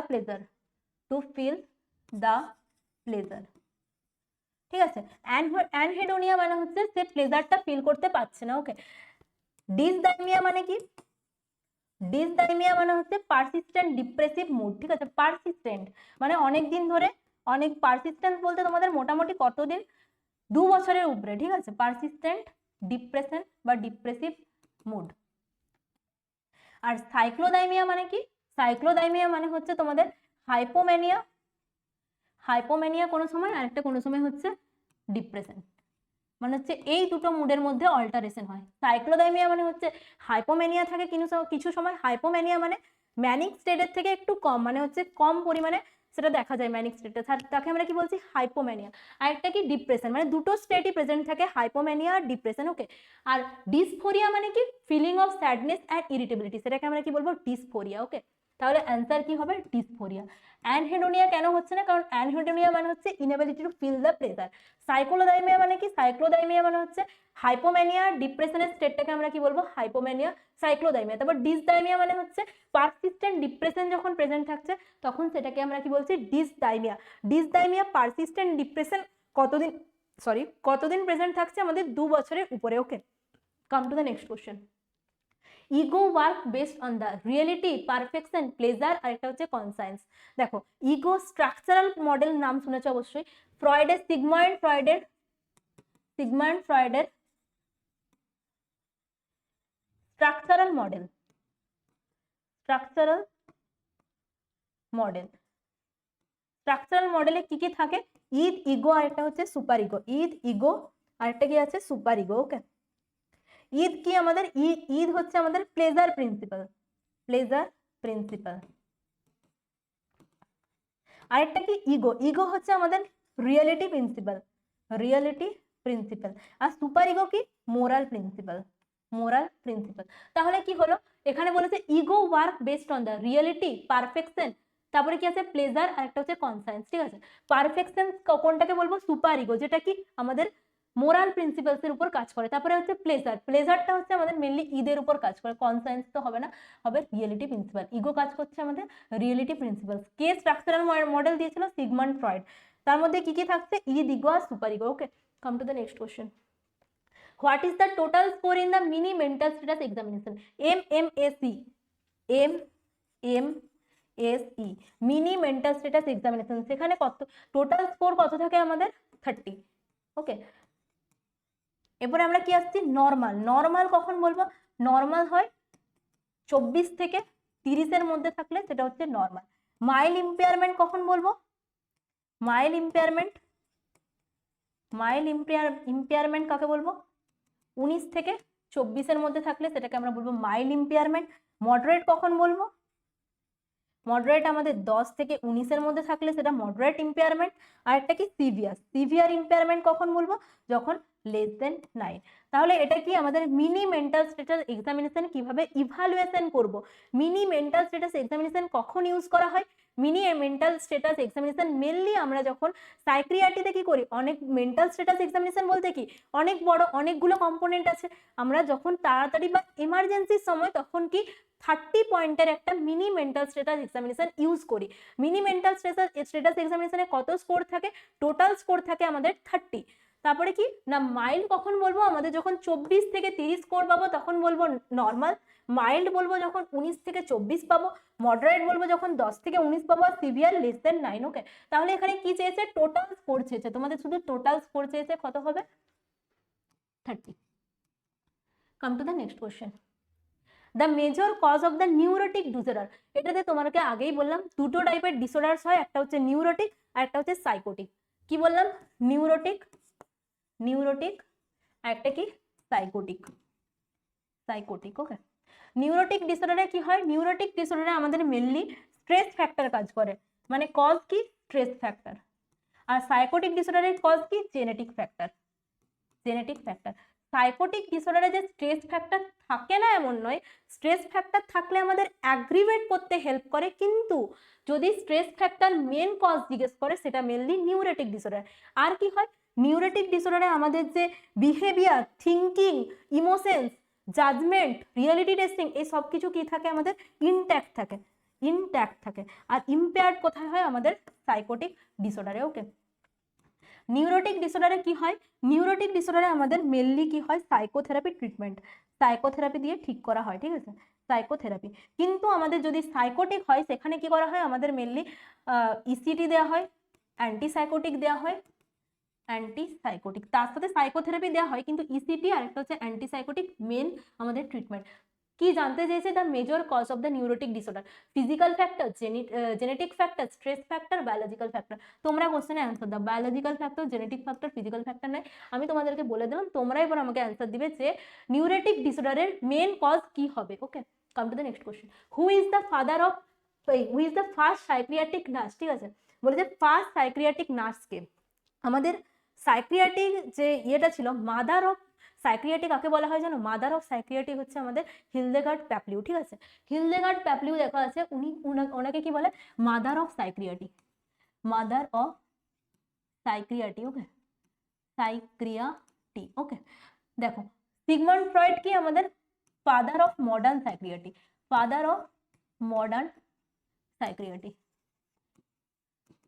আরেকটা হচ্ছে জেন জটসন, যেটা তোমার ইয়েতে ইউজ করা হয়, এখানে মেনলি কোনো সঙ্গ নেই। তাহলে কি আমাদের মেনলি যে ফার্স্ট সাইক্রিয়াটিক নার্স সেটা হচ্ছে লিন্ডা রিচার্ডস। ওকে, ফার্স্ট সাইক্রিয়াটিক নার্স হবে আমাদের লিন্ডা রিচার্ড। তাহলে হিলদেগার্ড প্যাপলিউকে মাদার অফ সাইক্রিয়াটি, হিলদেগার্ড প্যাপলিউ থিওরিকে কি বলবো আমরা?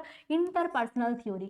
ইন্টারপার্সোনাল থিওরি কে দিয়েছিল? আমাদের হিলদেগার্ড প্যাপলিউ। ওকে, ইন্টারপার্সোনাল থিওরি। তারপরে কি সিগমন্ড ফ্রয়েড কে দিয়েছিল? Psycho analytic theory, psycho analytic theory. বুঝতে পারলে? তাহলে হিলদেগার্ড প্যাপলিউ হচ্ছে আমাদের mainly psycho analytic theory. Okay, তাহলে কি হলো? হিলদেগার্ড প্যাপলিউ আমাদের মাদার অফ সাইক্রিয়াটি, যে কোন থিওরিটা দিয়েছিল? আমাদের ইন্টারপার্সোনাল থিওরিটা আমাদের দিয়েছিল। আরেকটা কি পড়ছি আমরা? Sigmund Freud. সিগমন্ড ফ্রয়েড হচ্ছে ফাদার অফ মডার্ন সাইক্রিয়াটি, যে কি দিয়েছিল? আমাদের mainly psycho analytical theory. Okay, তাহলে আমাদের কোশ্চেনে আছে ফার্স্ট সাইকিয়াট্রিক নার্স হচ্ছে Linda Richard. Okay, come to the next question. According to the Kubler-Ross theory of the grief, which among the following behaviour is observe in the stage 2? কুবলার-রসের যে dying model ছিল, কুবলার-রস, ওকে, কুবলার-রসের কি ছিল, একটা dyeing model ছিল যেখানে 5টা স্টেজ ছিল। কি ছিল? D A B D A. D for কি? ডি ফর প্রথমে আসছে ডিনাইল। ওকে, তারপরে কি? অ্যাঙ্গার বা অ্যাগ্রেশন। তারপরে কি? Bargaining, bargaining. ওকে, তারপরে কি? ডিপ্রেশন। তোমরা এগুলো আশা করি সবই জানো। তারপরে কি? অ্যাকসেপ্টেন্স। আমি সবটা বলার একটাই মানে যতটা সম্ভব তোমাদেরকে বলে তোমাদের মেমোরিটাকে আরেকবার রিভাইজ করা যায়, তাই আমি এই সমস্ত কথাগুলো বলছি। ওকে, তাহলে দেখো এখানে তোমাদেরকে কি চেয়েছে? স্টেজ 2। স্টেজ 2তে কি পাবো আমরা? স্টেজ 1 হচ্ছে ডিনায়াল, যেখানে সবকিছু ডিনাই করে যে আমার হতে পারে না। অ্যাঙ্গার, যে স্টেজে গিয়ে তোমার মনে হয় যে কেন আমার সাথেই হলো, রাগ দেখাবে, সেটা হচ্ছে অ্যাঙ্গার। বার্গেনিং কি? বার্গেনিং মানে সেই স্টেজে গিয়ে বার্গেনিং করছে যে আমাকে কিছুদিন বাঁচতে দিন, যাতে আমি এই কাজটা করে যেতে পারি, বা আমি যদি বেঁচে যাই তাহলে আমি আপনাকে প্রতিদিন পুজো দিতে যাবো, মানে অবশ্যই গডের কাছে বার্গেনিং করা। তারপরে কি? ডিপ্রেশন। ডিপ্রেশন মানে তখন সে আলটিমেটলি বোঝে যে তার ওই জিনিসটা হয়ে গেছে। তারপরে কি? অ্যাকসেপ্টেন্স, সে তখন অ্যাকসেপ্ট করে নেয় যে হ্যাঁ এই জিনিসটা আমার সাথে হওয়ারই ছিল। তো সেই ডিপ্রেশন মানে সেই মোমেন্টটা তার খারাপ লাগে, কিন্তু অ্যাকসেপ্টেন্স ফেজে যখন চলে যায় সে বুঝতে পারে না এই জিনিসটা আমার হওয়ারই ছিল। তো কি না, আমাদের স্টেজ 2তে আমাদের কোনটা থাকছে? ডিপ্রেশন, অ্যাঙ্গার, বার্গেনিং, আর একটা হচ্ছে ডিনায়াল। তাহলে ডিপ্রেশন মেনলি আমাদের স্টেজ 2তে কি আছে? আমাদের অ্যাঙ্গার। ডিপ্রেশন, বার্গেনিং, ডিনায়াল নেই, anger. Come to the next question. According to the Freud's psychoanalytic view, pleasure principle is the driving force of. দেখো ফ্রয়েডের আমি কি বললাম, সাইকোঅ্যানালাইটিক্যাল থিওরি যেটা আছে সেটা আমাদের কে দিয়েছিল? Sigmund Freud. সিগমন্ড ফ্রয়েডের বলেছে প্লেজার প্রিন্সিপাল। প্লেজার প্রিন্সিপাল কে বললাম আমি মাত্র? ইগো, সুপার ইগো, কোনটা কি বললাম নিজে মনে করো। ইগো মানে হচ্ছে আমাদের কি? Reality principal. সুপার ইগো মানে কি? আমাদের moral principal. Come to the next question. In which defense mechanism anxiety is expressed through the physical symptoms? বলেছে কোন ডিফেন্স মেকানিজমে অ্যাংজাইটিটা ফিজিক্যাল সিমটমস এর মাধ্যমে বেরিয়ে যায়। দেখো কি বলেছে? প্রজেকশন। প্রজেকশন মানে কি? কোনো একটা জিনিস ব্লেম করা অন্য কাউকে, মানে তোমার ভুলের জন্য তুমি অন্য কাউকে ব্লেম করছো, সেটা হচ্ছে প্রজেকশন। ওকে, তারপরে কি? রিগ্রেশন। তাহলে প্রজেকশনটা হলো না, মানে blaming others for the on mistake, সেটা হচ্ছে প্রজেকশন। ওকে, তারপরে কি আসছে? রিগ্রেশন। রিগ্রেশন মানে যখন সে আর্লিয়ার স্টেজ অফ ডেভেলপমেন্টে চলে যাচ্ছে, সেটাকে আমরা বলবো রিগ্রেশন। রিগ্রেশন তোমাদেরকে বলেছিলাম যে তুমি ধরো কোনো একটা কাজ করতে গেছো, ঠিক আছে, তুমি কোনো একটা জিনিস দোকান থেকে আনতে গেছো, কিন্তু তুমি ভুল জিনিসটা এনে ফেলেছো, তো তোমাকে তার জন্য তোমার মা বকছেন যে না তুই এত বড় হয়েছিস, তুই কি করে ভুল জিনিসটা আনতে পারলি, ঠিক আছে। তুমি কি করলে? তুমি বকছে বলতে কি, সবার সামনে বকছে, অনেক রিলেটিভ এসছে তাদের সামনে বকছে, তুমি কি করছো? কান্নাকাটি করছো, সেই গড়াগড়ি দিয়ে কান্নাকাটি করছো। সেটাকে কি বলছে? তুমি তোমার যে নিজের যে পজিশন, নিজে যে স্টেজে ছিলে, তুমি অ্যাকর্ডিং টু ইয়োর এজ, তোমার কি এটা করা ঠিক? একদমই ঠিক না। তো আর্লিয়ার স্টেজ অফ ডেভেলপমেন্টে যখন আমরা বকানি খাই, মানে যখন বাচ্চারা বকানি খায় তখন দেখবে প্রচুর কান্নাকাটি করে, কিন্তু আমরা তো এই বয়সে এসে বকানি খেলেই কান্নাকাটি শুরু করবো সবার সামনে, সেটা তো একটা লজ্জার ব্যাপার না। তো সেইটার জন্যই আমি বলছি যে কি, যখন আর্লিয়ার স্টেজ অফ ডেভেলপমেন্টে চলে যায় তখন সেটাকে আমরা কি বলছি? রিগ্রেশন। হাইপোকন্ড্রিয়াসিস মানে হচ্ছে যখন কোনো কোনো ডিজিজ থাকে না, কিন্তু সে মনে করে আমার একটা বড় ডিজিজ হয়ে গেছে, কিন্তু কোনো ডায়াগনস্টিক টেস্টে তার কোনো ডিজিজ ধরা পড়ে না, সেটাকে আমরা কি বলছি? হাইপোকন্ড্রিয়াসিস। তাহলে ফিজিক্যাল সিমটমস এর মধ্যে যদি ধরা পড়ে তখন সেটাকে আমরা কি বলবো? Conversion. Okay, come to the next.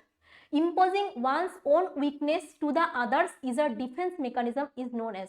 দেখো এখানে বলেছে one weakness to the others, বলেছে একজন তার উইকনেসটা আদার্সকে ব্লেম করছে। ধরো কোথাও একটা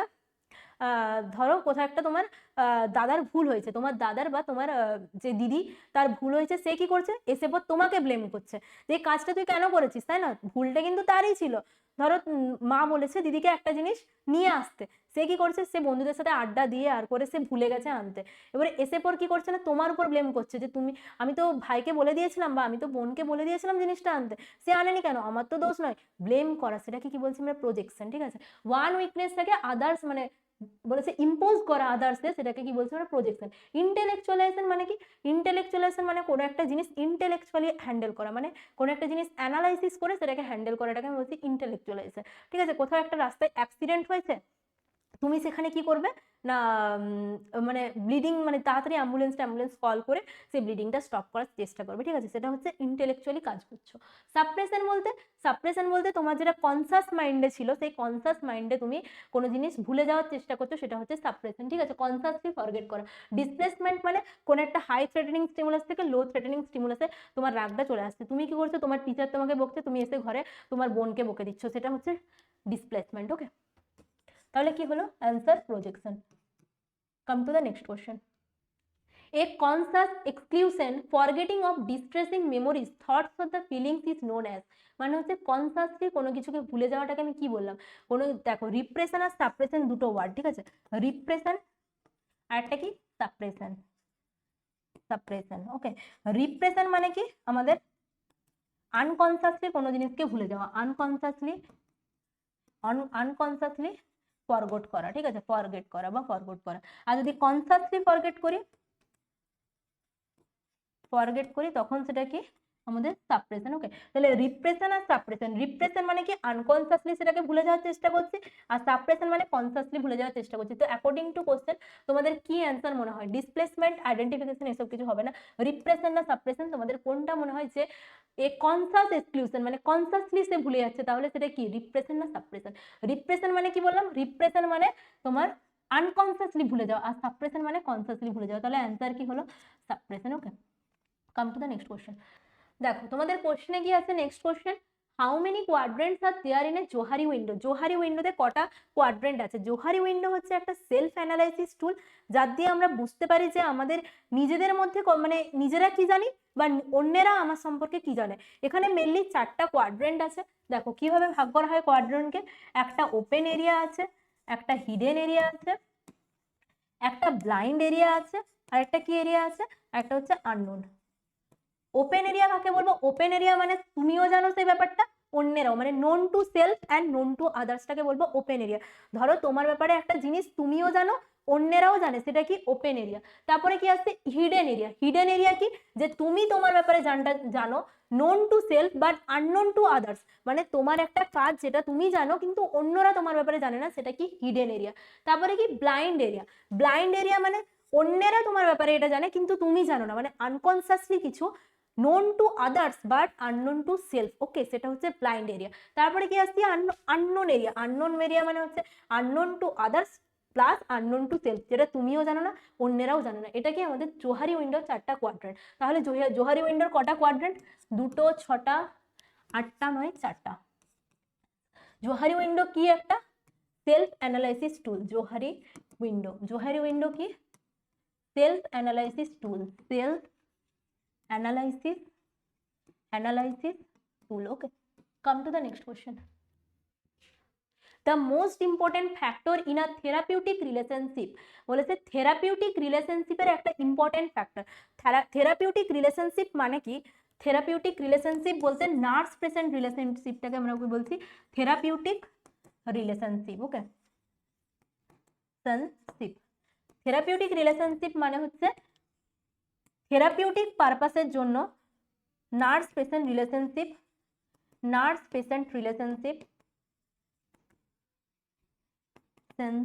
ওকে, ডিউ টু থেরাপিউটিক পারপাস বা ফর দ্য থেরাপিউটিক পারপাস। তো ইম্পর্টেন্ট ফ্যাক্টর চেয়েছে তোমাদের for the therapeutic relationship, trust, knowledge, professionalism আর মোটিভেশন।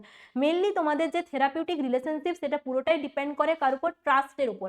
যদি ট্রাস্ট থাকে একটা মানুষের উপর, সেক্ষেত্রে কি হয় না, থেরাপিউটিক রিলেশনশিপ মেনটেন করার সময় ধরো নার্স তার যে ক্যাথারসিসের মাধ্যমে তার যে ইনার যে সাপ্রেস যে ইমোশনস গুলো আছে, যে ফিলিংস গুলো আছে, সেই ফিলিংস গুলো বের করার চেষ্টা করে বা এক্সপ্রেস করানোর চেষ্টা করে। কিন্তু তুমি যার উপর তোমার ট্রাস্ট নেই তাকে তুমি কেন বলবে তোমার কথাগুলো, তাই না?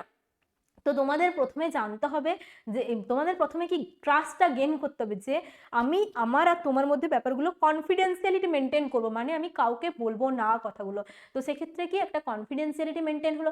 তুমি তাকে কি তার সাথে কথা বলে বা ধরো তুমি প্রতিদিন ওয়ার্ডে যাচ্ছ কাজ করতে, তো কি করতে হবে, তোমার একটা বন্ডিং সৃষ্টি করতে হবে তার মধ্যে। সে ধরো তোমাকে একটু হেল্প করতে বলছে, এখানে যাবো একটু নিয়ে যাও আমাকে, তুমি কি করলে নিয়ে গেলে তাকে। তো সেই ক্ষেত্রে আস্তে আস্তে কি ট্রাস্টটা ডেভেলপ করছে, সে তখন কি করবে তখন তোমাকে সে তার কথাগুলো বলবে বা যে ফিলিংসগুলো তার মনের মধ্যে আছে, যার জন্য যে সাইকিয়াট্রিক ডিসঅর্ডারে ভুগছে, সেই ফিলিংসগুলো তোমাকে সাপ্রেস করবে, মানে এক্সপ্রেস করবে, সাপ্রেস না সরি এক্সপ্রেস করবে, তখন সেটাকে আমরা কি বলছি না একটা থেরাপিউটিক রিলেশনশিপ। আর কি দরকার আমাদের? Trust, most important, trust. Come to the next question. Termination of the interpersonal relationship starts at the dash phase. দেখো এখানে ইন্টারপার্সোনাল রিলেশনশিপ বলতে যে নার্স পেশেন্ট থেরাপিউটিক রিলেশনশিপটা, তাকে আমরা কি বলছি না ইন্টারপার্সোনাল রিলেশনশিপ বা নার্স পেশেন্ট রিলেশনশিপ বা therapeutic relationship. Therapeutic relationship, okay. Therapeutic রিলেশনশিপের 4টা স্টেজ, ঠিক আছে। Therapeutic relationship, okay. থেরাপিউটিক রিলেশনশিপের 4টা স্টেজ আছে। একটা হচ্ছে প্রি ইন্টারেকশন ফেজ বা প্রি ওরিয়েন্টেশন ফেজ, তারপরে 2 নম্বরে কি থাকে? Orientation phase.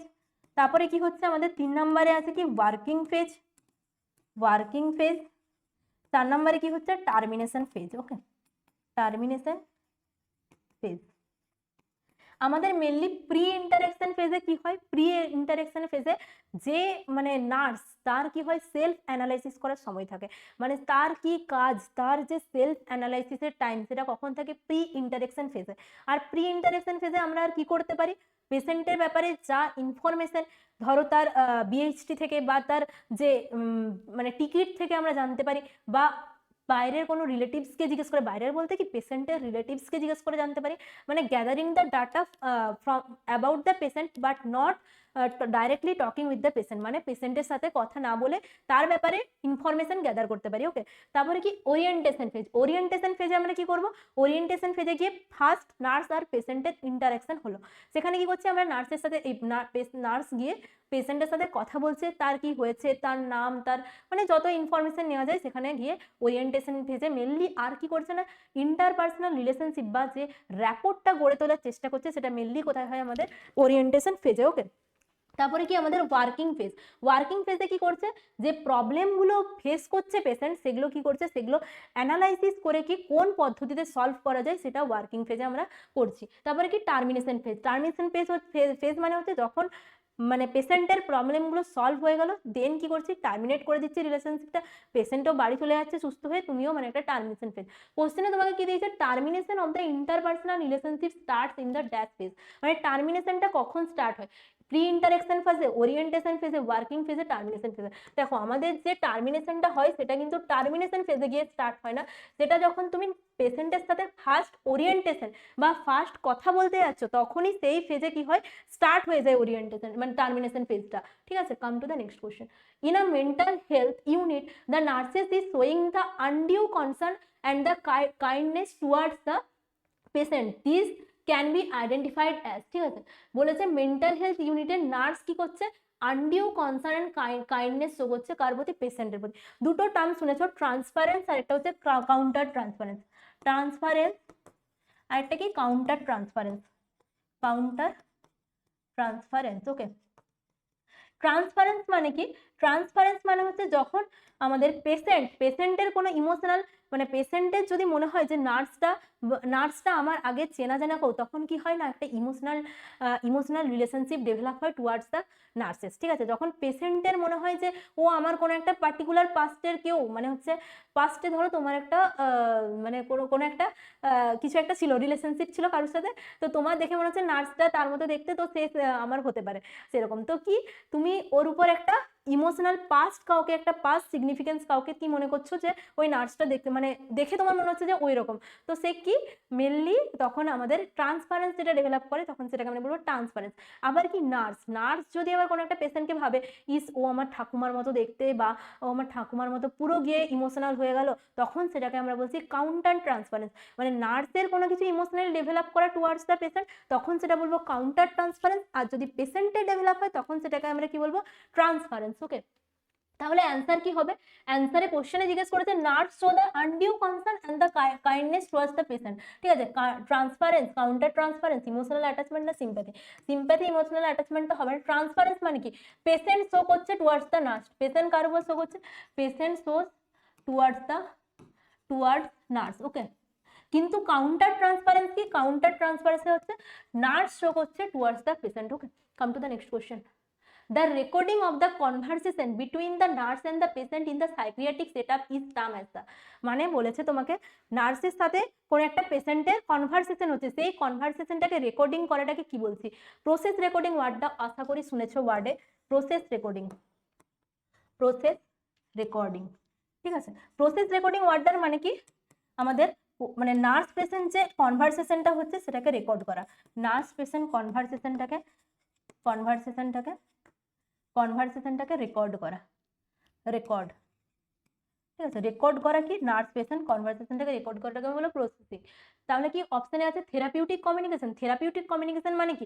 নার্স পেশেন্টের যে কমিউনিকেশনটা হয় সেটাকে আমরা কি বলবো? Therapeutic communication. তারপরে হচ্ছে ইন্টারভিউ টেকনিক, তারপরে কি বলেছে? Case study and process recording. আমাদের যে মেনলি কি বলেছে? Recording of the conversation between the nurse and the patient কি? Process recording. ওকে, তারপরে নেক্সট কোশ্চেন চলে আসো।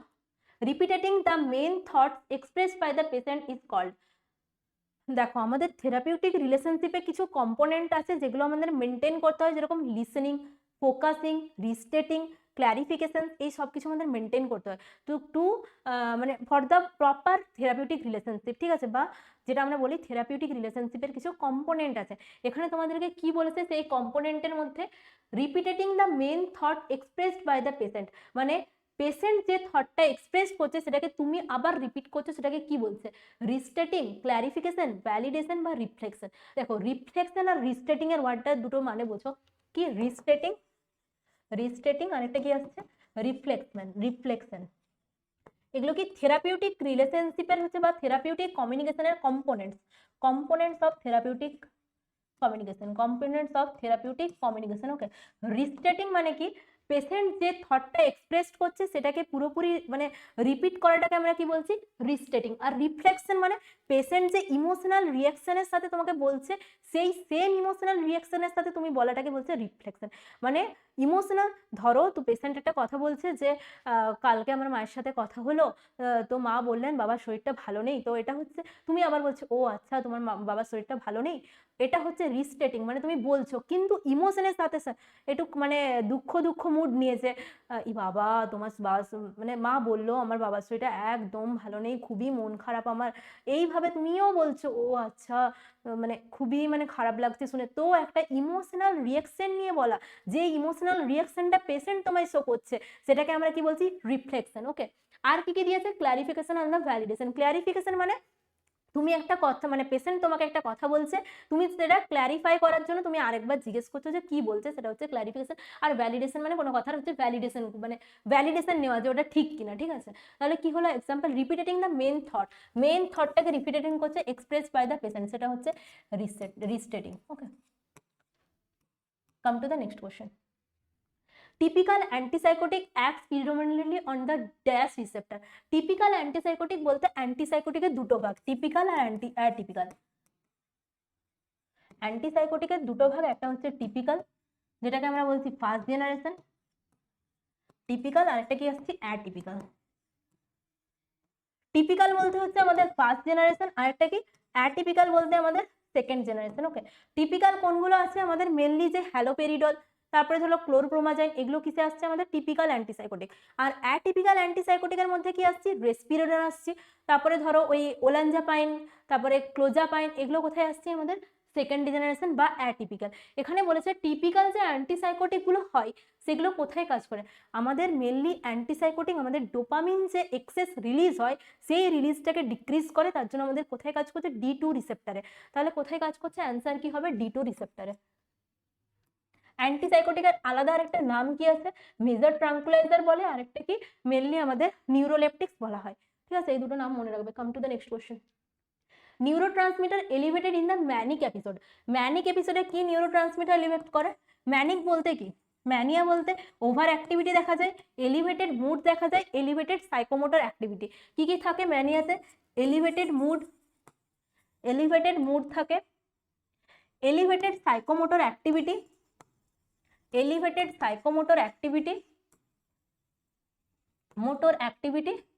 আরেকটা কি হচ্ছে? এলিভেটেড স্পিচ বা pressure of speech, of speech. Okay, তাহলে কি হলো, ম্যানিয়াতে আমাদের কি কি ইনক্রিজ করে, আমাদের নন অ্যাড্রিনালিন লেভেল, নরএড লেভেল, আরেকটা কি ইনক্রিজ করে আমাদের ডোপামিন লেভেল।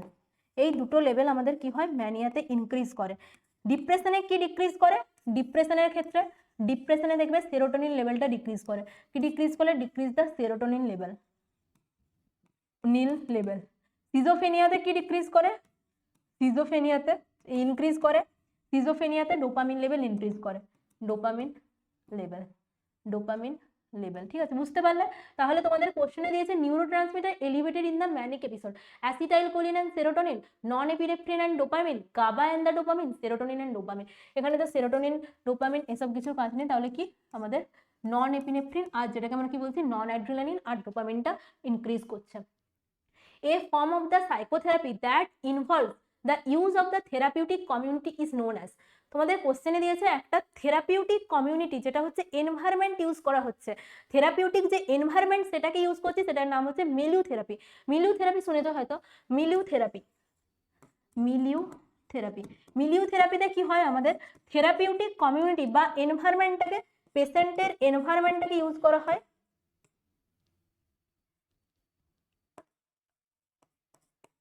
পেশেন্টের এনভায়রনমেন্টটাকে ইউজ করা হয় টু মানে to solve the patient problem বা to solve the patient mental problem, patient mental problem. ঠিক আছে, সেটাকে আমরা কি বলবো, milieu therapy. Okay, milieu therapy. পেশেন্টের এনভায়রনমেন্টটাকে যদি ক্লারিফিকেশন করে বা পেশেন্টের এনভায়রনমেন্টটাকে যদি কি ইউজ করা হয় for the for solving of the patient problem, তখন সেটাকে আমরা কি বলবো মিলিউ থেরাপি, যেটা one type of therapeutic community বা যে থেরাপিগুলো ইউজ করা হয় তার মধ্যে মিলিউ থেরাপি হচ্ছে one type of therapy. Okay, come to the next question. All of the following behavioural techniques are use to treat the OCD except, বলেছে OCD treat করার জন্য, obsessive compulsive disorder, OCD, obsessive obsessive compulsive disorder, compulsive disorder. Obsessive compulsive ডিসঅর্ডারে mainly কি হয়, obsession দেখা যায়, একটা কি অবসেশন দেখা যায় আর একটা কি কম্পালশন দেখা যায়। অবসেশন মানে কি, একটা রিপিটেটিভ থট আছে যার জন্য তোমার কম্পালসিভ অ্যাক্ট দেখা যায়। তোমাদেরকে একটু আগেই বললাম অবসেশন থটস মানে কি, যে ইন্ট্রুসিভ রিপিটেটেড থট, যে আমাকে মানে আমার বাড়ির দরজাটা খোলা আছে, আমি লকটা ঠিক করে লাগাইনি, এটা হচ্ছে তোমার অবসেসিভ থটস। বারবার ওই থটটা আসছে আসছে, অ্যাংজাইটি ক্রিয়েট হচ্ছে একটা, সেই অ্যাংজাইটির জন্য তুমি কি করছো, বারবার সেই জিনিসটা মানে সেই লক হয়েছে কিনা দেখতে পাচ্ছ।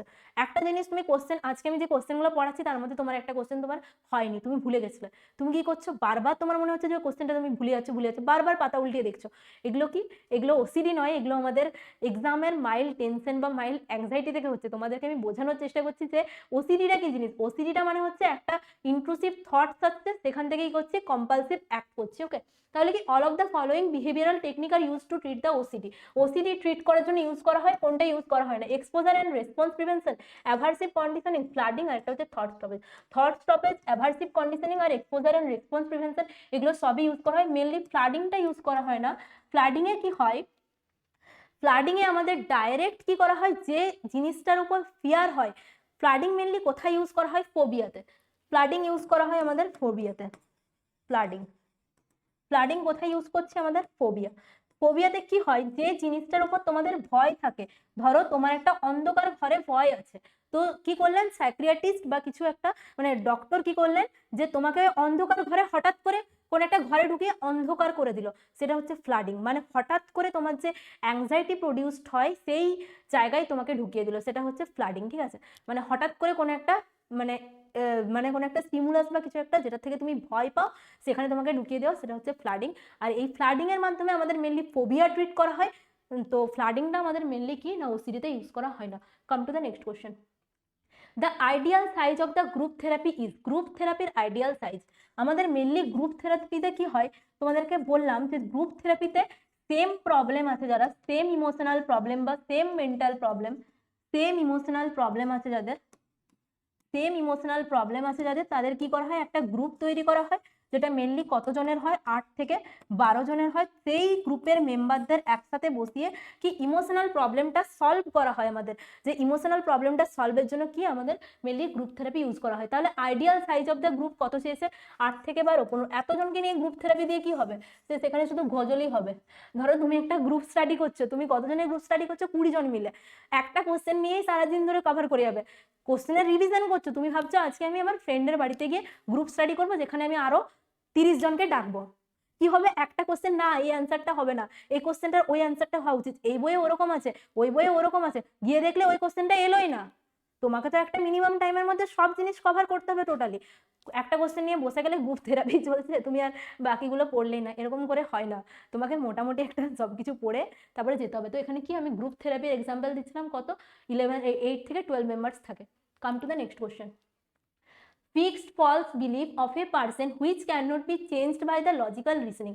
বলেছে একটা ফিক্সড ফলস বিলিফ থাকে, সেটা কি কোনো লজিক্যাল রিজনিং দিয়ে চেঞ্জ করা যায় না। কি কি ওয়ার্ড আছে, ডিলিউশন, হ্যালুসিনেশন, ইলিউশন, আর একটা হচ্ছে থট ফিক্সেশন। থট ফিক্সেশন মানে কোনো একটা থট ফিক্স হয়ে যাওয়া, এখানে তো ওটার কোনো সঙ্গ নেই। তারপরে হচ্ছে ফিক্সড, দেখো ডিলিউশন মানে কি, ডিলিউশন মানে হচ্ছে false fixed unshakeable belief, false fixed unshakeable belief, unshakeable belief, okay. সেটা হচ্ছে কি আমাদের ডিলিউশন। কি হয়, ডিলিউশনে নানা রকম ডিলিউশনস দেখা যায়, যেরকম ডিলিউশনস অফ পার্সিকুয়েশন। ডিলিউশনস অফ পার্সিকুয়েশনে কি হয়, মানে সবসময় একটা সাসপিসিয়াস নেচার প্রেজেন্ট থাকে। সাসপিসিয়াস নেচার বলতে যে সবসময় একটা আমার খাবারে কেউ বিষ মিশিয়ে দিয়েছে, আমাকে কেউ স্পাই করার চেষ্টা করছে, এগুলো কোথায় প্রেজেন্ট থাকে, ডিলিউশন অফ পার্সিকুয়েশন, যেটা mainly most common type of the dilution. তারপরে কি, তারপরে হচ্ছে ডিলিউশনস অফ গ্র্যান্ডিওসিটি। গ্র্যান্ডিওসিটিতে কি হয়, গ্র্যান্ডিওসিটিতে মনে হয় যে তুমি সব থেকে পাওয়ারফুল, তোমার মধ্যেই সমস্ত পাওয়ার আছে, তুমিই সব থেকে বুদ্ধিমান। তো সেটা হচ্ছে ডিলিউশনস অফ গ্র্যান্ডিওসিটি। পরীক্ষার হলে ডিলিউশনস অফ গ্র্যান্ডিওসিটি প্রেজেন্ট থাকা কিন্তু দরকার, যে আমি সব জানি, বাকি কেউ জানে না, নাহলে কিন্তু টেনশনে ভুগবে। আবার এমন লেভেলে চলে যাও না যে ওভার কনফিডেন্স হয়ে তুমি ভুলভাল করে দিয়ে চলে এলে, একদম না। ওভার কনফিডেন্সও ভালো না, লো কনফিডেন্সও ভালো না। কনফিডেন্ট থাকো, চুপচাপ থাকো, কম কথা বলো, যতটুকুন পড়েছো ততটুকুন মাইন্ডে থাক, গান শোনো বরঞ্চ দরকার হলে, কিন্তু বেশি বকবক করবে না। দেখো তাহলে হ্যালুসিনেশনস মানে কি, হ্যালুসিনেশনস মানে হচ্ছে কোনো একটা উইদাউট এনি ফলস, মানে false perception without any external stimulus, মানে কোনো স্টিমুলাস থাকে না, সেটা তোমার ফলস পারসেপশন হচ্ছে, ওখানে স্টিমুলাস প্রেজেন্ট আছে। তারপরে কি ইলিউশন, ইলিউশনস মানে আমাদের false perception of any external stimulus, মানে কোনো স্টিমুলাস প্রেজেন্ট আছে, সেটা হচ্ছে ফলস পারসেপশন, হচ্ছে ইলিউশন। অ্যান্সার কি হবে, delusion. Come to the next question. Persecutory delusions is common. একই জিনিস তোমাদেরকে বললাম, পার্সিকুয়েটারি ডিলিউশনস। পার্সিকুয়েটারি ডিলিউশনস মানে একটা সাসপিসিয়াস নেচার প্রেজেন্ট থাকছে। তুমি ভাবছো তোমার থেকে ও তোমার থেকেও বেশি পড়ে নিয়েছে, তুমি যেটা পড়েছো সেটা হয়তো চুরি করার চেষ্টা করছে, এইরকম ব্যাপার, যে তুমি যেটা পড়েছো সেটা ভুলিয়ে দেওয়ার চেষ্টা করছে, বা ধরো তোমার খাবারে বিষ মেশানোর চেষ্টা করছে, এইরকম যে ফিলিংসগুলো থাকে, তখন সেটাকে আমরা কি বলবো না, পার্সিকুয়েটারি ডিলিউশনস বা সাসপিসিয়াস নেচার। সেটা কোথায় প্রেজেন্ট থাকে, মোস্ট কমন প্যারানয়েড সিজোফেনিয়া। আর প্যারানয়েড সিজোফেনিয়া আমাদের most common type of schizophrenia, okay, যেখানে মেনলি কি প্রেজেন্ট থাকছে, আমাদের সাসপিসিয়াস নেচার। সিজোফেনিয়ার মোস্ট কমন টাইপ কি, প্যারানয়েড সিজোফেনিয়া। কি most common type of schizophrenia, type of schizophrenia, okay. তাহলে সিজোফেনিয়ার টাইপস, মানে পার্সিকুয়েটারি ডিলিউশনস কোথায় প্রেজেন্ট আছে জানতে চেয়েছে। বিপিএডি মানে হচ্ছে বাইপোলার এফেক্টিভ ডিসঅর্ডার, ওসিডি হবে না। Come to the next question. The most important type of the hallucinations that is seen in the schizophrenia patient is. Schizophrenia কি? Schizophrenia is a one type of psychotic disorders in which কি হয় আমাদের, যে intellect, memory, মানে সবকিছুর impairment দেখা যায়, যেটা কি হয় আলটিমেটলি আমাদের উইথড্রল হয়ে যায়, উইথড্রল ফ্রম দ্য সোসাইটি, বা উইথড্রল দেখা যায় সমস্ত সোসাইটির জিনিস থেকে, বা নিজে একা থাকতে পছন্দ করে। কি হয় মেনলি, যে মেমোরি, তারপরে intellectual ability, reality testing, insight, এই সব কিছু ইম্পেয়ারমেন্ট দেখা যায়। তো সিজোফেনিয়াতে বলেছে কোন type of hallucination is most commonly seen, কোন টাইপ অফ হ্যালুসিনেশনস দেখা যায়, ঠিক আছে। সিজোফেনিয়াতে মেনলি আমাদের অডিটরি হ্যালুসিনেশনস দেখা যায়। দেখো সিজোফেনিয়াতে কোন টাইপ অফ হ্যালুসিনেশনস দেখা যায়, সিজোফেনিয়াতে মেনলি আমাদের কি টাইপ অফ হ্যালুসিনেশনস দেখা যায়, অডিটরি, ঠিক আছে, অডিটরি। দেখো অর্গানিক ব্রেন ডিসঅর্ডার বা ডেলিরিয়াম, অর্গানিক ব্রেন ডিসঅর্ডার বা ডেলিরিয়ামে কি টাইপ অফ দেখা যায়, ডেলিরিয়ামে আমাদের মেনলি ভিজুয়াল হ্যালুসিনেশনস দেখা যায়। অ্যালকোহলিক পেশেন্টদেরও তোমার ভিজুয়াল হ্যালুসিনেশনস দেখা যায়। তাহলে অডিটরি হ্যালুসিনেশনস মানে কি? মানে কোনো কিছু কানে ভুল শুনছে, মানে ভুল শুনছে কি, ফলস পারসেপশন করছে যে কেউ পাশের ঘরে উইসপার করছে, কেউ পাশের ঘরে কাঁদছে, কিন্তু ওখানে গিয়ে দেখছে মানে আদার্সকে দিয়ে যদি টেস্টিং করানো হচ্ছে আদতে ওখানে কিছুই নেই, কেউ কাঁদছেও না, কেউ উইসপারও করছে না, কিছুই করছে না। তো কি না, যেটা কানে শুনছে সেটার ফলস পারসেপশনটাকে আমরা কি বলছি? অডিটরি হ্যালুসিনেশনস। ভিজুয়াল হ্যালুসিনেশনস কাকে বলছি? যে চোখে ভুল পারসেপশনস করছে কোনো কিছু থেকে দেখে, মানে সামনে মনে করছে যে ভূত দাঁড়িয়ে আছে, কিন্তু সেখানে ভূত টুত কিছুই নেই।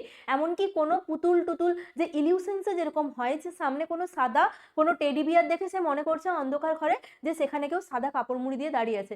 কিন্তু যখন হ্যালুসিনেশন হয় বা যখন মানুষ হ্যালুসিনেট করে তখন কিন্তু কোনো কিছু রিয়েল স্টিমুলি থাকে না। ওকে, তারপরে দেখো ট্যাকটাইল। ট্যাকটাইল আর অলফ্যাক্টরি। ট্যাকটাইল মানে কি? তুমি ভাবলে তোমার গায়ের উপর দিয়ে একটা পিঁপড়ে হেঁটে যাচ্ছে, কিন্তু আদতে কোনো পিঁপড়েও নেই, কিছুও নেই, সেটা হচ্ছে ট্যাকটাইল হ্যালুসিনেশন। অলফ্যাক্টরি কি? অলফ্যাক্টরি মানে হচ্ছে আমাদের স্মেল। কোনো একটা জিনিসের স্মেল আসছে, আমি একটা পচা দুর্গন্ধ স্মেল পাচ্ছি, কিন্তু সেখানে কোনো পচা দুর্গন্ধ প্রেজেন্টই নেই, সেটাকে আমরা কি বলছি? Olfactory hallucination. তাহলে সিজোফ্রেনিয়াতে most common type of hallucination কি হবে? আমাদের auditory hallucination. Okay, come to the next question. The delusions that things do not exist, a sense that everything is unreal is known as, ঠিক আছে? একটা type of ডিলিউশনস যেখানে কি বলেছে? Things do not exist, মানে এক্সিস্টই করে না। A sense that everything is Unreal is known as the, মানে ধরো তোমার মানে তোমার মনে হচ্ছে যে তোমার পাটা নেই, তোমার পাটা কেটে বাদ দিয়ে দিয়েছে, ঠিক আছে? সেটা কি কোনো জিনিস এক্সিস্ট করছে না, সেই জিনিসটাকে আমরা কি বলবো? নেহিলিস্টিক ডিলিউশন। নেহিলিস্টিক ডিলিউশন মানে কি? নেহিলিস্টিক ডিলিউশনস মানে তুমি মনে করছো কোনো জিনিস এক্সিস্টই করছে না, ঠিক আছে? ডিলিউশনস অফ নেহিলিজম বা nihilistic delusion, delusion of nihilism. Okay, মানে কোনো একটা জিনিস এক্সিস্টই করছে না, ঠিক আছে? Things does not exist, things does not exist. Okay, তারপরে কি বলেছে দেখো, ডিলিউশনস অফ গ্র্যান্ডিওসিটি। ডিলিউশনস অফ গ্র্যান্ডিওসিটিটা কি হয়? যে মানুষটা তাকে বেশি পাওয়ারফুল মনে করছে, মানে সে মনে করছে তার সাথে কোনো ভগবানের লিঙ্ক আছে, সে মনে করছে তার সাথে মানে সে সব থেকে পাওয়ারফুল, তার সব থেকে বেশি বুদ্ধি, ঠিক আছে? সে এটা মনে করছে, মানে হচ্ছে ডিলিউশনস অফ গ্র্যান্ডিওসিটি প্রেজেন্ট আছে। তাহলে ডিলিউশনস অফ গ্র্যান্ডিওসিটি হলো না। ডিলিউশনস অফ পার্সিকুয়েশন। পার্সিকুয়েশনস মানে কি? যে কেউ আমাকে আমার উপর স্পাই করছে, কেউ আমাকে আমার খাবারে বিষ মিশিয়ে দিচ্ছে, তাহলে সেটা কি? ডিলিউশনস অফ পার্সিকুয়েশন। ওকে, তারপর ডিলিউশনস অফ হ্যালোনেস, এটা আরেক প্রকারের ডিলিউশনস হয়। কিন্তু যখন things does not exist, a sense that everything is Unreal, যখন মনে হয় যে যে সেই জিনিসটা এক্সিস্টই করে না, সবকিছু আনরিয়েল, তখন সেটাকে আমরা কি বলবো? Delusions of nihilism. Okay, come to the next question.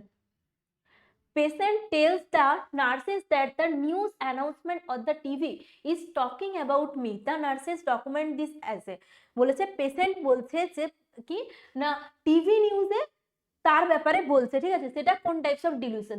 ডিলিউশনস of reference, delusions of grandiosity, delusions of persecution, delusions of infidelity. যখন পেশেন্ট ভাববে যে তার সম্পর্কে কি টিভিতে কোথাও দেখানো হচ্ছে, নিউজ পেপারে তার সম্পর্কে লেখা হচ্ছে, সেটা কি টাইপস অফ ডিলিউশন? আমাদের ডিলিউশনস অফ রেফারেন্স, মানে তাকে নিয়ে অন্য কোথাও দেখাচ্ছে, রেডিওতে ধরো অন্য কিছু বাজছে, সে ভাবছে হয়তো তাকে নিয়ে কিছু বলছে, সেটা কি types of delusion? Delusions of reference. Okay, বাকি ডিলিউশনস গুলো কি তোমরা আগেই জানো। অ্যান্সার কি হবে? Delusions of reference. Come to the next question. The type of the delusions in which an individual feels extreme power, intelligence or fame is called. Okay, এখানে বলেছে types of delusions in which individual কি feel করছে না তার কাছে extreme পাওয়ার আছে, কি সে intelligent খুবই, or fame is called the delusions of persecution, nihilism, control or grandiosity. তোমরা খুব ভালো করেই জানো যখন কেউ ফিল করে যে সে তার কাছে এক্সট্রিম পাওয়ার আছে, সেটা কোন ডিলিউশন? Delusions of গ্র্যান্ডিওসিটি। অ্যান্সার কি হবে? গ্র্যান্ডিওসিটি। Come to the next question. Sudden involuntary movement which is purposeless in nature is called mannerism, tic disorder, catatonia নাকি ওয়াক্সি ফ্লেক্সিবিলিটি? দেখো কি বলেছে, sudden involuntary movement which is purposeless in nature, ঠিক আছে? Sudden যে involuntary মুভমেন্টটা দেখা যায়, যেটা মেনলি তোমার বিহেভিয়ারাল ডিসঅর্ডারেও দেখা যায়, সেটা কি আমাদের টিক ডিসঅর্ডার বলে। সাডেন যে ইনভলেন্টারি মুভমেন্ট, ধরো ইনভলেন্টারি মানে কি? সে নিজে নিজে ওই মুভমেন্টটা করছে না, মানে ধরো সেই মুভমেন্টটা তার ইনভলেন্টারিলি হচ্ছে, মানে সে নিজে তার কনসাস মাইন্ডে নেই, কনসাস মাইন্ডে না থেকে সেই মুভমেন্টটা করছে, তখন সেটাকে আমরা কি বলবো না টিক ডিসঅর্ডার। ধরো কেউ হাতে এরকম একটা এরকম এরকম করতে থাকলো, কেউ ধরো হাতে এরকম করতে থাকলো, সেই ইনভলেন্টারি যে মুভমেন্টটা যাতে যে সেটা আনকনসিয়াসলি করছে, তখন সেটাকে আমরা কি বলছি টিক ডিসঅর্ডার। ওকে, ঠিক আছে। Repetitive purposeless movement, tic disorder মানে হচ্ছে repetitive repetitive repetitive repetitive purposeless movement. Okay, তাকে আমরা কি বলছি না টিক ডিসঅর্ডার। অ্যান্সার কি হবে আমাদের টিক ডিসঅর্ডার। তারপরে কোশ্চেন কি আছে দেখো, clouding of consciousness is a feature of. Clouding of consciousness, দেখো যখন আমি পড়িয়েছিলাম তখন অর্গানিক ব্রেন ডিসঅর্ডারে আমি দুটো ভাগ বলেছিলাম, organic brain disorder. Organic brain ডিসঅর্ডারের কি কি টাইপস বলেছিলাম আমি, একটা ডিমেনশিয়া আর একটা হচ্ছে ডেলিরিয়াম। ডিমেনশিয়া আর একটা কি বলেছিলাম ডেলিরিয়াম। ঠিক আছে। ডিমেনশিয়াতে কি হয়, আমাদের global impairment of the memory, intellect and the personality, মানে হচ্ছে মেমোরি, ইন্টেলেক্ট অ্যান্ড পার্সোনালিটির কি হয় একটা গ্লোবাল ইম্পেয়ারমেন্ট দেখা যায়। আর ডেলিরিয়ামে কি হলো, ডেলিরিয়ামে কি হচ্ছে আমাদের, ডেলিরিয়ামে মেনলি আমাদের যে কনসাসনেস সেটা ক্লাউডিং অফ কনসাসনেস দেখা যায়, মানে যে কনসাসনেসটা থাকে তার লস হয়ে যায়, সেটা হচ্ছে ডেলিরিয়াম। কিন্তু ডিমেনশিয়াতে কি হয় না, কনসাসনেস কোনো লস হয় না। Most common type of dementia কি না আমাদের Alzheimer disease. Most common type of dementia কি বা most common cause of the dementia হচ্ছে অ্যালজাইমার ডিজিজ। এরকম ভাবে মনে রাখবে, এখান থেকে ধরো অ্যালজাইমার ডিজিজের লিঙ্কে গেলে, অ্যালজাইমার ডিজিজে কি কমে যায় আমাদের অ্যাসিটাইল কোলিন। ঠিক আছে, এরকম করে একটার থেকে একটা লিঙ্কে যাওয়া যাবে। দেখো তখন বুঝতে পারবে যে তোমার রিভিশনটা কিরকম টাইপ। রিভিশন মানে এরকম নয় একটা টপিক মানে ওইখানেই আমাকে ফুল স্টপ দিতে হবে না, যতটা তুমি যেতে পারো সেখান থেকে গিয়ে ধরো তুমি কোথা থেকে এলে, ডিমেনশিয়াতে এলে, ডিমেনশিয়ার মোস্ট কমন কজ কি করলে অ্যালজাইমার ডিজিজে কি কমে যায় অ্যাসিটাইল কোলিন। অ্যালজাইমার ডিজিজে কি হয় আমাদের বিটা অ্যামাইলয়েড প্লাক ডেভেলপ করে in the brain. Alzheimer disease most commonly কিসে দেখা যায় আমাদের বৃদ্ধ মানুষদের বা এজ হচ্ছে 65 ইয়ারের উপরে গেলে তখন অ্যালজাইমার ডিজিজ দেখা যায়। এছাড়া কি আর পড়তে পারি, অ্যালজাইমার ডিজিজের মোস্ট কমন সিমটমস কি বা ইনিশিয়াল সিমটমস কি দেখা যায়, মেমোরি স্লিপ। তো এই রিভিশনের মেথড এটা তোমার মাইন্ডে অলরেডি সব সেট আছে, তুমি কি একটার পর একটা লিঙ্ক করে পড়তে থাকছো, সেটা হচ্ছে revision is not like that যে আমি বইয়ে দেখে পরপর পড়ে যাবো। রিভিশন ইজ মাইন্ডে তোমার কতটা আছে, তুমি মাইন্ডে কতটা রিক্রিয়েট করতে পারছো, সেটা আমাদের রিভিশন। দেখো ক্লাউডিং অফ কনসাসনেস কোথায় দেখা যায় আমাদের ডিমেনশিয়া না ডেলিরিয়াম, আমি বললাম ডিমেনশিয়া। ডেলিরিয়ামে আমাদের কি দেখা যায় ক্লাউডিং অফ কনসাসনেস। ডিমেনশিয়া তো নয়, ডিমেনশিয়াতে কনসাসনেস থাকে। Okay, come to the next question. The most common symptoms of the alcohol withdrawal is. Alcohol withdrawal বলতে অ্যালকোহল থেকে complete abstinence after the drinking, complete abstinence কতক্ষণ পর 6 থেকে 48 আওয়ার্স, সেটাকে কি বলছি আমরা অ্যালকোহল উইথড্রল। অ্যালকোহল উইথড্রলে আমাদের মোটামুটি সিমটমস দেখা যায় কি কি, একটা কি সিম্পল উইথড্রল সিমটমস আর একটা কি ডেলিরিয়াম ট্রিমেন্স। অ্যালকোহল উইথড্রলে কি কি দেখা যায়, অ্যালকোহল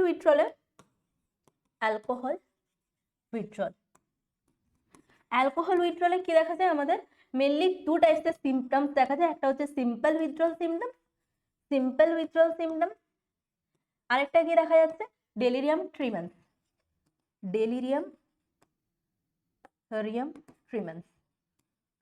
ওকে, তাহলে কি হলো, একটা সিম্পল উইথড্রল সিমটমস দেখা যায়, একটা ডেলিরিয়াম ট্রিমেন্স। সিম্পল উইথড্রল সিমটমসে আমাদের মেনলি কি কি দেখা যায়, সিম্পল উইথড্রল সিমটমসে আমাদের নজিয়া ভমিটিং দেখা যায়, ইনসমনিয়া দেখা যায়, অ্যাংজাইটি দেখা যায়, স্ট্রেস দেখা যায়, মাইল্ড ট্রিমার্স দেখা যায়। কিন্তু যখন আমরা আসছি ডেলিরিয়াম ট্রিমেন্স তখন হচ্ছে আমাদের ডিসওরিয়েন্টেশন দেখা যায়, তারপরে যে নিউরোলজিক্যাল বিভিন্ন সিমটমস গুলো আছে সেগুলো দেখা যায়, ডিজিনেস দেখা যায়, মানে সমস্ত কি হয় আস্তে আস্তে হ্যালুসিনেশনস, তারপরে হচ্ছে মেমোরির বিভিন্ন প্রবলেম হতে পারে। এগুলো কি আমাদের severe stage of the alcohol withdrawal. দেখো অ্যালকোহল উইথড্রলে মোস্ট কমন সিমটমস কি আমাদের, মোস্ট কমন সিমটমস হবে আমাদের ট্রিমার। ওকে, মোস্ট কমন সিমটমস কি আমাদের alcohol withdrawal, most common symptoms হচ্ছে ট্রিমার। ওকে, ট্রিমার, ঠিক আছে। বডি এক, ট্রিমার, রাইনোরিয়া, ডায়রিয়া, আমি তো আগেই বলে দিলাম অ্যালকোহল উইথড্রলে মোস্ট কমন সিমটমস হচ্ছে tremor. Come to the next question. Alcohol anonymous group is classified as, ঠিক আছে, অ্যালকোহল অ্যানোনিমাস যেটাকে আমরা কি বলি এ গ্রুপ, যারা অ্যালকোহল উইথড্রল সিমটমস বা অ্যালকোহল ডিপেন্ডেন্সি তাদের ট্রিট করার জন্য একটা সেলফ হেল্প গ্রুপ ইউজ করা হয় বা একটা সেলফ হেল্প গ্রুপ সাপোর্ট করে, যেটার নাম কি অ্যালকোহল অ্যানোনিমাস। ওকে, সেলফ হেল্প গ্রুপ কি, একটা সেলফ হেল্প গ্রুপ কি হয়, যারা অ্যালকোহল অ্যাবিউজ করে সেই সমস্ত পেশেন্টদেরকে এই অ্যালকোহল অ্যানোনিমাস গ্রুপ কি করে না, তার যে রিহ্যাবিলিটেশনে হেল্প করে, তার প্রপার হেলদি পার্সনসে যাতে ফিরে যেতে পারে তার অ্যালকোহল উইথড্রলের পর, সেই প্রচেষ্টা করে কেনা সেলফ হেল্প গ্রুপ, তার নাম কি অ্যালকোহল অ্যানোনিমাস। ওকে, দেখো social group, self help group, resocialization group আর একটা যে সাইকোথেরাপিউটিক গ্রুপ। আমি তোমাদেরকে বললাম অ্যালকোহল অ্যানোনিমাস হচ্ছে একটা সেলফ হেল্প গ্রুপ। দেখো নেক্সট কোশ্চেন কি আছে, who coined the term schizophrenia. Schizophrenia কি, সিজোফেনিয়া একটা সাইকোটিক ডিসঅর্ডার যেখানে সমস্ত রকমের মেমোরি থেকে শুরু করে আমাদের রিয়েলিটিস্টিক ইনসাইট সবকিছু ইম্পেয়ারমেন্ট হয়ে যায়। ওকে, সিজোফেনিয়া টার্মটা কে কয়েন করেছিল, সিজোফেনিয়া টার্মটা কয়েন করেছিল আমাদের ইউগেন ব্লিউলার, ঠিক আছে, ইউগেন প্রেনিয়া। ওকে, সিজোফেনিয়া টার্মটা কয়েন করেছিল আমাদের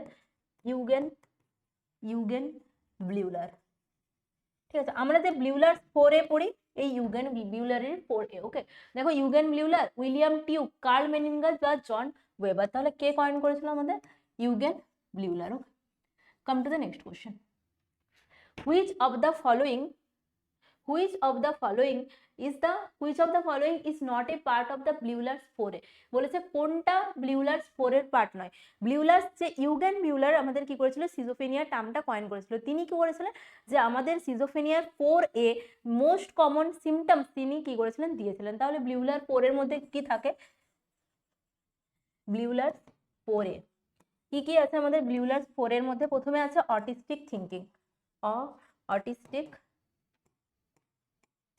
অটিস্টিক থিঙ্কিং, সরি,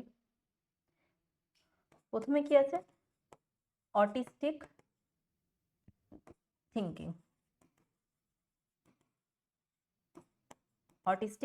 তারপরে কি আছে আমাদের অ্যাম্বিভ্যালেন্স, ওকে, তারপরে কি আছে অ্যাফেক্টিভ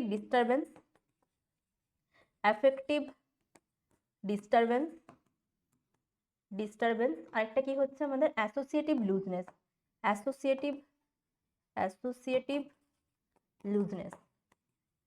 লুজনেস, ওকে। তাহলে দেখো আমাদের যে ব্লিউলার্স 4 আমরা ইউজ করি সেগুলো কি কি, আমাদের প্রথমে আছে অটিস্টিক থিঙ্কিং মানে কোন একটা পার্সনসের যে সিজোফেনিয়া আছে তার থিঙ্কিংটা কিরকম হয়, তার থিঙ্কিংটা যে does not match with the surroundings and the others, মানে সে সবসময় সেলফ ইম্পর্টেন্টই থাকে, মানে নিজের মধ্যে থাকতেই পছন্দ করে, তার যে থিঙ্কিং প্রসেসটা হয় সেটা আদার্স বা সারাউন্ডিং এর সঙ্গে অতটা ম্যাচ খায় না। ওকে, তারপরে কি বলেছে দেখো অ্যাম্বিভ্যালেন্স মানে হচ্ছে কন্ট্রাডিক্টরি ফিলিংস বা opposing feelings towards the same person or the same things, মানে কোনো একটা পার্সনসের ব্যাপারে তোমার 2 মিনিট আগেই বলছো সেই মানুষটা খুব ভালো, আমার তাকে খুব ভালো লাগে, 2 মিনিট পরেই বলছো না সেই মানুষটা আমার ভালো না, সে খুব বাজে লোক। এটা হচ্ছে আমাদের অ্যাম্বিভ্যালেন্স, যেটা কি না opposing emotions towards the same person or the same things. Okay, affective disturbance বলতে আমাদের যে মোড আর এফেক্টের ইনকনগ্রুয়েন্ট হয়ে যায় সেটাকে আমরা বলছি অ্যাফেক্টিভ ডিস্টারবেন্স, মানে যে অ্যাপ্রোপ্রিয়েট মুড অনুযায়ী যে ইমোশনাল বা এফেক্টটা দেখানো উচিত সেটা কিন্তু দেখায় না, মানে ধরো কেউ মারা গেছে কোনো একটা বাড়িতে, সেখানে কি করছে সে গিয়ে হেসে ফেলছে, মানে তার অ্যাফেক্টিভ ডিস্টারবেন্সেস দেখা যাচ্ছে। ওকে, তারপরে কি আছে দেখো অ্যাসোসিয়েটিভ লুজনেস মানে প্রপার যে জিনিসটা তাকে বলছে কিন্তু তার কোনো লজিক্যাল থিঙ্কিং কাজই করছে না, মানে the person is unable to think logically, মানে লজিক্যালি থিঙ্ক করতেই পারছে না, সে তার লুজনেস দেখা যাচ্ছে, তাকে যে জিনিসটা জিজ্ঞেস করা হচ্ছে সে সেটা বাদ দিয়ে অন্য কিছু বলে যাচ্ছে, সেটা হচ্ছে কি না আমাদের অ্যাসোসিয়েটিভ লুজনেস। তাহলে দেখো ব্লিউলার্স 4 এর বলেছে কোনটা পার্ট নয়, not a part of the Bleuler's 4 A, ambivalence, avolition, associative looseness নাকি অটিস্টিক থিঙ্কিং। দেখো অটিস্টিক থিঙ্কিং তো পেলাম, অ্যাসোসিয়েটিভ লুজনেসও পেলাম, অ্যাম্বিভ্যালেন্স পেলাম, অ্যাভোলিউশন আর অ্যাপাথি মানে কি, দ্য পার্সন ইজ মানে ইনিশিয়েশন করতে বা স্টার্ট করতে পার্সনের ল্যাক অফ ইনিশিয়েশন বা ল্যাক অফ মানে এনথু টু স্টার্ট এনি ওয়ার্ক, ঠিক আছে, মানে ইনিশিয়েশন করার উদ্যোগটাই থাকে না, সেটাকে আমরা কি বলছি অ্যাভোলিউশন বা apathy. Okay, come to the next question, waxy flexibility বা মিউটিজম বা বিজারি পশ্চার আর the stupor posture is characteristics of, undifferentiated schizophrenia, catatonic schizophrenia, paranoid schizophrenia বা BPD with the depressive disorder. দেখো যে যে ক্যারেক্টারিস্টিক্স গুলো দিয়েছে তোমার, waxy flexibility, mutism, bizarre posture and the stupor, তো সেগুলো বলেছে কার কার ক্যারেক্টারিস্টিক্স। ওকে, প্রথমে কি দিয়েছে ওয়াক্সি ফ্লেক্সিবিলিটি। ওয়াক্সি ফ্লেক্সিবিলিটি মানে কি, কোনো একটা পশ্চার বা কোনো একটা পজিশনসে সে তার নিজের বডি পার্টটা তুলে রেখেছে, কিন্তু সে কি করছে না, বডি পার্টটা নড়াতে পারছে না, বা নড়াতে পারছে কি, সে যতই তার ডিসকমফোর্ট ফিল হোক সেই পশ্চারটাই সে মেনটেন করছে, সেই পজিশনটাই সে মেনটেন করছে, সেটা কি আমাদের ওয়াক্সি ফ্লেক্সিবিলিটি। তারপরে কি আছে দেখো মিউটিজম। মিউটিজম মানে হচ্ছে মুখে কোনো কথা বলছে না, সেটা হচ্ছে মিউট আছে, সেটাকে আমরা কি বলছি, মিউটিজম। বিজারি পশ্চার, বিজারি পশ্চার মানে অ্যাবনর্মাল কোনো একটা পশ্চারে সে আছে। ওকে, অ্যান্ড দ্য স্টুপার, স্টুপার মানে হচ্ছে যে তার সারাউন্ডিংস বা আদার্স যারা আছে তার কোনো কোনো কথা বা কোনো কিছুতেই কোনো রিয়াকশন দেয় না, মানে does not react to any surroundings or any people. Okay, তাকে আমরা কি বলছি, স্টুপার। তো এই সমস্ত ক্যারেক্টারিস্টিক্স গুলো কার, আনডিফারেন্সিয়েটেড সিজোফেনিয়া। আনডিফারেন্সিয়েটেড সিজোফেনিয়া মানে আমাদের সিজোফেনিয়ার যে টাইপস গুলো আছে সেই টাইপসের মধ্যে যে মানে কোনো একটা টাইপসের ক্যারেক্টারিস্টিক্স বা কোনো একটা টাইপসের ক্যারেক্টারিস্টিক্স বা সিমটমস গুলোর সাথে ম্যাচ হচ্ছে না, সেখানে আমরা কি বলবো, আনডিফারেন্সিয়েটেড সিজোফেনিয়া। ওকে, কি বলবো না, আনডিফারেন্সিয়েটেড সিজোফেনিয়া। ধরো কোনো একটা সিজোফেনিক পেশেন্টের সিমটমস গুলো, ধরো দুটো সিজোফেনিক মানে দুটো সিমটমস আছে, দুটো টাইপস অফ সিজোফেনিয়ার সিমটমস আছে, যখন আমরা ক্যারেক্টারিস্টিক্স ভাবতে পারবো না যে কোন টাইপসের মধ্যে পড়ে, তখন সেটাকে আমরা কোথায় রাখবো, আনডিফারেন্সিয়েটেড সিজোফেনিয়া। তাহলে এখানে তো নয়, এখানে প্রপার ক্যারেক্টারিস্টিক্স আছে। সিতে কি আছে, প্যারানয়েড সিজোফেনিয়া। প্যারানয়েড সিজোফেনিয়া মানে আমাদের প্যারানয়েড থট প্রেজেন্ট থাকবে, মানে তোমার সাসপিসিয়াসনেস প্রেজেন্ট থাকবে, যেটাকে আমরা বলছি যে কেউ আমাকে মেরে ফেলার চেষ্টা করছে, কেউ স্পাই করছে আমাকে, তো এই সমস্ত প্রেজেন্ট থাকলে তখন আমরা বলছি প্যারানয়েড সিজোফেনিয়া। আর প্যারানয়েড সিজোফেনিয়া এটা হচ্ছে most common type of schizophrenia. Okay, তারপরে কি আসছে, BPAD with the depressive episode. BPAD মানে হচ্ছে আমাদের বাইপোলার এফেক্টিভ ডিসঅর্ডার। ওকে, তো বাইপোলার এফেক্টিভ ডিসঅর্ডারে আমাদের কি হয় না, কিছু টাইম আমাদের ম্যানিয়া প্রেজেন্ট থাকে আর কিছু টাইম আমাদের ডিপ্রেশন প্রেজেন্ট থাকে। এখানে কোন এপিসোডটা দিয়েছে, ডিপ্রেসিভ এপিসোড, তাহলে এটাও হবে না, প্যারানয়েডও হলো না, অ্যান্সার হবে আমাদের ক্যাটাটনিক সিজোফেনিয়া। ক্যাটাটনিকের মধ্যেও দুটো ভাগ আছে, যেটা হচ্ছে ক্যাটাটনিক স্টুপার আর একটা হচ্ছে ক্যাটাটনিক এক্সাইটমেন্ট। যে তোমাদেরকে যে ক্যারেক্টারিস্টিক্স গুলো দিয়েছে সেটা ক্যাটাটনিক স্টুপারের, ঠিক আছে, ক্যাটাটনিক ক্যাটাটনিক এক্সাইটমেন্ট, এক্সাইটমেন্ট, আর একটা কি আসছে, ক্যাটাটনিক স্টুপার, ক্যাটাটনিক স্টুপার।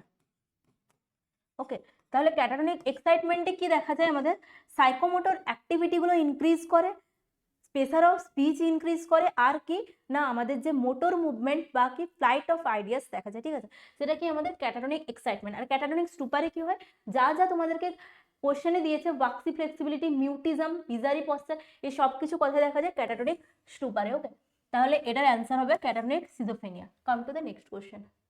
Schizophrenia with the early symptoms and the poor prognosis is, বলেছে schizophrenia with the early symptoms, early onset and the poor prognosis is catatonic, hebephrenic, paranoid and the সিজো ইফেক্টিভ।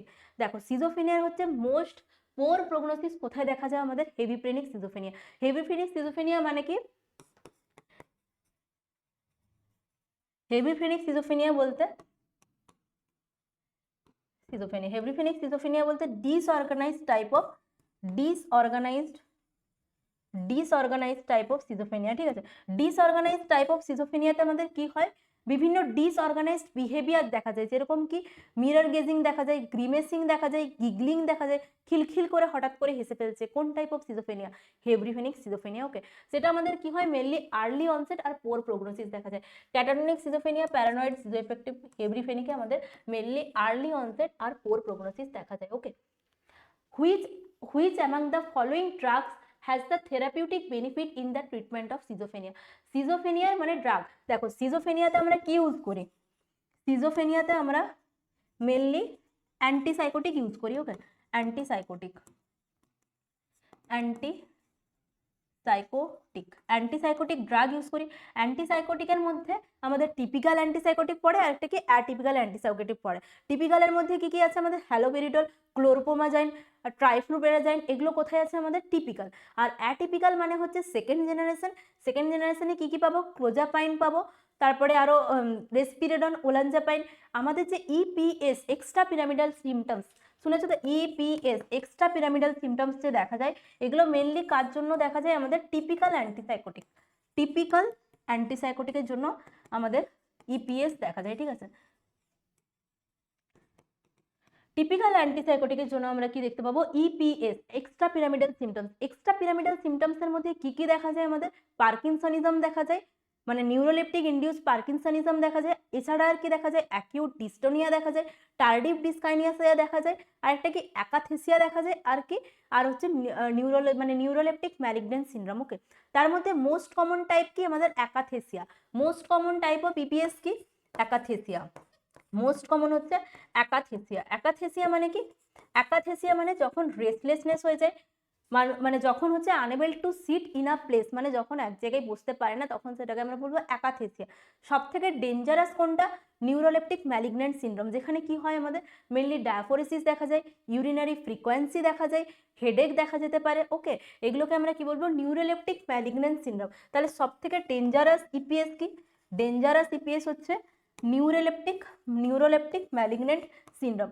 আর ইররিভার্সিবল ইপিএস কোনটা, ইররিভার্সিবল EPS হচ্ছে, ইররিভার্সিবল EPS কোনটা আমাদের, টার্ডিভ ডিসকাইনেসিয়া। ওকে, টার্ডিভ ডিসকাইনেসিয়া, টার্ডিভ ডিসকাইনেসিয়া মানে কি, ডিসকাইনেসিয়া বলতে হচ্ছে ডিফিকাল্টি ইন মুভমেন্ট, যখন আমাদের মুভমেন্টের কোনো প্রবলেম দেখা যায়, মানে ইনভলেন্টারি মুভমেন্ট দেখা যায় মাসেলসে, তখন সেটাকে আমরা কি বলবো, টার্ডিভ ডিসকাইনেসিয়া। ওকে, তাহলে দেখো আমাদের কোশ্চেনে কি ছিল, therapeutic benefit of the treatment of the schizophrenia. Mainly antipsychotic দেবো, তাহলে কোনটা অ্যান্টিসাইকোটিক দেখে নাও, লিথিয়াম, ইমিপ্রামিন, হ্যালোপেরিডল, আর একটা হচ্ছে আলপ্রাজোলাম।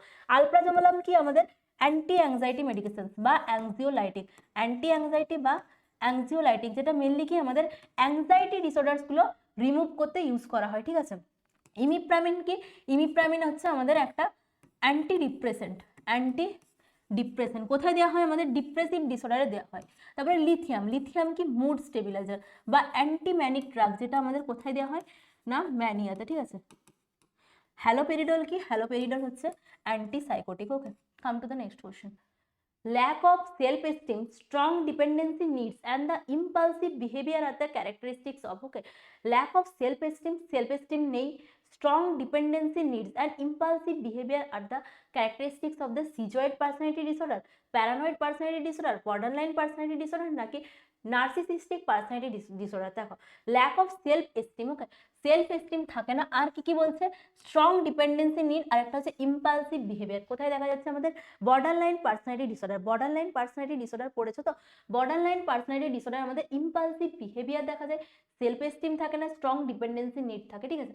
নার্সিসিস্টিক পার্সোনালিটি ডিসঅর্ডারে কি হয়, নার্সিসিস্টিক পার্সোনালিটি ডিসঅর্ডার হচ্ছে মেনলি সেলফ ইম্পর্টেন্স, মানে নিজেকে বেশি গুরুত্ব দেয়, সেটাকে হচ্ছে নার্সিসিস্টিক পার্সোনালিটি ডিসঅর্ডার। ওকে, সিজয়েড পার্সোনালিটি ডিসঅর্ডার কিরকম, সিজয়েড পার্সোনালিটি ডিসঅর্ডার হচ্ছে অ্যালোন অ্যান্ড অ্যালুফ, মানে হচ্ছে নিজে একা একা থাকতে পছন্দ করে, সেটা কি সিজয়েড পার্সোনালিটি ডিসঅর্ডার। ওকে, প্যারানয়েড পার্সোনালিটি ডিসঅর্ডারের মানে হচ্ছে, প্যারানয়েড বলতে কাউকে সন্দেহবাতিকতা মনে আছে যে আমাকে মেরে ফেলছে, সেটা হচ্ছে প্যারানয়েড পার্সোনালিটি ডিসঅর্ডার। তাহলে অ্যান্সার কি হবে আমাদের, borderline personality disorder. Come to the next question. দেখো, এতক্ষণ আমরা মেন্টাল হেলথ নিয়ে ডিসকাস করছিলাম, এরপরে একটু ফান্ডামেন্টাল নিয়ে ডিসকাস করি, ঠিক আছে, কারণ মেন্টাল হেলথ তো অনেকগুলো কোশ্চেনে কভার করলাম, মেন্টাল হেলথ আর অবসেট। Fundamental of nursing is most important, কারণ ফান্ডামেন্টাল অফ নার্সিং দিয়ে আমাদের নার্সিংটা শুরু হয়। নার্সিংয়ের যে স্টার্টিং, সেটা কোথা থেকে শুরু হয়, আমাদের ফান্ডামেন্টাল অফ নার্সিং। তো ফান্ডামেন্টাল অফ নার্সিং না জানলে আমরা কোনো কিছুই জানবো না, ঠিক আছে। আমাদের যতগুলো কোশ্চেন দেয় যে নার্সিং যে রেসপন্সিবিলিটি, যে initial nursing response, priority nursing response, সব কিছু কার মধ্যে পড়ে, fundamental of nursing A. So দেখে নাও ফান্ডামেন্টাল অফ নার্সিং থেকে কিছু ইম্পর্টেন্ট কোশ্চেন একটু দেখে নাও। দেখো, নেক্সট কোশ্চেন কি আছে, which type of enema is use to provide the relief the client who suffers the gaseous distinction. Okay, soap and water enema, retention enema, medicated enema or carminative enema. আমাদের যে carminative enema use করি, সেটা mainly আমাদের gaseous distinction বা ফ্লটাসের জন্য use করা হয়। বাকি সমস্ত enema, soap and water enema mainly আমাদের স্টুল পাস করানোর জন্য ইউজ করা হয়। ওকে, বাকি তো রিটেনশন অ্যান্ড মেডিকেটেড এনেমা আছে, যেগুলো টাইপস আছে আরো, কিন্তু কার্মিনেটিভ এনেমা কি করে, আমাদের গ্যাসিয়াস ডিস্টেনশনে হেল্প করে। Okay, come to the next question. Gradual decrease of the body temperature after the death is called. দেখো, ডেথের পর কিছু সাইন্স দেখা যায়, তার মধ্যে কি কি হয়, রাইগর মর্টিস, অ্যালগর মর্টিস, আর একটা কি লিভার মর্টিস। ওকে, দেখো, rigor mortis, rigor mortis, rigor mortis, algor mortis, algor mortis, আর একটা কি লিভার মর্টিস, লিভার মর্টিস। ঠিক আছে। রাইগরম্যাটিস মানে কি stiffness after the death, stiffness after the death, after death, সেটা কি আমাদের রাইগরমোটিস। অ্যালগরমোটিস কি, অ্যালগরমোটিস হচ্ছে decrease the temperature after the death, temperature after the after death, সেটা কি আমাদের অ্যালগরমোটিস। আরেকটা কি আছে লিভারমোটিস, মানে হচ্ছে ডিসকালারেশন বা change in the colour after the death, discolouration after the death, after death. Okay, তাহলে কি রাইগরমোটিস, অ্যালগরমোটিস অ্যান্ড দ্য লিভারমোটিস, এই তিনটা আমাদের মেনলি ডেথের পর দেখা যায়। এখানে তোমাদের কি বলেছে দেখো, gradual decrease in the body temperature, temperature যে ডিক্রিজ করছে সেটাকে কি বলছে, মটিস, অ্যালগরমোটিস, রাইগরমোটিস আর রাইগরমোটিস। রাইগরমোটিস তো নয়, কারণ হচ্ছে রাইগরমোটিস মানে হচ্ছে stiffness of the body after the death, তাহলে অ্যান্সার কি হবে আমাদের algor mortis. Okay, come to the next question. All of the following are the sutures, all following suture materials are the absorbable except, বলেছে absorbable আর নন absorbable। absorbable মানে যে সুচারটা আমাদের শরীরের সাথে সাথে গলে যায়, কিন্তু নন অ্যাবজর্বেবল মানে কি, নন অ্যাবজর্বেবল মানে যেটা অ্যাবজর্ব হয় না, আফটার দ্য সুচার করার পর আমাদের স্টিচ কাটিং দিয়ে কেটে পর সুচারটাকে খুলতে হয়, সেটা হচ্ছে নন অ্যাবজর্বেবল। তো কি দেখো, তোমাদেরকে কোশ্চেনে চাইছে কোন সুচারটা অ্যাবজর্বেবল নয়, পলিগ্লাইকোলিক অ্যাসিড, ভিক্রিল, ক্রোমিক ক্যাটগার্ড, পলিপ্রোপাইলিন নাকি হচ্ছে পিডিএস। দেখো পলিগ্লাইকোলিক অ্যাসিড, পলিপ্রোপাইলিন আর একটা হচ্ছে পলিডাইঅক্সিনন, এই সবগুলোই হচ্ছে পলিগ্লাইকোলিক অ্যাসিড, ক্রোমিক ক্যাটগার্ড আর একটা হচ্ছে পলিডাইঅক্সিনন, এই সবগুলোই হচ্ছে আমাদের অ্যাবজর্বেবল সুচার, ঠিক। কিন্তু পলিপ্রোপাইলিন বা প্রোলিন হচ্ছে আমাদের নন অ্যাবজর্বেবল সুচার। এটা কি আমাদের নন absorbable suture, non absorbable suture. Okay, come to the next question. Common preventable complications of the abdominal surgery is, abdominal surgery পর মোস্ট কমন যে কমপ্লিকেশনস গুলো মানে হয় তার মধ্যে one of the complications is atelectasis. Most common complication কি না, atelectasis, complications atelectasis. Atelectasis মানে কি, অ্যাটেলেক্টেসিস মানে হচ্ছে কোলাপস অফ অ্যালভিওলাই বা collapse of lung. Alveoli collapse হলেই তো লাংসের কোলাপস হয়, তাহলে হচ্ছে কোলাপস অফ অ্যালভিওলাই কি না আমাদের most common complication following the abdominal surgery. Atelectasis, fracture, electrolyte imbalance নাকি ইউরিনারি রিটেনশন, অ্যান্সার কি হবে আমাদের অ্যাটেলেক্টেসিস। ওকে, অ্যাটেলেক্টেসিস মানে কি collapse of alveoli after the surgery. Okay, তাহলে প্রিভেনশনের জন্য আমরা মোস্ট কমনলি কি ইউজ করবো, অ্যাটেলেক্টেসিস যখন হয় সেটার প্রিভেনশনের জন্য আমাদের মোস্ট কমনলি ইউজ করতে হয় বা প্র্যাকটিস করতে হয় deep breathing. Okay, deep breathing and কাফিং এক্সারসাইজ। তার জন্য দেখবে পোস্ট অপারেটিভলি, তাহলে হাউ টু প্রিভেনশনের জন্য কি ইউজ করবো, ডিপ ব্রিদিং অর কাফিং এক্সারসাইজ, ডিপ ব্রিদিং আর একটা কি কাফিং এক্সারসাইজ, ডিপ ব্রিদিং অ্যান্ড কাফিং। ওকে, ডিপ ব্রিদিং অ্যান্ড কাফিং এক্সারসাইজ ইউজ করবো অ্যাটেলেক্টেসিস প্রিভেন্ট করার জন্য। Come to the next question. Colour coding of the nitrous oxide cylinder is, দেখো আমাদের যে হসপিটালে গ্যাসগুলো ইউজ করা হয় তার বিভিন্ন কালার কোডিং থাকে। যখন হসপিটালে ডিউটি করবে তখন দেখবে যে আমাদের যে গ্যাসগুলো থাকে সেগুলোর বিভিন্ন কালার কোডিং দেখা যায়। ওকে, তাহলে দেখো এখানে তোমাকে নাইট্রাস অক্সাইড গ্যাসের কালার কোডিং চেয়েছে, black with the white shoulder, black with the white shoulder কার, আমাদের অক্সিজেন গ্যাসের কালার কোডিং কি, black with the white shoulder. Black কার, ব্ল্যাক হচ্ছে নাইট্রোজেনের, ঠিক আছে, নাইট্রোজেন। ওকে, ফ্রেঞ্চ ব্লু বা লাইট ব্লু বা ব্লু কার, আমাদের নাইট্রাস অক্সাইড, নাইট্রাস অক্সাইড। আরেকটা কি গ্রে কার, দেখো গ্রে কালার কিসের জন্য হয় আমাদের, গ্রে কালার কি কার্বন ডাইঅক্সাইড, কার্বন ডাইঅক্সাইড। ওকে, তাহলে হসপিটাল যে গ্যাসগুলো ইউজ করা হয় তার কালার কোডিং অনুযায়ী আমরা তাদেরকে আইডেন্টিফাই করতে পারি। যদি অক্সিজেন সিলিন্ডার হয় সেই ক্ষেত্রে কি হয়, black body and white shoulder. Okay, black কার হয় নাইট্রোজেন গ্যাসের, ফ্রেঞ্চ ব্লু বা লাইট ব্লু কার হয় আমাদের নাইট্রাস অক্সাইড, গ্রে কার হয় কার্বন ডাইঅক্সাইড। ওকে, তাহলে কালার কোডিং আমাদের এই হিসাবে কালার কোডিং করা হয়। তোমাদের দেখো কোশ্চেনে চেয়েছে নাইট্রাস অক্সাইড, নাইট্রাস অক্সাইড কোনটা, ফ্রেঞ্চ ব্লু বা লাইট ব্লু বা ব্লু, কালার কোডিং অনুযায়ী। Come to the next question.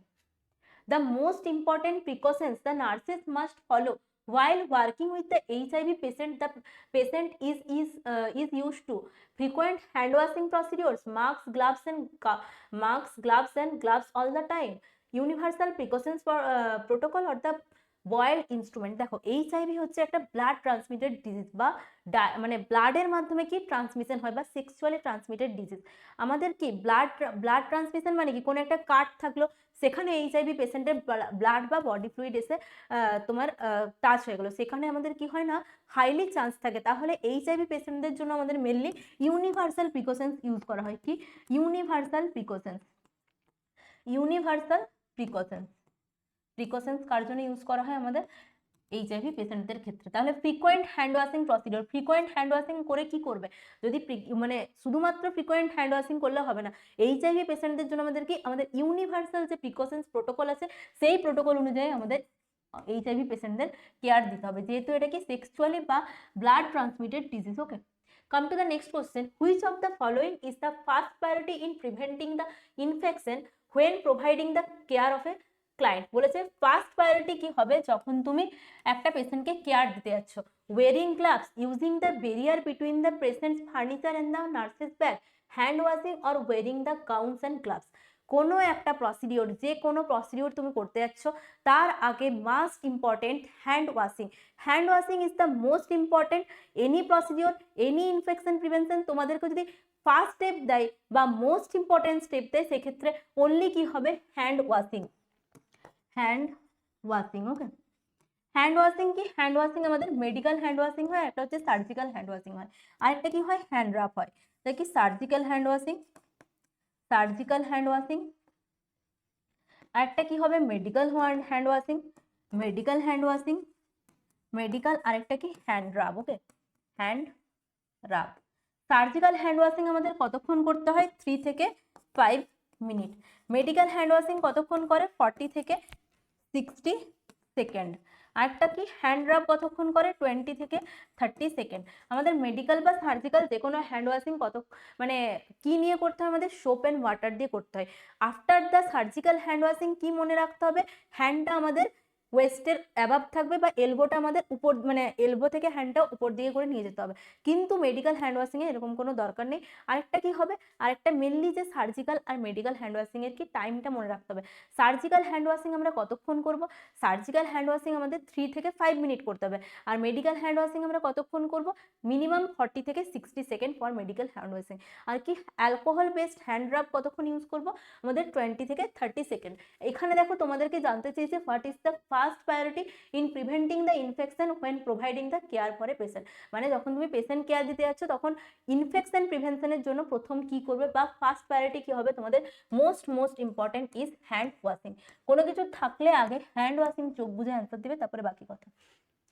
What is to be addressed first in the case of the polytrauma. ঠিক আছে, পলিট্রমা মানে হচ্ছে ভেরিয়াস ট্রমা হয়ে গেছে, পলি মানে হচ্ছে একের বেশি জায়গায় ট্রমা হয়েছে। ঠিক আছে, পলিট্রমাতে তোমাদের অলওয়েজ মনে রাখবে এ বি সি, দেখবে এ বি সি। এ ফর হচ্ছে airway, breathing and circulation, airway, breathing, breathing and কি সার্কুলেশন, সার্কুলেশন। ওকে, এই সমস্ত মানে এই পলিট্রমা বা এই সমস্ত কেসে আমরা কি দেখবো, প্রথমে হচ্ছে এয়ারওয়ে, ব্রিদিং এন্ড সার্কুলেশন। তাহলে তোমাদের কোশ্চেনে কি দিয়েছে, what is the first assist in a case of the polytrauma, circulation, blood pressure, airway and neurology. তাহলে কি বললাম, এয়ারওয়ে। সব থেকে ফার্স্ট আমরা কি দেখবো, airway, breathing, circulation, then D for disability, E for বাকি এভরিথিং, এক্সপোজার, যা যা এক্সপোজার হচ্ছে সেই everything. Okay, come to the next question. Carotid pulse should be checked for 5 to 10 seconds, 10 to 15 seconds, 15 to 20 seconds, less than 5 seconds. Carotid pulse আমরা কখন check করি, carotid pulse আমরা check করি যখন কোনো এমার্জেন্সি সিচুয়েশন হয় বা কার্ডিয়াক অ্যারেস্ট হয়, তখন আমরা কি চেক করি, ক্যারোটিড পালস। ওকে,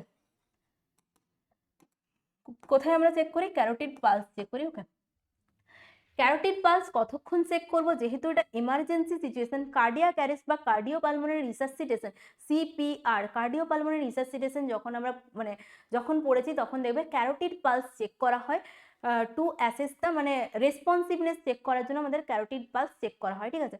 কতক্ষণ দেখবো? আমাদের নট মোর দেন 10 সেকেন্ড, 10 সেকেন্ডের বেশি আমরা ক্যারোটিড পালস চেক করবো না। কারণ কি, এটা একটা এমার্জেন্সি সিচুয়েশন। তো আমাদের মিনিমাম 5 থেকে 10 সেকেন্ডের মধ্যে আমাদের পালস রেট কাউন্ট করতে হবে। আইদার পালস রেট ইজ মানে either the person is living or not, okay. মানে পালস রেটটা চলছে না চলছে না সেটা দেখার জন্য আমাদের কতক্ষণ, মানে সিপিআর প্রসেস মানে কার্ডিয়াক অ্যারেস্ট হলে সেটা তো একটা এমার্জেন্সি সিচুয়েশন, তাহলে আমরা যদি পালস রেটই 1 ঘন্টা ধরে কাউন্ট করি তাহলে তো মানুষটাকে বাঁচানো সম্ভব নয়। তার জন্য আমাদের কতক্ষণ চেক করতে হবে? 5 to 10 সেকেন্ড, ওকে, 5 থেকে 10 second. Come to the next question. The term AMBU stands for, AMBU মানে হচ্ছে artificial manual breathing unit. AMBU bag, যেটাকে আমরা কি বলছি? Bag valve mask. Artificial manual breathing unit, যেটা আমরা কি বলছি না ব্যাগ ভালভ মাস্ক, ঠিক আছে। এটাকে আমরা কি বলবো? ব্যাগ ভালভ মাস্ক, ওকে। ব্যাগ ভালভ মাস্ক এটা হচ্ছে আরেকটা নাম। আমরা আর্টিফিশিয়াল ম্যানুয়াল ব্রিদিং ইউনিট কখন ইউজ করি? আমাদের এমার্জেন্সি সিচুয়েশনে আমরা অ্যাম্বু ব্যাগ ইউজ করি, যেটার নাম দেখবে তোমাদের এটাই জিজ্ঞেস করেছে যে the term Ambu stand for artificial manual breathing unit, artificial and the manual with the breathing urgency, artificial manual blood unit, artificial breathing a manual breathing unit. পড়ারই দরকার নেই, কি হবে তোমাদের answer? Artificial manual breathing unit. Come to the next question. When administering the single rescuer adult CPR, what is the breath to compression ratio? বলেছে যখন একটা single rescuer থাকে তখন কত রেশিওতে তোমাদের ব্রিথ বা চেস্ট কম্প্রেশন দেওয়া হয়। তাহলে কি চেয়েছে? সিপিআর মানে হচ্ছে কার্ডিও পালমোনারি রিসাসিটেশন, ওকে। সিপিআর এ তোমার ব্রিদিং কত আর ব্রিদিং আর ইয়ের রেটটা চেয়েছে, ব্রিদিং আর কম্প্রেশন। দেখো আমরা জানি 30 কম্প্রেশনস দিই আর তার সাথে হচ্ছে দুটো ব্রিথ দিই, ঠিক আছে। এই জিনিসটা মনে রাখবে, তোমাদের ব্রিদিং কম্প্রেশন রেশিও চেয়েছে না কম্প্রেশন ব্রিদিং রেশিও চেয়েছে। আমরা যখন অ্যাডাল্টের জন্য দিই তখন সিঙ্গেল রেস্কিউয়ার বা ডবল রেস্কিউয়ারের জন্য কত দিই? 30:2 অনুপাতে দিই। 30 কি দিই? আমাদের 30 চেস্ট কম্প্রেশন দিই আর দুটো হচ্ছে ব্রিদিং দিই। কিন্তু যখন চাইল্ডের ক্ষেত্রে কি, যদি সিঙ্গেল রেস্কিউয়ার থাকে তখন ডবল রেস্কিউয়ার আর সিঙ্গেল রেস্কিউয়ারের ক্ষেত্রে আলাদা আলাদা দেখা যায়, ওকে। সিঙ্গেল আর ডবল। দেখো চাইল্ডের জন্য যখন আমরা দিই সিঙ্গেল রেস্কিউয়ার আর ডবল রেস্কিউয়ারের জন্য আলাদা আলাদা হয়। যদি সিঙ্গেল রেস্কিউয়ার থাকে তখন কত হবে? 30:2 অনুপাতে দিই। আর যদি ডবল রেস্কিউয়ার হয় তখন কত? 15:2, মানে হচ্ছে 15 চেস্ট কম্প্রেশন দুটো breathing.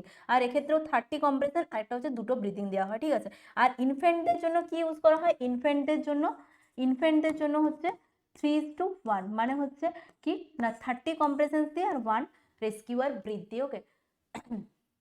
When administering a question আসো, when administering the single rescuer for the adult CPR, কার জন্য চেয়েছে না অ্যাডাল্ট সিপিআর এর জন্য। অ্যাডাল্ট সিপিআর এর জন্য কি চেয়েছে? What is the breath to the compression ratio, মানে ব্রিদিং কটা আর এটা হচ্ছে কম্প্রেশন। অ্যাডাল্টের জন্য কটা ব্রিদিং বলো? 2 breath in every 30 compression. 1 breath তো নয়, 1 ব্রিথও নয়, তাহলে এগুলো সব কাটা। তাহলে অ্যান্সার কি হলো তোমার? 2 ব্রিথ প্লাস হচ্ছে 30 কম্প্রেশন। দেন কি ক্লিন, দেন নেক্সট কোশ্চেন কি আছে? Clear precise description of A problem is term as. দেখো আমরা যখন নার্সিং প্রসেস পড়ি, নার্সিং প্রসেসের আমরা 5টা স্টেপ দেখতে পাই। কি কি? নার্সিং প্রসেসের 5টা স্টেপ। নার্সিং প্রসেসের কটা স্টেপ? আমাদের 5টা স্টেপ। কি কি স্টেপ? প্রথমে আমরা কি করব না অ্যাসেসমেন্ট, দেন কি, দেন হচ্ছে আমাদের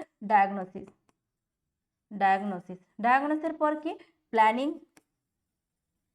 তারপরে কি আসছে আমাদের ইন্টারভেনশন, দেন আসছে আমরা ইভালুয়েশন, ওকে, ঠিক আছে। তাহলে কি হলো? নার্সিং প্রসেসের কটা স্টেপ? প্রথম স্টেপে আমরা কি করব? অ্যাসেসমেন্ট, দেন ডায়াগনোসিস, দেন কি করব? প্ল্যানিং, দেন ইন্টারভেনশন, দেন ইভালুয়েশন। প্রথম স্টেপ হচ্ছে আমাদের অ্যাসেসমেন্ট, যেখানে কি করব? আমরা ডাটা কালেক্ট করব। কি ডাটা?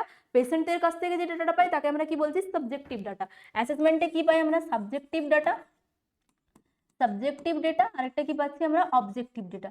সাবজেক্টিভ ডেটা কোনটা বলবো, যেটা হচ্ছে পেশেন্ট নিজে বলবে সেটা সাবজেক্টিভ ডেটা, আর অবজেক্টিভ ডেটা হচ্ছে পেশেন্ট যেটা তোমরা যেটা মানে হেলথ কেয়ার প্রোভাইডারটা যেটা অ্যাসেস করে পাবে সেটা কি হচ্ছে অবজেক্টিভ ডেটা। ওকে, তারপরে কি আসছে ডায়াগনোসিস। ডায়াগনোসিস মানে হচ্ছে একটা clear precise description of the problem. আমরা যখন ডায়াগনোসিস লিখি তখন দেখবে কিরকম লিখি, acute pain related to the surgery evidence by the facial expression, ওইভাবে লিখি তো। তাহলে প্রথমে কি, প্রথমে আমাদের প্রবলেমটা থাকে, তারপরে কি রিলেটেড টু দিয়ে আমাদের কি থাকে কজটা থাকে, তারপরে কি থাকে অ্যাজ এভিডেন্স বাই, মানে আমরা যেটা অ্যাসেসমেন্ট করে পাচ্ছি যে ডেটাটা সেটা থাকে আমাদের অ্যাজ এভিডেন্স বাই করে। ওকে, তাহলে কি হলো, দেন আসছি আমরা প্ল্যানিং। প্ল্যানিংয়ে কি হবে, প্ল্যানিংয়ে হচ্ছে আমরা যে ইমপ্লিমেন্টেশনটা করব তার প্ল্যান করছি। ওকে, তারপরে কি আসছে ইন্টারভেনশন। ইন্টারভেনশন মানে আমরা যে ইন্টারভেনশনটা করব, যে প্ল্যান মানে যে প্ল্যানটা করেছিলাম সেই অনুযায়ী আমরা প্রপার প্ল্যানিং অনুযায়ী ইন্টারভেনশন মানে প্রোভাইডিং করছি কি কেয়ারটা। ইভালুয়েশন মানে কতটা ইফেক্টিভ হলো আমরা যে কেয়ারটা দিচ্ছি সেটা আমরা ইভালুয়েট করে দেখবো কতটা ইফেক্টিভ হলো। ওকে, তাহলে দেখো তোমাদের কোশ্চেনে চেয়েছে clear precise description of the problem is term as diagnosis, aetiology, intervention and definition. Definition তো কেটে দাও কারণ এটা নার্সিং প্রসেসের কোনো পার্ট নয়। ডায়াগনোসিস মানে হচ্ছে clear precise of the description, aetiology মানে হচ্ছে কারণটা, ইন্টারভেনশন মানে তুমি যে ইন্টারভেনশন বা কেয়ারটা প্রোভাইড করছো সেটাকে আমরা কি বলছি intervention. Next question, a nurse is revising a client care plan during which the step of the nursing does such a revision take place। মানে কোন প্রসেসে তোমাকে রিভিশন টেক্স প্লেস বলেছে, ঠিক আছে। রিভিশন কখন করা হয়, যখন টোটাল পুরো কেয়ারটা প্রোভাইড করে দেওয়া হয়, দেন আমরা কি করি ইভালুয়েশন করি বা রিভিশন করি কিসের জন্য, যে প্রপারলি কেয়ার যেটা করা হয়েছে সেটা কতটা ইফেক্টিভ হয়েছে বা কোথায় কোথায় তোমার ইমপ্রুভমেন্ট করতে হবে ফর গিভিং দ্য কেয়ার, ঠিক আছে। কেয়ার দেওয়ার জন্য কোথায় কোথায় আমাদের ইমপ্রুভমেন্ট করতে হবে। তাহলে কোথায় করছি আমরা ইভালুয়েশন পার্টে আমাদের রিভিশনটা করছি, ঠিক আছে। ইমপ্লিমেন্টেশন, প্ল্যানিং, অ্যাসেসমেন্ট আগেই বললাম।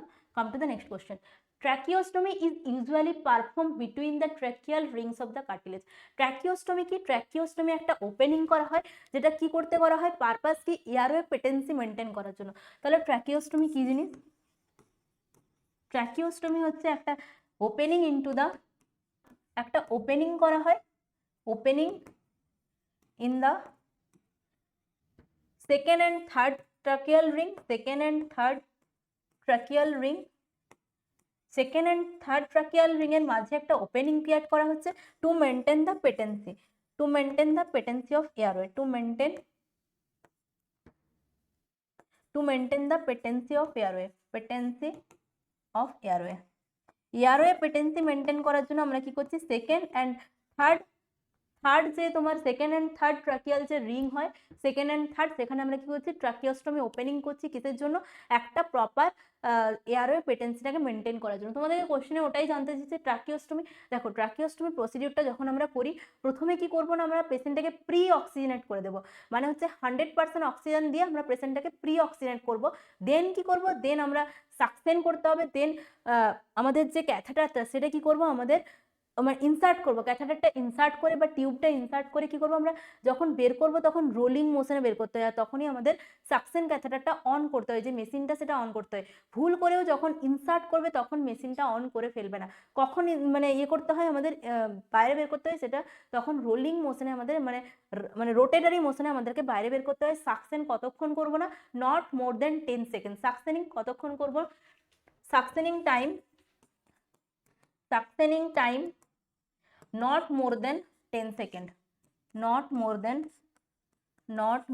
10 second, not more than 10 second। Okay, তাহলে কি tracheostomy is usually perform between the second and third tracheal ring. Okay, বাকিগুলো ভুল answer. Come to the next question, Guedel airway is also known as the, Guedel airway মানে হচ্ছে একটা oropharyngeal airway, OPA, oropharyngeal airway এর আরেকটা নাম হচ্ছে গ্লুইডাল airway, ঠিক আছে। ফ্যারিঞ্জিয়াল এয়ারওয়ে, তার কি নাম না, গ্লুইডাল এয়ারওয়ে।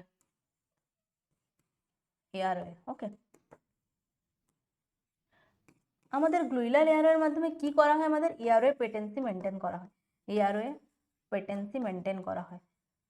ওকে, তাহলে কি কোশ্চেনে এটাই দিয়েছে, Guedel airway is oropharyngeal airway, tracheal airway, nasopharyngeal airway না ল্যারিঞ্জিয়াল এয়ারওয়ে, কি এটা একটা oropharyngeal airway. Okay, come to the next question, gastric lavage should not be done in, gastric lavage আর একটা হচ্ছে গ্যাস্ট্রিক গ্রাভাস। গ্যাস্ট্রিক লাভাস মানে কি? গ্যাস্ট্রিক লাভাস মানে হচ্ছে যখন আমাদের কোনো একটা নেজোগ্যাস্ট্রিক টিউব ইনসার্ট করে আমাদের স্টোমাকের যে কন্টেন্টটা আছে সেটাকে রিমুভ করা হয়, তখন সেটাকে আমরা বলছি গ্যাস্ট্রিক লাভাস। গ্যাস্ট্রিক লাভাস কি? Removing of the stomach, gastric lavage, gastric lavage কি? Removing of the content, removing of the stomach content, okay. তাহলে কি স্টোমাকের যে কন্টেন্টটা সেটাকে রিমুভ করাটাকে আমরা কি বলছি না গ্যাস্ট্রিক লাভাস। গ্যাস্ট্রিক গাভাজ মানে কি? গাভাজ মানে হচ্ছে আমাদের কোনো একটা ফুড প্রোভাইড করা, গ্যাস্ট্রিক গাভাজ। আর লাভাজ মানে কি? যখন আমরা স্টোমাক কন্টেন্টটাকে কোনো একটা নেজোগ্যাস্ট্রিক টিউবের মাধ্যমে বের করছি তখন সেটাকে গ্যাস্ট্রিক গাভাজ বলে, ঠিক লাভাজ বলে, সরি। গ্যাস্ট্রিক লাভাজ কোথায় আমাদের কন্ট্রাইন্ডিকেটেড? কোরোসিভ পয়জনিং এ। কন্ট্রাইন্ডিকেটেড কোথায়? Corrosive poisoning, contraindicated in corrosive poisoning, okay. দেখো antipsychotic drugs poisoning, corrosive poisoning, organophosphorus poisoning নাকি অর্গানোক্লোরিন পয়জনিং, মেনলি আমাদের যে গ্যাস্ট্রিক লাভাস সেটা কোথায় কন্ট্রাইন্ডিকেটেড? আমাদের কোরোসিভ পয়জনিং এ, okay. Come to the next question. Which nursing action is essential when providing the continuous enteral feeding? Continuous enteral feeding দিচ্ছ, তোমার কোন নার্সিং ডায়াগনোসিসটা important? Elevating the head of the bed, positioning the patient on the left side, warming the formula before administering it, hanging the formula for 8 hours in the beginning of the morning shift. ঠিক আছে, বলেছে তুমি কোনো একটা পেশেন্টকে কি করছো না এন্টেরাল ফিডিং প্রোভাইড করছো, কোন জিনিসটা হচ্ছে ইম্পর্টেন্ট? প্রথমে মনে রাখবে ফিডিং করানোর আগে তোমাদের অবশ্যই পেশেন্টের হেডটাকে এলিভেট করতে হবে। পেশেন্টের হেডটাকে যদি তুমি এলিভেট না করো সেক্ষেত্রে কি হতে পারে? অ্যাসপিরেশন হতে পারে। তাহলে while providing the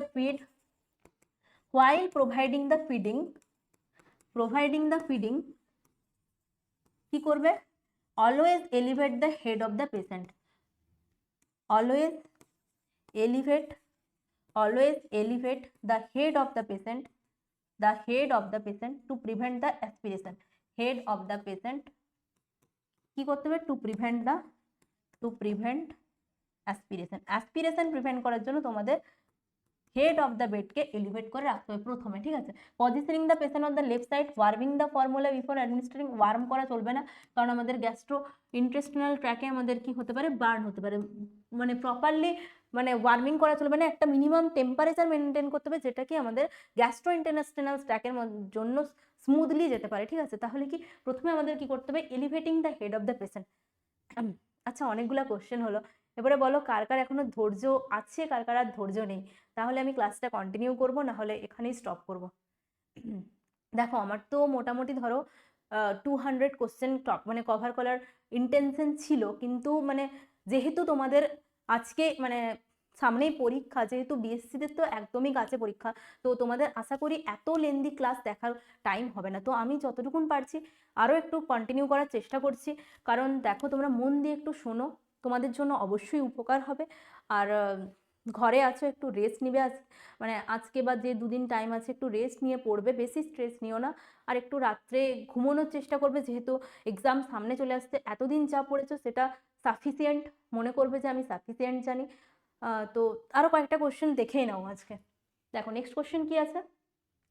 What is widely used and most reliable and accurate method to confirm the positions of the NG tube after the insertion? বলেছে কোন পদ্ধতিটা most reliable and accurate method to confirm the position. NG tube বা nasogastric tube insert করেছো, nasogastric tube ইনসার্শনের আমরা জন্য কি কি টেস্ট করে থাকি? এক্স রে করে থাকি, এনজি টিউব, ন্যাসোগ্যাস্ট্রিক টিউব কি কি টেস্ট করি আমরা? উজিং টেস্ট করি, আরেকটা কি করি? এক্স রে করি। ঠিক আছে, তার মধ্যে মোস্ট রিলায়েবল মেথড হচ্ছে এক্স রে। মোস্ট কনফার্মেটরি বা রিলায়েবল মেথড বা কনফার্মেটরি মেথড আমাদের কি হবে? X ray. কনফার্মেটরি মেথড হচ্ছে এক্স রে, ওকে।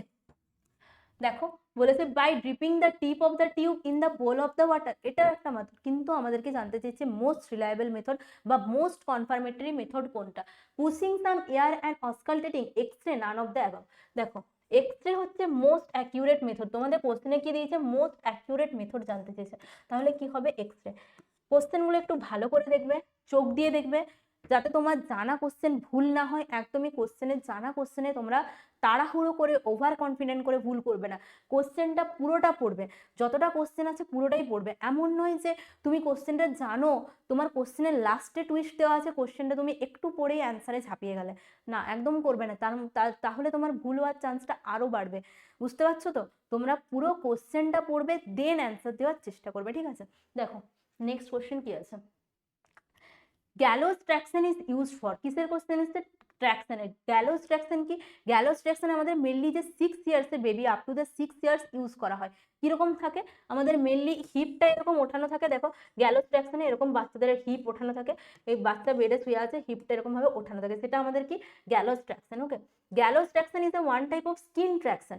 গ্যালোস ট্র্যাকশন কিরকম traction, skin traction. Okay, gallows traction one type of skin traction, যেটা মেনলি কাদের ইউজ করা হয়, চিলড্রেনদের ইউজ করা হয় স্কিন ট্র্যাকশন। ওকে, কাদের ইউজ করা হয়, আমাদের মোস্ট কমন ইউজ হচ্ছে চিলড্রেনদের ক্ষেত্রে, মোস্ট কমন ইউজ চিলড্রেন। কিসের জন্য ইউজ করা হয়, fracture shaft of the femur, fracture neck of the femur, fracture humerus and the fracture tibia. আমাদের মেনলি গ্যালোস ট্র্যাকশন কিসের জন্য ইউজ করা হচ্ছে, শ্যাফট অফ দ্য ফিমারের ফ্র্যাকচারের জন্য কি করছি আমরা, গ্যালোস ট্র্যাকশন ইউজ করছি। Come to the next question, a trapeze bar device is used.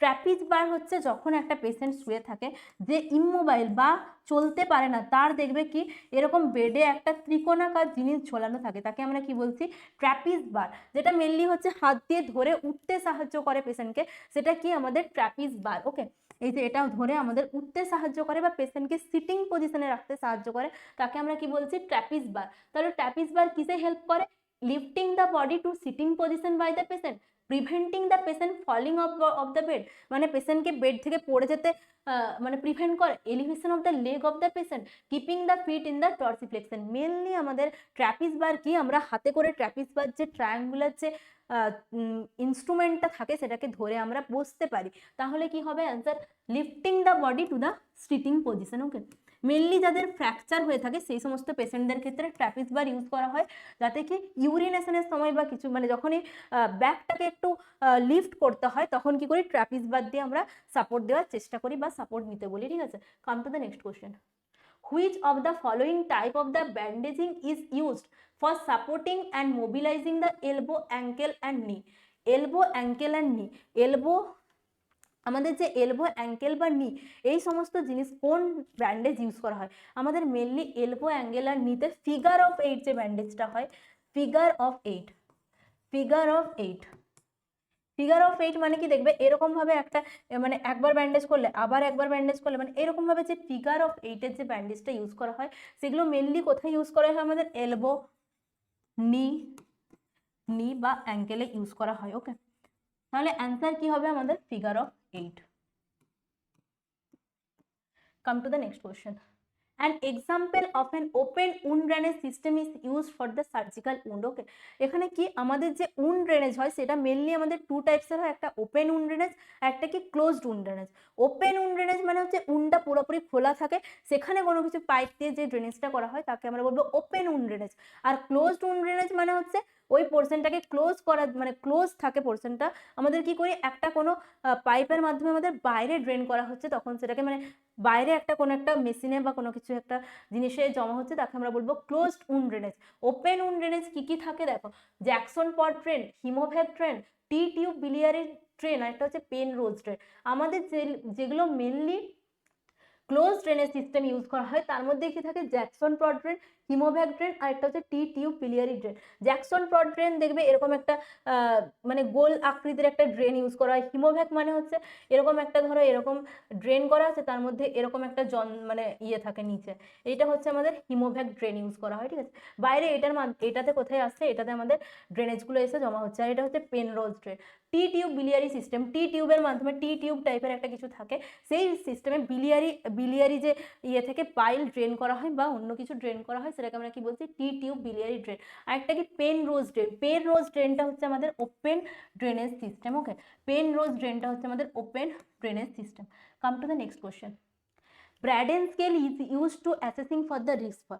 ব্র্যাডেন scale কি? ব্র্যাডেন স্কেল হচ্ছে one type of scale that use to assess the severity of the bed sore. Bed sore আর ডিকুইবিটাস ulcer, শুনেছো তো? Bed সোর বা ডিকুইবিটাস ulcer, ডিকুইবিটাস ulcer. Bed সোর বা ডিকুইবিটাস ulcer কি? একটা আমাদের কি হয়, কোনো একটা পজিশনসে শিয়ার বা ফ্রিকশন ফোর্সের জন্য আমাদের কোনো একটা পোর্শনসে বেড সোর ডেভেলপ করতে পারে, ঠিক আছে? সেই পোর্শনসে আমাদের কি হয়, আমাদের মেনলি প্রিভেনশনের জন্য কি ইউজ করি, আমাদের 2 আওয়ার পজিশন চেঞ্জ, মানে 2 আওয়ারলি আমাদের পজিশন চেঞ্জ করা হয়। তাহলে হচ্ছে মোস্ট কমন প্রিভেন্টিভ মেথড কি? মোস্ট কমন প্রিভেন্টিভ মেথড হচ্ছে 2 hourly position change. Preventive method 2 hourly position change, 2 hourly position change. Okay, দেখো decubitus ulcer, diabetes mellitus, hypertension and urinary tract infection. আমাদের mainly যে Braden scale use করা হয় সেটা mainly আমাদের যে ডিকুইবিটাস আলসার বা প্রেসার সোর বা বেড সোর, এই বেড সোরেরই আরেকটা নাম কিন্তু প্রেসার সোর, ডিকুইবিটাস আলসার বা বেড সোর। তো বেড সোর আমাদেরকে মেনলি কোন স্কেলের সাহায্যে মানে করা হয়, সেটা হচ্ছে ডিকুইবিটাস আলসার মেনলি আমাদের ব্র্যাডেন স্কেলের সাহায্যে অ্যাসেস করা হয়। Diabetes, hypertension, urinary tract infection নয়। Come to the next question. Wound dressing is done by using septic technique, medical asepsis R surgical asepsis, both asepsis. দেখো মেডিকেল অ্যাসেপসিস আর সার্জিক্যাল অ্যাসেপসিস জিনিসটা কি? আমাদের যখন মেডিকেল অ্যাসেপসিস ইউজ করা হয় তখন আমাদের মেনলি কি, আমাদের যে transmission of the micro organism prevent করার জন্য ইউজ করা হয়। আরেকটা কি সার্জিক্যাল অ্যাসেপসিস। সার্জিক্যাল অ্যাসেপসিসে কি হয়, মেনলি যে মাইক্রো অর্গানিজমগুলো আছে সেগুলো কিল করার জন্য ইউজ করা হয় আমাদের surgical asepsis. With the spore মানে যে স্টেরিলাইজেশন করা হয় সেটাকে আমরা কি বলছি, সার্জিক্যাল অ্যাসেপসিস। এখানে কি বলেছে তোমাদের, উন্ড ড্রেসিং এর জন্য কোন সিস্টেম মানে কোন টেকনিক ইউজ করা হয়, মেনলি আমাদের সার্জিক্যাল অ্যাসেপসিস ইউজ করা হয়। কারণ হচ্ছে উন্ড হচ্ছে একটা সার্জিক্যাল উন্ড হতে পারে বা বেডসোর হতে পারে। তো উন্ডে যদি আমরা মেডিকেল অ্যাসেপসিস বা ক্লিন টেকনিক ইউজ করি সেক্ষেত্রে ইনফেকশনের চান্স বাড়তে পারে, কিন্তু আমাদের প্রপার স্টেরাইল টেকনিক মেনটেন করে যদি আমরা উন্ড ড্রেসিং করি সেক্ষেত্রে ইনফেকশনের চান্স অনেকটা কমবে। ওকে, তা প্রপার স্টেরিলিটি মেনটেন করে উন্ড ড্রেসিং করতে হবে। কিন্তু তার আগে অবশ্যই ইম্পর্টেন্ট আমাদের সার্জিক্যাল বা যে সার্জিক্যাল অ্যাসেপসিস ইউজ করছি যেহেতু, তার জন্য আমাদের সার্জিক্যাল হ্যান্ড ওয়াশিং বা প্রপার হ্যান্ড ওয়াশিং মেনটেন করতে হবে বিফোর দ্য ড্রেসিং। ওকে, তারপরে কি আছে দেখো, which nursing theorist believes that the most patient are capable of the performing the self care. Self care theory কি করেছিল আমাদের, Dorothea Orem.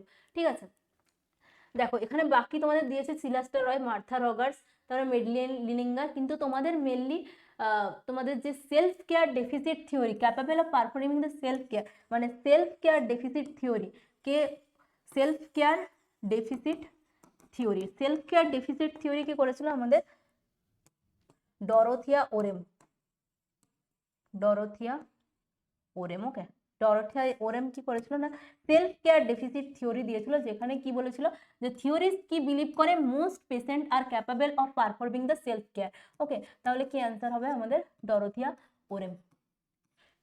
Come to the next question. Principle of ethical practice includes the following except. Ethical প্র্যাকটিসের মধ্যে কোনটা পড়ে না, beneficence, respect for autonomy, maleficence নাকি justice. Beneficence মানে কি, to do good. Ethical principles মানে আমাদের নার্সিং কেয়ার প্রোভাইড করার সময় কিছু ইথিক্যাল প্রিন্সিপাল মেনটেন করতে হয়।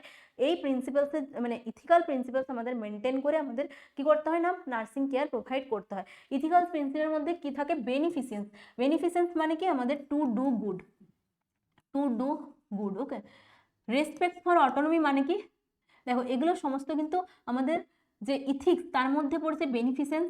রেসপেক্ট ফর অটোনমি মানে কি, আমাদের পেশেন্টকে নিজের ডিসিশন নেওয়ার ক্ষমতা বা ক্ষমতা দিতে হবে। ওকে, এটা হচ্ছে রেসপেক্ট ফর অটোনমি। ম্যালফিসেন্স মানে কি, ম্যালফিসেন্স মানে হচ্ছে টু ডু ব্যাড বা হার্ম। দেখো আমরা যখন নার্সিং ইথিক্স পড়ি তার মধ্যে আমাদের কিন্তু নন ম্যালিফিসেন্স থাকে, ভালো করে দেখবে, নন ম্যালিফিসেন্স থাকে। ঠিক আছে, নন ম্যালিফিসেন্স থাকে, কোনোদিনও ম্যালিফিসেন্স থাকে না। ম্যালিফিসেন্স মানে হচ্ছে টু ডু দ্য হার্ম, কিন্তু নন ম্যালিফিসেন্স মানে হচ্ছে আমাদের to do not do the harm. এটার মানে কি, do not do the harm, do not do the harm. Okay, এটার মানে হচ্ছে do not do the harm. কিন্তু যদি শুধু ম্যালফিসিয়েন্স থাকে তখন হচ্ছে ডু ডু হার্ম। আর জাস্টিস মানে তো হচ্ছে জাস্টিস মানে হচ্ছে প্রপার হচ্ছে জাস্টিস ওয়েতে কেয়ার প্রোভাইড করে, সেটা হচ্ছে আমাদের কি না নার্সিং ইথিক্স এর মধ্যে পড়ে। তাহলে কোনটা নয় বলেছে, দেখো এক্সেপ্ট আছে, কোনটা হবে আমাদের ম্যালিফিসেন্স। ওকে, অ্যান্সার কি হবে আমাদের ম্যালিফিসেন্স, অপশন সি হচ্ছে answer. Come to the next question. Which of the following ethical principles refers to keeping one's promise? কোন ইথিক্যাল প্রিন্সিপালস এর মাধ্যমে তোমাকে প্রমিস রাখার কথা বলা হয়েছে? Fidelity, non maleficence, beneficence and veracity. একটু আগেই বললাম নন ম্যানিফিসেন্স মানে হচ্ছে নট টু ডু হার্ম, দেখো নন আছে এখানে, not to do harm. Okay, আরেকটা কি আছে বেনিফিসেন্স মানে হচ্ছে to do good, to do good. Veracity মানে হচ্ছে telling truth, telling truth.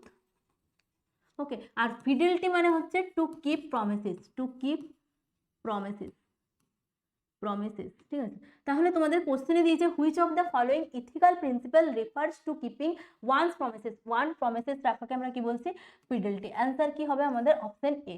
Okay, come to the next question. Type of the consent in the case of the medical emergency when the doctors start the emergency treatment to the patient who cannot give the informed consent and for whom not immediately family member can be reached to make such decision। দেখো তোমাদের যে সিনারিওটা দিয়েছে, এরকম একটা scenario দিয়েছে যে একটা patient কি করছে ইনফর্ম কনসেন্ট, মানে এমার্জেন্সি সিচুয়েশনে পেশেন্ট ইনফর্ম কনসেন্ট দিতে পারছে না, তার ফ্যামিলির মানুষজনও সেই মুহূর্তে কি ওখানে মানে উপস্থিত হতে পারছে না, কিন্তু সেই মুহূর্তে ট্রিটমেন্টটা খুবই ইম্পর্টেন্ট। ওকে, তাহলে ওই ক্ষেত্রে ডক্টররা কি ইউজ করে ইমপ্লায়েড কনসেন্ট, তখন সেটাকে আমরা কি বলবো ইমপ্লায়েড কনসেন্ট। ঠিক আছে, যখন পেশেন্টও দিতে পারে না কিন্তু এমার্জেন্সি সিচুয়েশন, কিন্তু for whom the immediate family can be reach to make such decision. No immediate family member মানে সেখানে কোনো ইমিডিয়েট ফ্যামিলি মেম্বারও পৌঁছাতে পারছে না, সেক্ষেত্রে কি হচ্ছে আমাদের ইমপ্লায়েড কনসেন্ট বলা হচ্ছে। ঠিক আছে, অ্যাবসেন্ট, প্রসেস, রিটার্ন, ইনফর্ম, এগুলো তো ফালতু answer. Come to the next one. An angry nurse defends the patient through her comment that he is rude and domineering. This is an example of। তোমরা টট পড়েছো, টট মানে হচ্ছে আমাদের যেটা হচ্ছে তোমাদের ইন্টেনশনাল টট, আরেকটা কি থাকে আনইনটেনশনাল টট। ঠিক আছে, ইন্টেনশনাল টটের মধ্যে কি থাকে, ইন্টেনশনাল টটের মধ্যে থাকে যেটা তোমার আনইনটেনশনাল। দেখো টটে হচ্ছে দুটো ভাগ, একটা কি ইন্টেনশনাল টট, একটা আনইনটেনশনাল, একটা কি ইন্টেনশনাল।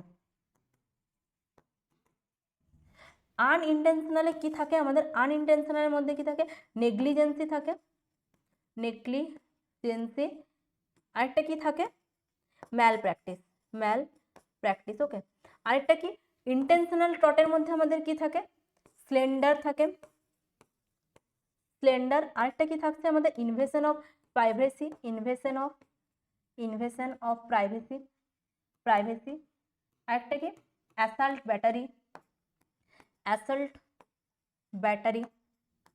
ঠিক আছে, এগুলো আমাদের কি ইন্টেনশনাল টট। আর আনইনটেনশনাল টট হচ্ছে আমাদের কি নেগলিজেন্সি আর একটা মেল প্র্যাকটিস। এখানে তোমাদেরকে দিয়েছে একটা অ্যাংরি নার্স কি করছে ডিফেন্স দ্য পেশেন্টকে ডিফেন্স করছে through the comment that he is rude. তাহলে আমাদের যদি মুখে বলে ডিফেন্স করে তখন সেটাকে স্লেন্ডার বলে, কিন্তু যখনই সেটা রিটেন হয়ে যায় তখন সেটা হচ্ছে লিবেল। ঠিক আছে, দেখো এখানে মুখে বলছে যেহেতু defence the patient through the কমেন্টের মাধ্যমে করলে সেটাকে আমরা কি বলবো স্লেন্ডার। ঠিক আছে, আর লিবেলটা কি আমাদের রিটেন।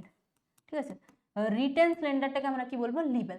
ব্যাটারি মানে কি, ব্যাটারি আর অ্যাসল্ট মানে হচ্ছে কোনো একটা মানুষকে তুমি ফিজিক্যালি থ্রেট দিচ্ছ, মানে মুখে থ্রেট দিচ্ছ, সেটা হচ্ছে অ্যাসল্ট। কিন্তু ব্যাটারি কি আনইনটেনশনাল টাচ করছো কোনো পেশেন্টকে, সেটাকে হচ্ছে ব্যাটারি বলা হয়। ঠিক আছে, অ্যাসল্ট মানে কি থ্রেট দিচ্ছ পেশেন্টকে, আর ব্যাটারি মানে হচ্ছে আনইনটেনশনাল টাচিং, আনইনটেনশনাল টাচ।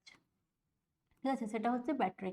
তাহলে অ্যান্সার কি হলো স্লেন্ডার। এখানে যেহেতু ডিফেন্স করছে থ্রু দ্য কমেন্ট, যদি তোমার কমেন্ট না নিয়ে লিখে কোনোভাবে জানাতো বা লিখে কোনোভাবে তাকে গালিগালাজ করতো তখন সেটা হতো libel. Okay, come to the next question. A system in which each patient is assigned to a nurse who has the 24 hours responsibility for nursing care delivered to the patient is termed as। দেখো 24 hours যদি কোনো একটা nurse care provide করে তখন সেটাকে আমরা কি বলবো primary nursing care. Primary nursing কেয়ারে কি হয় একটা 24 আওয়ার্স একটা নার্স পেশেন্টকে কেয়ার করে, যেটা তোমাদেরকে কোশ্চেনে লেখা আছে। দেখো 24 our responsibility for a nursing care, that is primary nursing care, বাকি কোনোটাই নয়। কেন নয়? ফাংশনাল নার্সিং মানে হচ্ছে কোনো একটা ধরো পেশেন্টের ওয়ার্ডে ফাংশনস অনুযায়ী নার্সিং কেয়ারটা ভাগ করা আছে। কেউ কেউ আয়ন ইঞ্জেকশন দেবে, কেউ ইঞ্জেকশন দেবে, কেউ ফ্লুইড দেবে, এখানে কি করছি, এটা আমরা ফাংশনাল নার্সিং বলছি। তারপরে মডিউলার নার্সিং, মডিউলার নার্সিং মানে একটা মডিউল বা এক একটা জিওগ্রাফিক্যাল এরিয়া ভাগ করে নার্সিং কেয়ারটা ভাগ করছে, তাকে আমরা বলছি মডিউলার নার্সিং। তারপরে কি টিম নার্সিং, টিম নার্সিং বলতে যেখানে হেড নার্স থাকবে, স্টাফ নার্স থাকবে, জুনিয়র নার্স থাকবে, স্টুডেন্ট থাকবে, একটা টিম হিসেবে কাজ করবে, তখন সেটাকে আমরা বলছি টিম নার্সিং। কিন্তু এখানে তোমাকে কোশ্চেনে কি দিয়েছে, 24 আওয়ার রেসপন্সিবিলিটি নিচ্ছে, তখন সেক্ষেত্রে অ্যান্সার হবে primary nursing. Come to the next question. Steam inhalation in a patient with the chest congestion helps to provide the compost, remove the thick tenacious sputum, help in the rest and sleep and relieve the pain. আমাদের যে steam inhalation method use করা হয় সেটা mainly আমাদের যে thick mucus বা thick সিক্রেশনটা জমে থাকে সেটাকে গলিয়ে দেওয়ার জন্য বা সেটাকে নরম করার জন্য আমাদের মেনলি কি ইউজ করা হয়, স্টিম ইনহেলেশন। দেখবে আমাদের ওয়ার্ডে যে স্টিম ইনহেলেশন করা হয়, তারপরে কি করা হয়, আমাদের মেনলি চেস্ট কম্প্রেশন বা ডিপ ব্রিদিং ভাইব্রেশন পারকাশন দেওয়া হয়, ঠিক আছে, যেটাকে আমরা কি বলি চেস্ট ফিজিওথেরাপি। কিসের জন্য? যাতে যে সিক্রেশনগুলো আমাদের নরম হলো বা যে সিক্রেশনসগুলো আগে ঠিক ছিল সেখান থেকে থিন হলো, সেগুলোকে কাফ আউট করে বের করার জন্য আমরা কি করি, স্টিম ইনহেলেশন দিয়ে থাকি ইন দ্য ওয়ার্ড। তাহলে অ্যান্সার কি হবে, remove the thick tenacious sputum. Okay, come to the next question. As a precautionary measures, you will perform the following test before taking the sample from the arterial blood gas analysis. দেখো ABG, arterial blood gas analysis, ঠিক আছে। ABG এর জন্য কোথা থেকে আমরা নিই, radial বা আলনার আর্টারি থেকে, রেডিয়াল আর্টারি, ঠিক আছে। এটার পেটেন্সি চেক করার জন্য কি টেস্ট করা হয়, পেটেন্সি চেক করার জন্য আমাদের মেনলি অ্যালেন টেস্ট করা হয়, ঠিক আছে, অ্যালেন টেস্ট। ওকে, পেটেন্সি চেক করার জন্য আমাদের মেনলি অ্যালেন টেস্ট করা হয়। কি করা হয়, এরকম ভাবে দেখবে দুদিক থেকে দুটো হাত ধরে তোমাদের এই যে রেডিয়াল আর্টারি আছে এখানে, সেখানে পেটেন্সি আসবে মানে আর্টারিগুলো পেটেন্ট আছে কিনা তার জন্য কি করা হয়, অ্যালেন টেস্ট করা হয়, কি আমাদের ABG অ্যানালাইসিস বা আর্টারিয়াল ব্লাড গ্যাস অ্যানালাইসিসের জন্য। দেখো Homans test, Adson test, Trendelenburg test, কি আনসার হবে আমাদের Allen test. Come to the next question. Immediate disinfection of all the articles and the bodily discharge during the course of the disease is known as concurrent disinfection, bactericidal, terminal disinfection or the sterilization. তোমাদের কি কোশ্চেনে দিয়েছে, immediate disinfection করা হয় after the bodily discharge, তাকে আমরা কি বলছি, কনকারেন্ট ডিসইনফেকশন, ঠিক আছে, এটাই তোমাদের কারেক্ট অ্যান্সার। ব্যাকটেরিসাইডাল মানে হচ্ছে কোনো একটা ব্যাকটেরিয়াকে কিল করাটাকে আমরা বলবো ব্যাকটেরিসাইডাল। আরেকটা কি থাকে, ব্যাকটেরিওস্ট্যাটিক, মানে ব্যাকটেরিয়ার গ্রোথটাকে ইনহিবিট করার জন্য আমরা কি করবো, ব্যাকটেরিওস্ট্যাটিক। আর ব্যাকটেরিসাইডাল মানে হচ্ছে কোনো ব্যাকটেরিয়াকে কিল করার জন্য কি, ব্যাকটেরিওসাইডাল। আরেকটা কি আছে, টার্মিনাল ডিসইনফেকশন, আরেকটা ওয়ার্ড তোমরা কোশ্চেনে দেখতে পাচ্ছ, টার্মিনাল ডিসইনফেকশন। টার্মিনাল ডিসইনফেকশন কেন হলো না, টার্মিনাল ডিসইনফেকশন মানে কোনো একটা পেশেন্টের ডেথ হয়ে গেল বা কোনো একটা পেশেন্ট ডিসচার্জ হয়ে গেল, সেক্ষেত্রে আফটার দ্য ডেথ বা আফটার দ্য ডিসচার্জ যে প্রসিডিওরটা ইউজ করা হয় বা যে ডিসইনফেকশন মেথডটা ইউজ করা হয়, তখন তাকে আমরা কি বলবো, টার্মিনাল ডিসইনফেকশন, ঠিক আছে।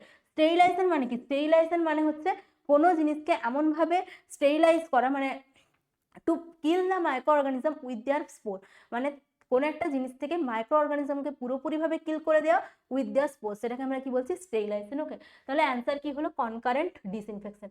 Next question, in which strength the Savlon will be used for the bed making. Bed making এর জন্য স্যাভলন কত স্ট্রেন্থে ইউজ করে, আমাদের মোটামুটি 130 স্ট্রেন্থে ইউজ করে, ঠিক আছে। স্যাভলন কোথায় কত ইউজ করে, 130 স্ট্রেন্থে, হ্যাঁ 1:30 স্ট্রেন্থ, ঠিক আছে। 1:40 থেকে 1:50, 1:20 to 1:40, 1:30, দেখো সিটা হচ্ছে কারেক্ট আনসার। দ্য টার্ম কি বলে, the term pyrosis is related to the, pyrosis কোন টার্ম, পাইরোসিস মানে তোমাদের এমনি হার্টবার্ন, আমি তোমাদেরকে আগে বারবার বলেছি, তার জন্য কি করতে হবে, হার্টবার্ন থেকে প্রিভেন্ট করার জন্য আমাদের মেনলি স্মল ফ্রিকোয়েন্ট ইটিং করতে হবে বা বারবার ধরে একটু একটু করে খাবার খেতে হবে, সেটাকে বলছি আমরা পাইরোসিস। ওকে, দেখো ডিসপেপসিয়া মানে কি ডিফিকাল্টি ইন বা পেন ইন সোয়ালোয়িং, ঠিক আছে। ডিসফেজিয়া মানে হচ্ছে ডিফিকাল্টি ইন সোয়ালোয়িং, কিন্তু ডিসপেপসিয়া মানে হচ্ছে pain during the swallowing. Okay, pus formation মানে আফটার দ্য কোনো উন্ড যদি ইনফেক্টিভ হয়ে যায়, মানে পাস ফরমেশন একটা সাইন অফ ইনফেকশন। ইনফেকশনের সাইন কি পাস ফরমেশন, যখন কোনো উন্ডে ইনফেকশন হয়ে যায় তখন সেখানে পাস ফরমেশন হয়। অ্যান্সার কি হবে আমাদের heartburn. Okay, come to the next question. Sensitivity and the reaction is tested administering the drug.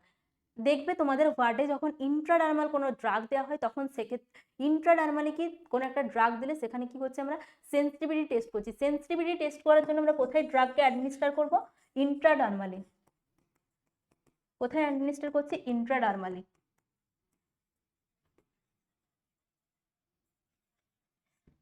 খুবই কম, মানে খুবই কম অনুপাতে ইউজ করবো, 0.1 থেকে 0.5 ml মতো ইউজ করবো। ইন্ট্রাডার্মালি কেন ইউজ করছি, কোনো একটা ধরো অ্যান্টিবায়োটিক দিব, অ্যান্টিবায়োটিকে তুমি অ্যালার্জি টেস্ট, মানে অ্যান্টিবায়োটিকের প্রতি অ্যালার্জি আছে কিনা সেটা টেস্ট করবে।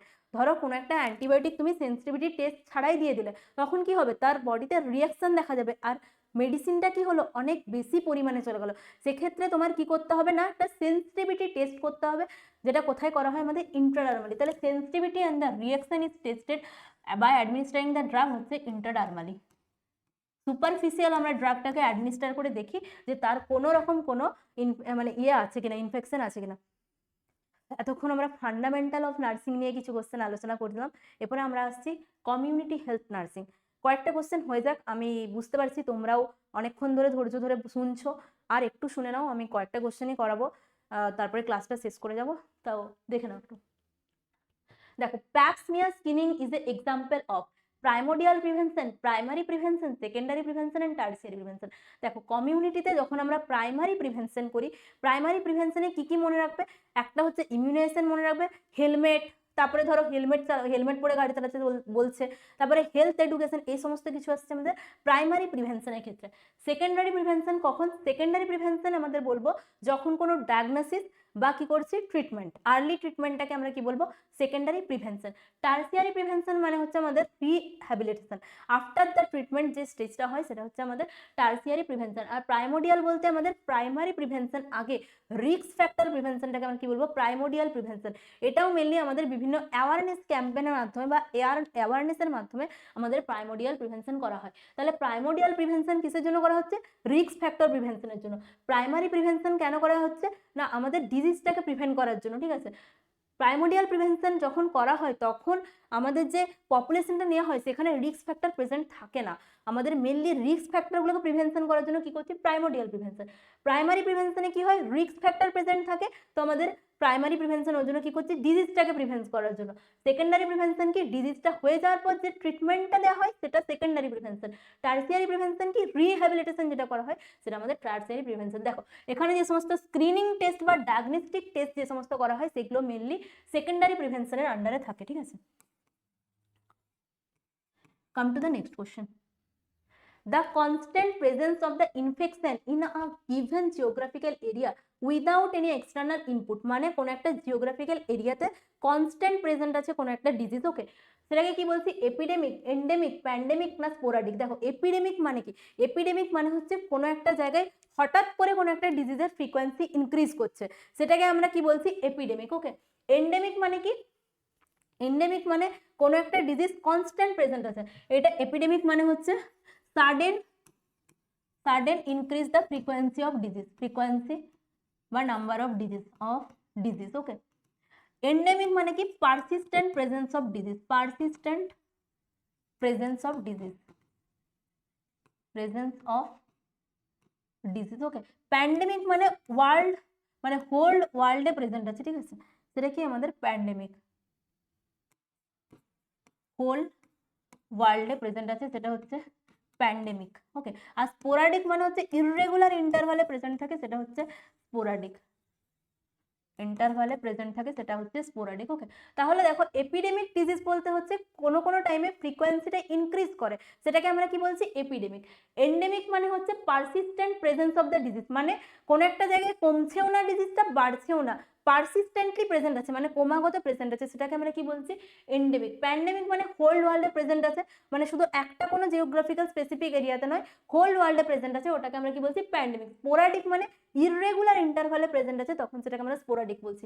কোশ্চেনে কি আছে তোমাদের? Constant present of the infection মানে কনস্ট্যান্টলি প্রেজেন্ট আছে। দেখো কনস্ট্যান্ট মানে তো পারসিস্টেন্ট, অ্যান্সার ওখানেই বেরিয়ে গেল এন্ডেমিক। তাহলে আমি তোমাদেরকে বলেছিলাম কোনো একটা পয়েন্টকে জোর করবে, এখানে দেখো কনস্ট্যান্ট প্রেজেন্ট দেখলেই তোমার অ্যান্সারটা বেরিয়ে যাচ্ছে, কি হচ্ছে? Endemic. Come to the next question. Silent epidemic of the century. Silent epidemic of the century কাকে আমরা বলবো? Alzheimer disease. Okay, silent epidemic. Silent epidemic কাকে বলছি আমরা? Alzheimer disease. অ্যালজাইমার ডিজিজ একটা নিউরোলজিক্যাল ডিসঅর্ডার, যেখানে কি হয় আমাদের মেমোরি লস দেখা যায়, অ্যাসিটাইল কোলিনের মাত্রাটা কি হয়? কমে যায়, ঠিক আছে? সেটা হচ্ছে অ্যালজাইমার ডিজিজ। তাহলে সাইলেন্ট এপিডেমিক কি না? আমাদের Alzheimer disease. Okay, come to the next question. Maternal mortality ratio is calculated by maternal death divide by life birth, maternal death divide by 1000 life birth, maternal death divide by 1 lakh life birth. দেখো C আর D এর option প্রায় একই দিয়ে দিয়েছে ভুল করে, তাহলে answer কি হবে আমাদের? যে কোনো একটা দিয়ে দাও। Maternal death divide by 1 lakh life births আমাদের কি বলা হয়? Maternal mortality ratio. Okay, come to the next question. Physical quality index is consolidated index of physical quality index. Physical quality index. Quality index কি কি কম্পোনেন্ট থাকে দেখে নাও। Infant mortality থাকে, আইএমআর থাকে, infant mortality rate, life expectancy থাকে at age 1, life expectancy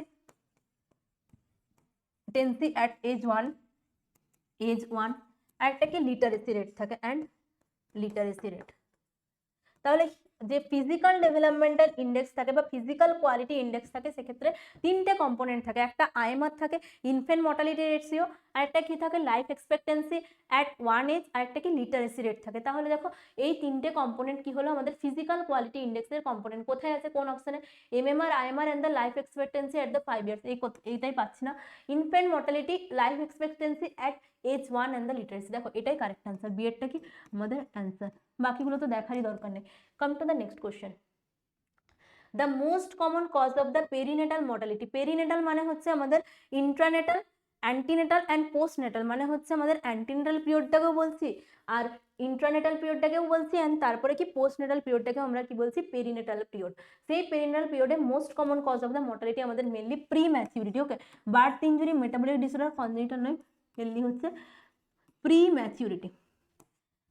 দেখো আজকে এতগুলো কোশ্চেন আমি প্র্যাকটিস করাবো তোমাদের, বেশি কোশ্চেন প্র্যাকটিস করি, আর তোমাদের আমি বেশি স্ট্রেস দিতে চাই না, যাতে তোমরা মোটামুটি একটা রিভিশন করতে পারো, মোটামুটি যতটা পারো কভার করো সাবজেক্টগুলো, আর কি আর ভালোভাবে এক্সাম দেবে।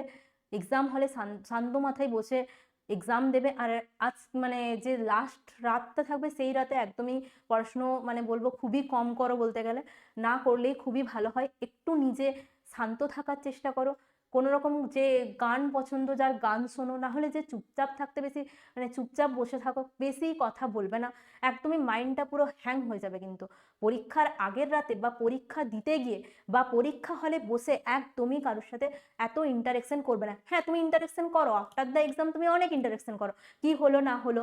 আর হ্যাঁ একদমই ভেঙে পড়বে না যে প্রথম কোশ্চেনটা আমি খুললাম, প্রথম কোশ্চেনটা আমি কম্পিউটারে খুলে দেখলাম যে সামনে যেটা এলো পারছি না। তুমি পারছো না মানে কেউই পারবে না, ঠিক আছে? হয়তো ওই কোশ্চেনটা জটিলই কোশ্চেন, কিন্তু তার জন্য তুমি বাকি কোশ্চেনগুলো একদমই ওয়েস্ট করতে পারো না। তো একদমই পরীক্ষা হলে মাথা ঠান্ডা রাখবে আর ভালোভাবে পড়াশুনো করে যাও। আর যতটুকুন টাইম আছে ততটুকুন পড়া বা যে রিভিশন বলবো, যে একটু পাতা উল্টিয়ে দেখা, সেইটুকুনি করবে। বেশি যেটা মাথায় ঢুকেনি এখনো আর নতুন করে কোনো কিছু ঢোকাতে যাবে না মাথায়। প্র্যাকটিস কিছু করতে পারো, কিন্তু একদমই মাথায় নতুন করে কোনো জিনিস ঢোকাবে না। কারণ যত তুমি নতুন জিনিস ঢোকাবে, তত তোমার পুরনো জিনিসগুলো যেগুলো অলরেডি তোমার মাইন্ডে সেট হয়ে আছে, সেগুলো ঘেটে যাবে। তো পুরো নতুন করে কিছু পড়ার এখন দরকার নেই। তুমি যেটা জানো সাফিসিয়েন্ট জানো। এক রাতে বা 2 রাতের মধ্যে তুমি নিশ্চয়ই গোটা নার্সিংয়ের সিলেবাস কভার করতে পারবে না। তো আপাতত শান্ত থাকার চেষ্টা করো, পড়াশোনা যতটুকুন করেছো ততটুকুন মনে করার চেষ্টা করো, বা এই যে আমি যে প্র্যাকটিস করালাম সেই রকম প্র্যাকটিসের মাধ্যমে থাকো। ব্যাস এইটুকুনি। ভালোভাবে এক্সাম দাও। অল দ্য বেস্ট সবাইকে। আশা করি সবাইকার এক্সাম খুবই ভালো যাবে এবং খুবই মন দিয়ে এক্সাম হলে মাথা ঠান্ডা রেখে এক্সাম দিয়ে আসবে, ঠিক আছে? তো সবাইকার এক্সাম খুব ভালো যাক, এতটুকুনি বলবো। Thank you.